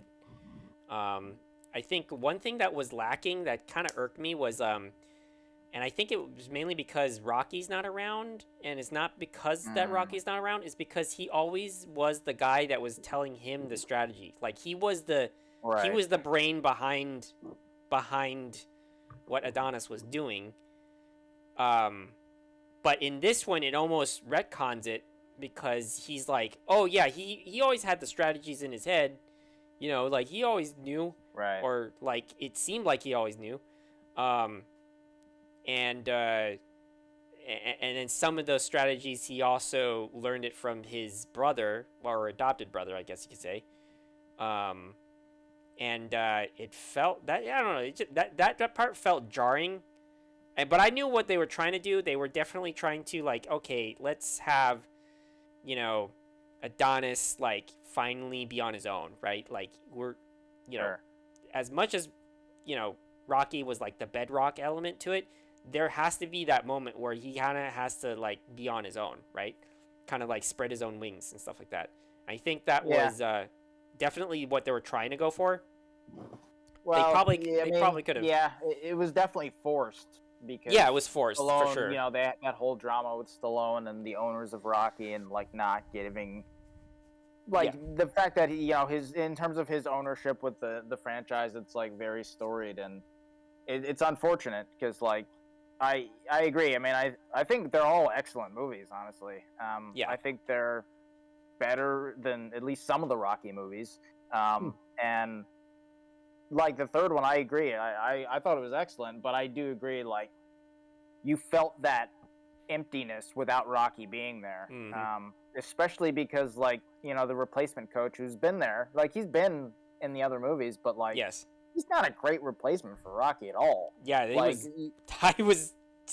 I'm glad you said that because when I was watching the whole thing with Brenda, like the first one and the second one, I was all like, man, that coach is trash. Like, he's not even helping him. Like, there's an obvious difference between how Rocky's, like, you know, coaching and, like, calling out the things when he was fighting Drogo. Is like, oh, man, he's reeling you in. You know, like, that's his tactic. That's what he's doing. And I'm like, yes, exactly. Why are you not there? And then, like, the other guy is just like, what you doing out there? It's like, why are you saying it that way? You're putting doubt in his mind now. You fucking idiot. Like, and I'm like, and then in 3, I'm all like, why the fuck is he still here? I know. What if he was like really sassy? He was like, have you tried punching the other guy? You know, I would have been okay with that. I would have been like, he would have brought something to the table. Yes, exactly. He brought something to the table because clearly he was just being used in the second one as a way to say there's a clear difference between how Rocky is in his corner versus, you know, anybody else, right? And it's just like it's just too much of a sweltering difference between that and then suddenly now we have Adonis on his own, seemingly figuring out everything out on his own, and I'm like, okay, I get that, but how did he get there? Because like I missed that whole arc. Like how did he learn to be his own Rocky? Like maybe he was just like the kind of manager who's like, oh, I'm pretty hands off, and that's it. He's like, you can do it, man. Just go for it. I believe in you. Well, I mean, if I'm doing it right, it's almost like I'm not doing anything at all. Oh man, oh criminy. The only other issue I had with the movie was like with Drogo, the son, like because like the trailer was when I saw the trailer for Creed 3, it was misleading, like because they basically were like, you know, I thought what was gonna happen was like they were gonna bring back Drogo and it was gonna be like Rocky 3, where like the previous opponents of Apollo, Creed, and Rocky Creed becomes the mentor to Rocky, and then they become friends. And I thought that's what we were going to do with Drogo here, but he was there for like 30 seconds. Yeah, like they brought him into the training montage, plot and device. then like, yeah, it was like, okay, that was terrible, meaningless. They 100% should have had him at his corner, not. Yeah, that would have been great. Yeah. Exactly, like the enemy of my enemy is my friend, almost like that type of thing. Like seriously, like it would have worked out much better in the overall arc. And on top of that, like, I don't think that a lot of people kind of give praise to that actor that played Drogo enough. Yeah. Because he, like, look, he didn't have a lot of lines. I'll give He him was he was really good. but like he was really like, good. Yeah. I mean, it was funny because like in Rocky 4 when they introduced Ivan Drogo, they did the same thing in Creed 2 with his son, where it's like, man, this is a really interesting character. I wish we saw more of him. Like, I wish we got more of his story. And they did the same exact thing in Creed 2. And I was like, And then with this, when I saw the trailer, I was like, okay, maybe now they're going to bring in more story. Nope, he's there for a split second in the training montage at the end. I'm like, okay. Fucking sucks. He was there for having his arm broken, to move the plot along, and then later for the training aspect of him getting ready for the big old fight between him and his brother. It was there was see, like, the fight was like really good, but yeah, I think it was missing a piece where I wasn't really convinced about. Look, I like the fight because, like, when the fight first started, it was interesting how they weren't actually going at each other. Like, they were actually holding back, and that was like very apparent that they didn't actually want to hurt each other, even though this whole time they're like talking shit and they're like really, digging into each other and they're going after each other's legacy kind of thing. And but I just didn't understand. What was his name? What was his brother's name? Start D, right? Was it Dante or something like that? I can't remember either. Dane? Well, anyway, so Damien? Yeah, that sounds right. I guess. But he just Damien, yeah.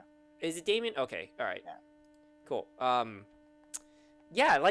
Like, it felt like everything was pre-planned, meaning like he knew exactly what he was doing and how to take away the legacy, right? Right. And I felt like this was his whole revenge plot, right? Like his whole dedication was it. It did not at all get any sort of feeling that he regretted his decision. Only up until that round. Like that first round, then I'm like, why is he holding back? And it didn't. And now that's the thing that was the problem, where the way it was being portrayed was that he didn't want to hurt him. That's how it was like implying.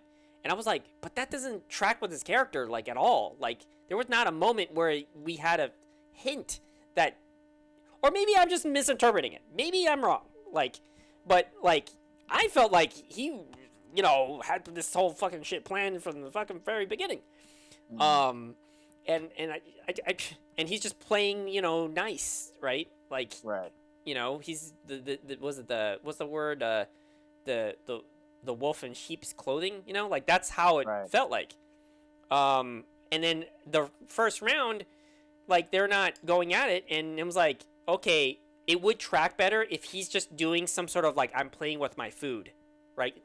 Like he's in control. Like he's in control. He's not beating him up. He's not beating him up, but he's definitely in control of the fight. Like that would make more sense. Tiring him out or something. Yeah. Something like that, or just leading him on, right? Like he wants the fights to last long. And he just wants to assert dominance. Like he just wants to make a statement, right? Like it's not about the fight; it's the statement he wants to take. Like you took my life away. Like that's what would have been tracking better with like the character as we knew it from the building up. Now, if it was the other way, which is the kind of weird twist here, is that he actually loves him and he cares about him, and it's just like it just felt weird. It just felt too out of nowhere.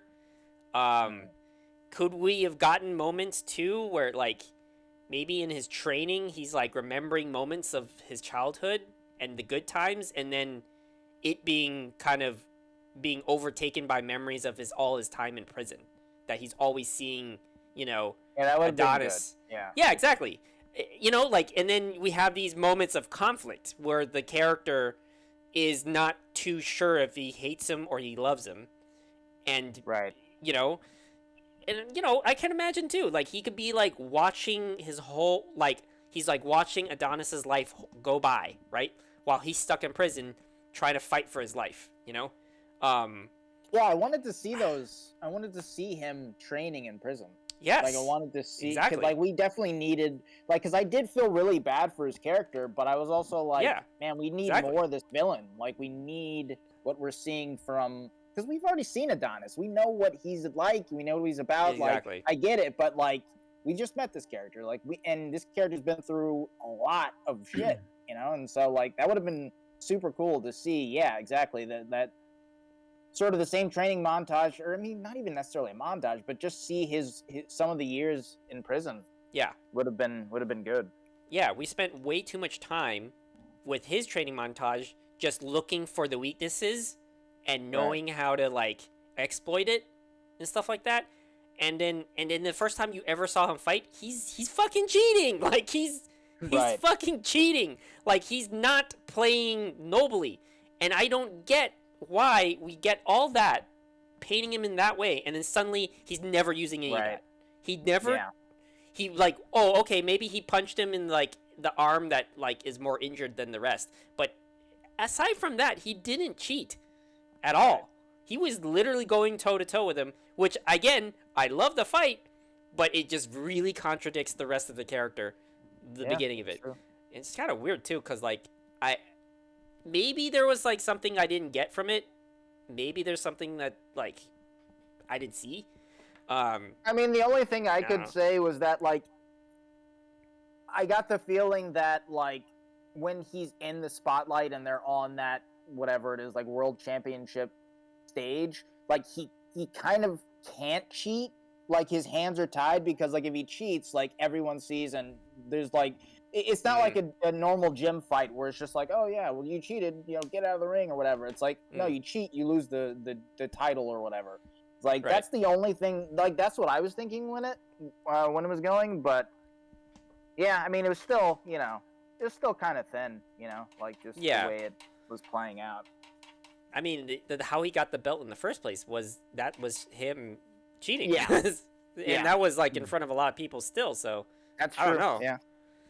I don't know how I don't know, man. Like it's very far-fetched to me to think that suddenly he just got a fucking random consciousness or like what was it, guilt? Yeah.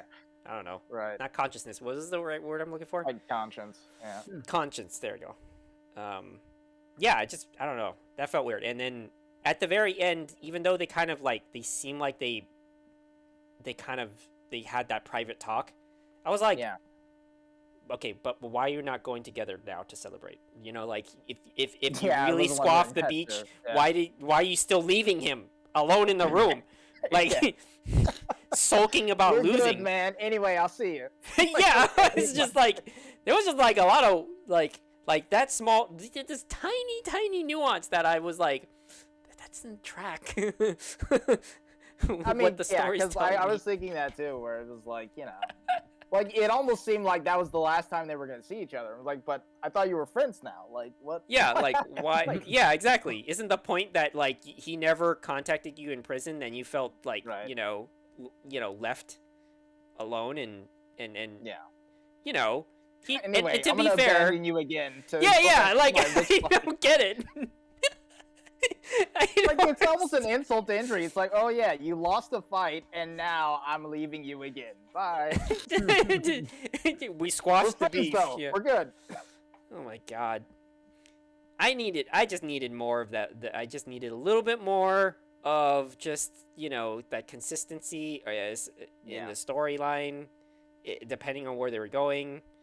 Like, I'm totally fine with not having Rocky there. Like, it makes sense that we would have him kind of go on his own, but you know, just to have it just sudden, and then you know that's kind of like what. But I think for me, it was just the bigger fish here was like the villain and the weird twist of like the character development was just like kind of out of nowhere. Right. I just needed more of that. or even like maybe like he you get hints of like the friends that he's making now that he's like a world championship, like he just beat the guy with what was it, the world championship belt or something for heavyweight or something. Yeah, like show that the real friends that he had was the person that he's has hard feelings with, right? Like maybe the friends that he's making now are just kind of fair weather. They're only there because he has the belt. And I kind of wish that like if that was the case, then show it. Like, don't just like kind of give me random moments of him again studying to beat him on his weaknesses and never use any of it. Is just like just out of nowhere, dude. I don't understand it. I was expecting definitely he was gonna like, oh, he's like we're stacking up the stakes here that he knows his weaknesses and he's gonna exploit them. Right. But no, instead we have a albeit really good Ryu and Ken situation where like they're literally even. Right. Which was cool. Like that would have been even better if everything leading up to it was actually going that direction. I don't know. Maybe I'm just salty because I feel betrayed. Like all this stuff, like all this stuff that there was like in the montages and in the training and everything, and it's like, okay, all right, we're getting ready, and then none of that shit happens. Like, Right. What the fuck? There's no real payoff. Yeah, it just like this feels like it feels like payoff from a different movie. Yeah. Some people are like saying like this was the best story, and I was like, I don't know, man. The second one was probably my favorite. The first one is really good. I'm not saying it's bad. I don't know. I just personally, second one was like good, like pretty damn good. You didn't need a whole lot to believe in like what was going on in the villain's mind.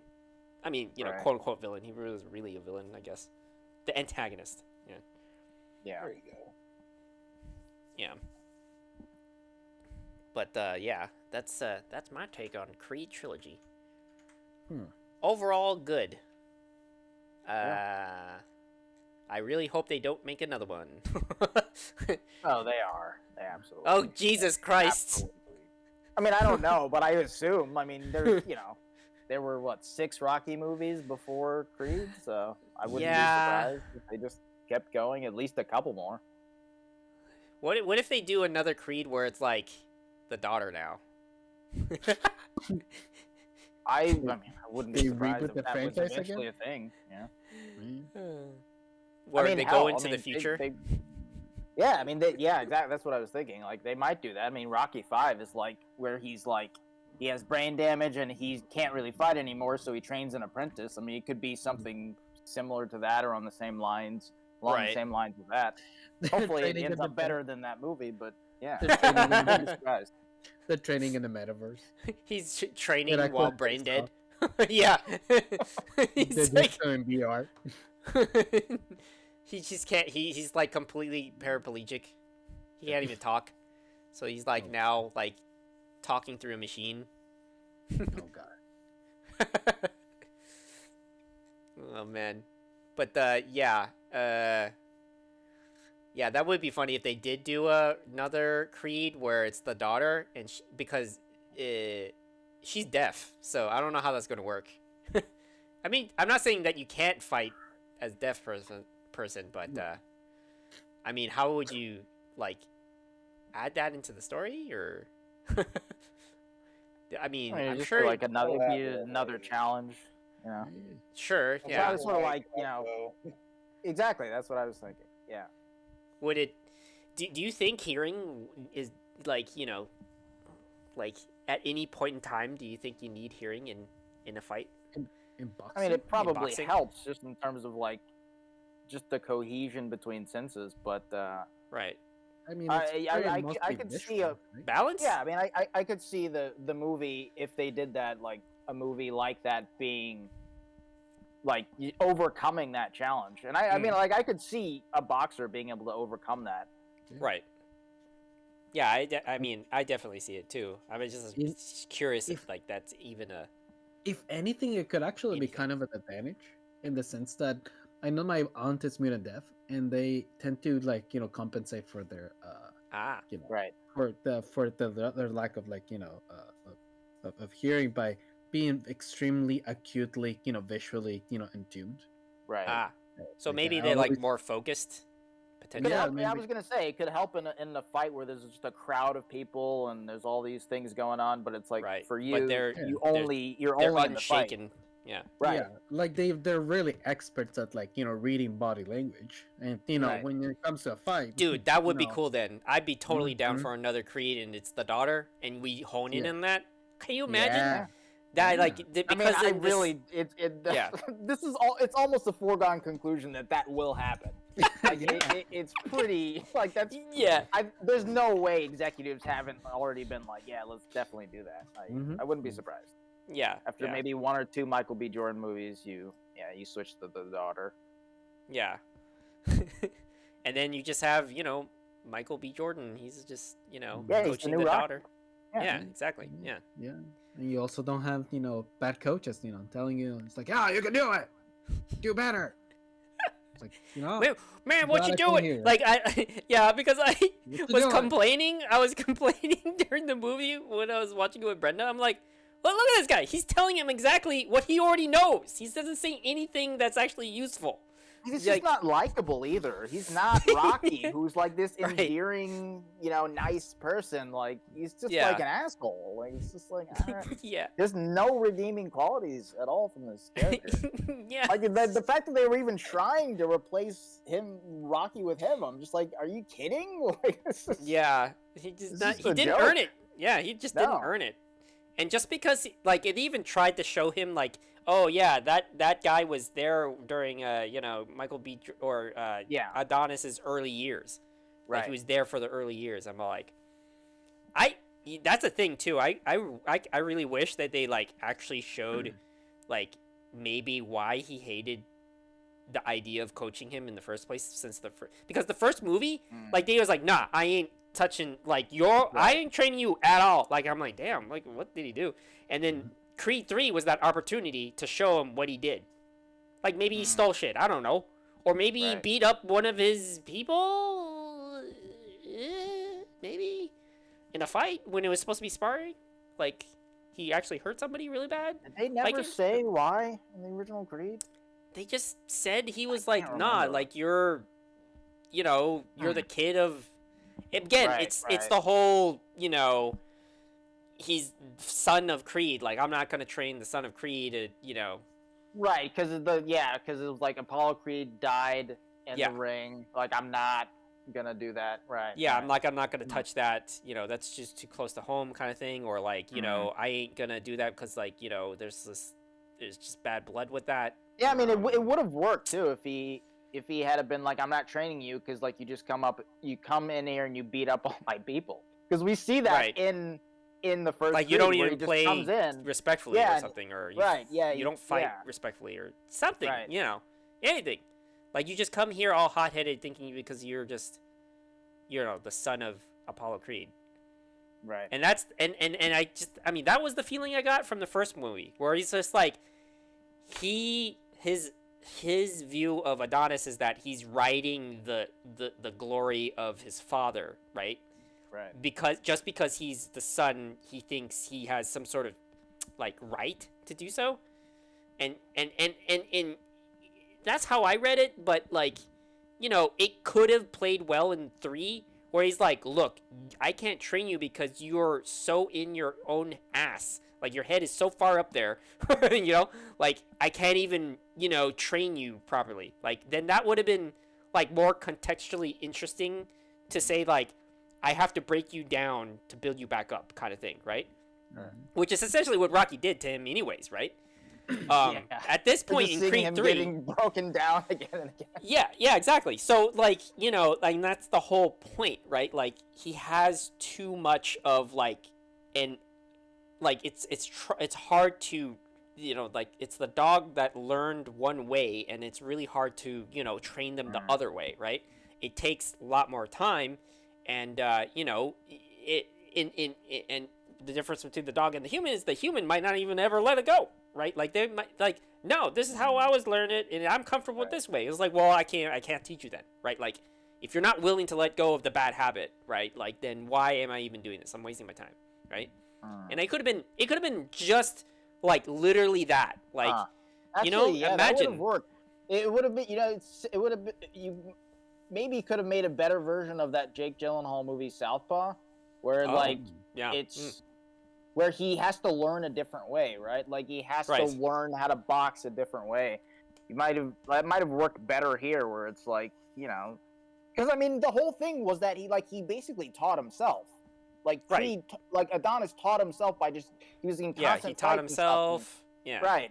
And then we get the in maybe Creed even 3... go back to the basics of like, okay, you teaching yourself though leaves a lot of blind spots. Like we have to break you down and teach you the right way to do everything. Like that. I mean, there's something there. Yeah, there's it's definitely something that they could have played into it to make that coach seem more like viable as a character, that like somebody viable as a character that we can trust, and then like also build the context of like why he was an ass in the beginning in the Creed 1. And on top of that, what if the training that he got was from his brother that he doesn't agree with, right? Which we didn't get the full context of why he didn't like him. Like, sure, he did call out, like when he was talking in Creed 3, like the coach, he was talking as if he read the script. You know what I mean? Like, right. It was like, oh, like you don't like him because of like what he is about to do, and then therefore then proves what you just said. It's like but that's not because the character was fully fleshed out. It's because he just like somehow psychically knew that was going to happen, and he called it out. And it didn't track well because it's just, again, it didn't fall in line with the character and how they reacted and talked to each other in previous movies. And then it could have been like, oh, here's the reveal and here's the context why I never wanted to train you in the first place. I mean, one of learned the yourself excuses and was your that, brother, like, you know, was so hot-headed that I didn't see how I could train you out of that, right? Like that's I mean, it was weird too because the coach was like one of his main issues with Damien's character was that like, oh, he's too old, like, you know, he can't. Like, he's too, and I'm like, you're living in a world where Rocky Balboa at like 60 in that movie in the Rocky 6, he like goes back in the ring. Like, how is this a thing? Like, just wouldn't it be like the comeback story of the year if this was, you know, this whatever so 40-year-old guy did this? Is like ridiculous. Yeah. And whether or not he was just straight up lying wasn't enough. Like, if he was lying, then why didn't we get the context to that? Like, like, you know, he goes through his, you know, roundabout way of like lying about why he doesn't want to do it, and then eventually come to the conclusion, look, years ago he was a beast, but what you learn from him is disrespectful, or like it's dirty. Like, look, there's a lot of talent there, but like I ain't gonna put my bets on somebody that's just going to, I don't know, maybe like dishonor the training, I guess. I don't know. Like, or maybe he's just like, you know, you're too much of a wild card, or he was too much of a wild card, right? He's not a professional. There's a difference between a professional and then there's him, who is just gonna literally do whatever it takes to win. Like, you know, and that's dangerous. And that would have been a very valid, like, way of thinking about it, because there's like a lot of reputation, money behind all that, and if you're putting your bets on a person that is just disrespectful and, you know, just unprofessional, and damn right, like, you know, he might cheat. I don't know, but he, you know, he has a lot of, you know, there's a lot of red flags here that's making me doubt that he's going to be a very respectful and very, you know, following the rules type of guy. So, yeah, I mean, that would have been great. In another world, that would have been exactly what I would have wanted to hear, right? And also, it actually, like, that's another way to, like, what was it? Almost retcon the character, you know? Like, not so much retcon, but, like, how about, like, I don't know, build him up more, right? Like, Before he was just like this kind of comical coach in the background. Right. He's like, I'm holding up the Apollo Creed gym all by myself. I'm making pro people. I'm pushing them out. I'm printing them. That's what my gym does. Actually, that would have been funny if what if we had like a moment where like, you know, Apollo Creed or no wait, Adonis is like trying to go from gym to gym to find like that one, and he like runs into like a Chris Tucker type kind of character, you know, try to like wheel and deal. It's like, hey, no problem. I got a here you go, 6 months. I'll give you a deal, $50 off. Here's a bag, you know, and then you know, and it has all these branding on it and shit. Dude, I would have killed great. for a fucking Chris Tucker cameo with him doing that. That would have been fucking hilarious. Oh man. And then he even like makes like a fourth wall joke where he's like, you know, once I trained with a Chinaman. Oh my God. And We then, were in oh, LA, man. in Hong Kong, we killed his brother. And the third one is crazy. Oh man. I trained in East boxing, Eastern boxing. Bring him back for another Rush Hour, but also have Kevin Hart there, so like there's. Oh my god. Yeah. That's be Like Kevin so Hart's the one who funny. usually keeps Chris Tucker and Jack from like going overboard with Jackie Chan. Oh man, that would've been hilarious. I would have loved And that. they have to use forced perspective to make Kevin Hart look bigger than Jackie Chan. Oh man. But they used it the wrong way around, so Well, he looks even smaller. yeah. Yeah. Oh They end up no. looking like Gandalf and Tim Frodo. Oh no. Oh god.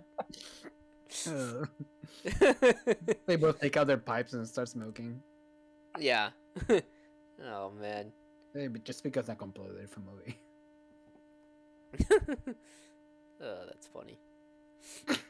The premise is that, you know, Kevin Hart has to win the the middle school, boxing match. Gives a surprise at the end. Oh my Oh. god. He's trying to pass himself Oh. off as that. He's trying to pass himself off as a 12-year-old. Oh god. I'm sorry, Kevin Hart. Oh No, I'm man. not. Yeah. Hey man, he made his whole career on his height, okay? Yeah. Yeah, he's using it to his advantage. Yeah, he's 100% used that as advantage. Yeah, forgot he's there was, gonna like- use it- I forgot there was like somebody was saying like, you know, He's like, gonna use it in his advantage in our version of Creed. oh man.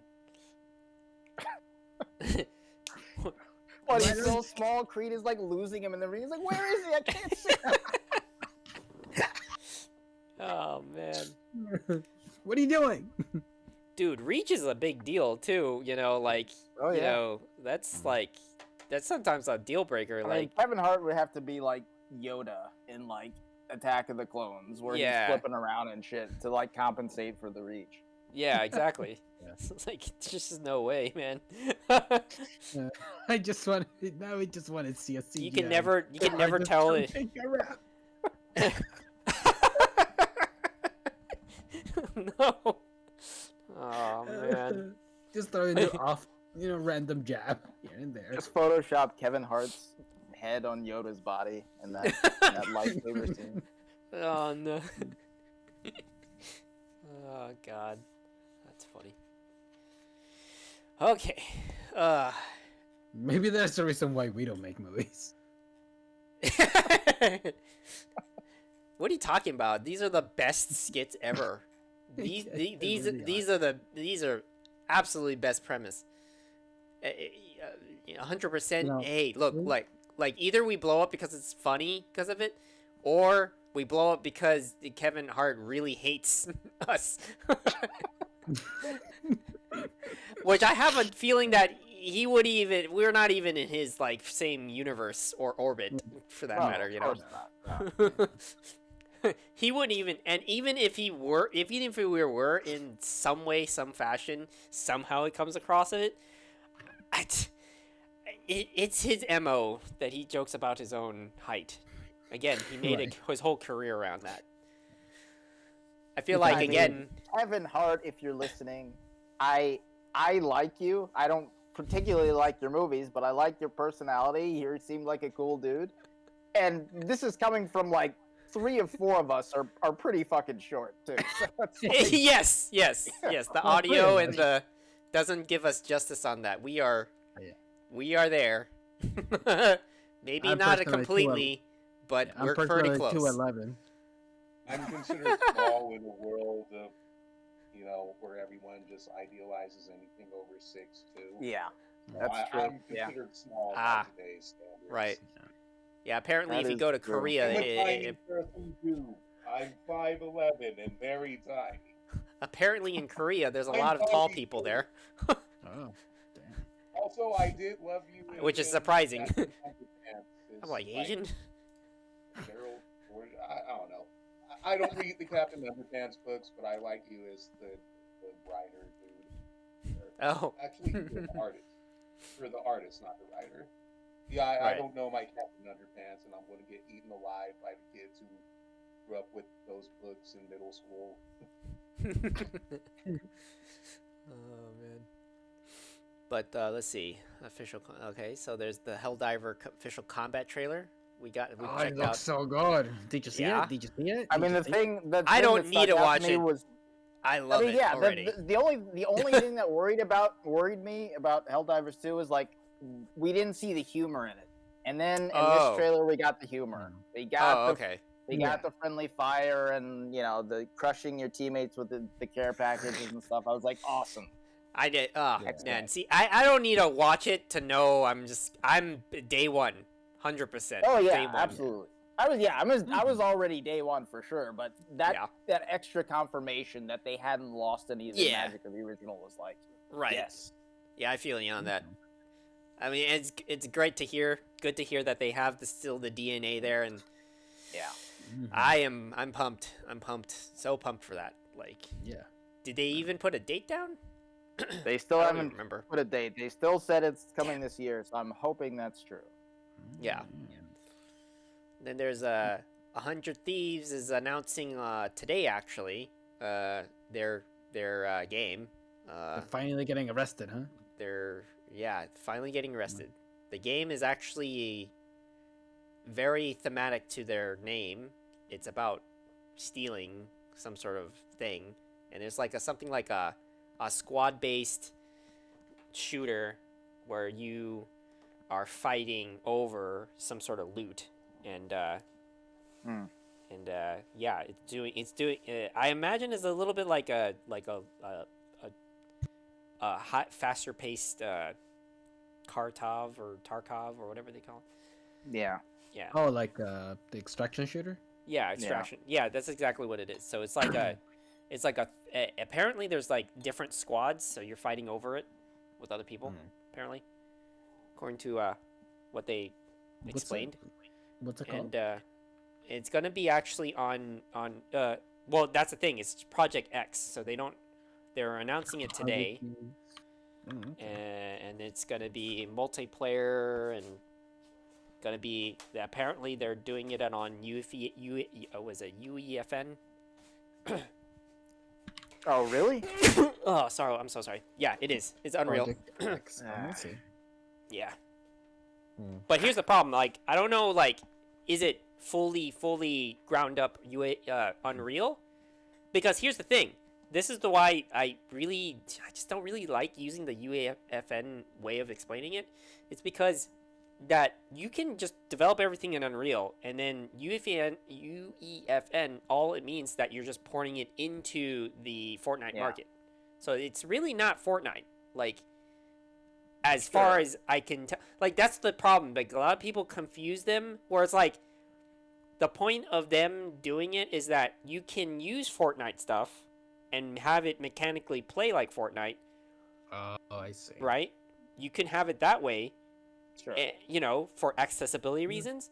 But if you're an actual legitimate developer, you can just make your game from the ground up on Unreal and import it into the marketplace. So then, therefore, when people access it, they're just going to Fortnite and accessing it there. And then every time like anybody says UEFN, like people get confused the fact that like, you know, it doesn't really mean that it's gonna play. Like you can't just take your Fortnite skins and go in there, right? Like that's not really what it was meant for. So hopefully, I'm hoping it has nothing to do with Fortnite, right? Like it has none of that, and that it doesn't, and it actually is its own game. So I'm hoping that is the case. Don't know. So do you think that they're using it like just for like the assets and stuff that are just available? I'm positive that they might use some of those things, but I hope. Okay, so how about this? I wouldn't say that I'm not putting my bets that they won't use it because it's just too easy at that point to quickly iterate a game that way. But I hope they don't. I hope it is actually fully. Like, what would be the advantage of using that over just developing a game traditionally? If you play, well, the advantage is only the market. That's really what it is. Right. Because now you can sell and distribute your game through something that already people use daily anyways. And that's really what it is. It's just the audience. And I'm just saying that UEFN is useful only for those kind of casual, independent, you don't have a whole team behind you type of shit.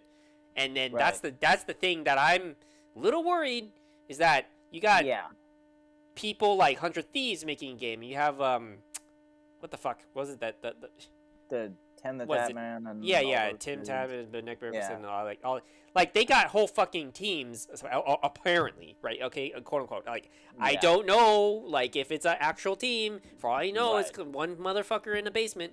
Like, right? Like I'm still on the fence of like, okay, is it really like legitimately from ground up its own game, right? Like I'm hoping that today, whenever they announce it, that they show the gameplay and it actually is its own game, and then it's not some sort of just reskinned Fortnite. Because if it's just reskinned Fortnite, I'm like, man, it's just a fucking mod. It's just a mod. Like it's not actually a game. Right. So like does he Gary's mod or something? Yeah, exactly. So I don't know, man. So we'll see. I am. Maybe it'll be the next platform to sell NFTs.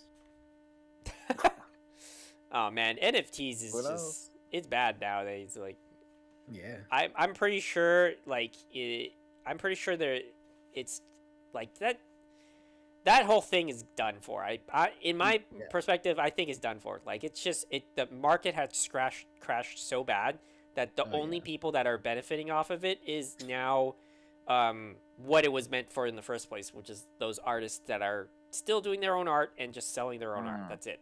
And that was what it was meant for anyways, so I mean whatever. So all these other motherfuckers that were like using it as like, you know, popular train, trying to like, you know, make money, easy money off of people, like it should be and done by now, but I'm sure there's some suckers still getting, you know, swallowed up by that black hole here and there.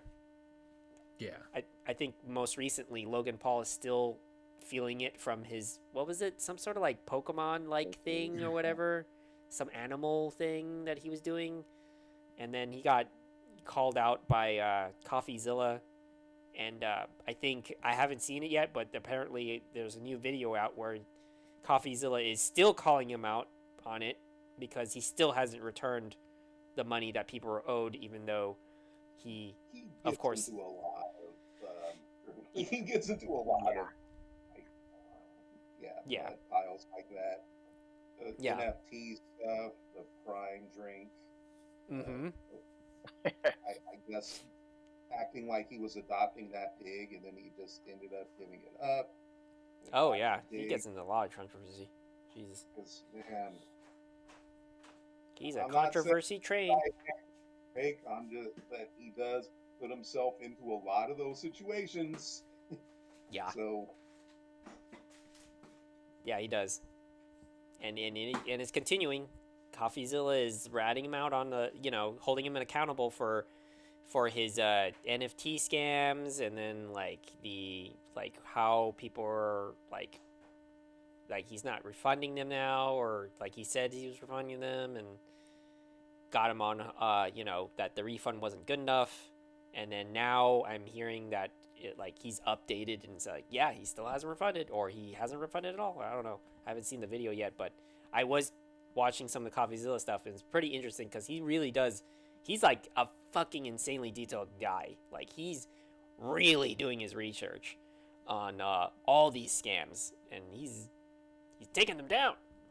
It's always nice to see too, because he ends up interviewing a lot of them too, and man, it's just like, you just know. From that, I'm all like, oh. Like, he's just hitting them with hard facts, and they're like, they're trying to tread water in when speaking to him, and you just know from there, like, yeah, he's got you. Like, this is like actually fucked up. Yeah. Do you guys want to leave it with maybe next time we'll talk about Witcher? I did watch part 1. yeah. And then maybe Secret Invasion if D happens to catch up, or if not, then we can talk about other stuff. Hopefully other updates. Chances are, me and my brother are probably gonna have our watch session. Watching like 1 or 2 episodes, and then just the rest of the night it's Daredevil. Ah, okay. All right. I'm currently working through season 2 of Daredevil. Okay. So yeah, it's Nice. Nice. So, I mean, you could always update us on that. That'd be cool. Yeah, I'll bring that up next week. I'm starting to feel the effects of. Yeah,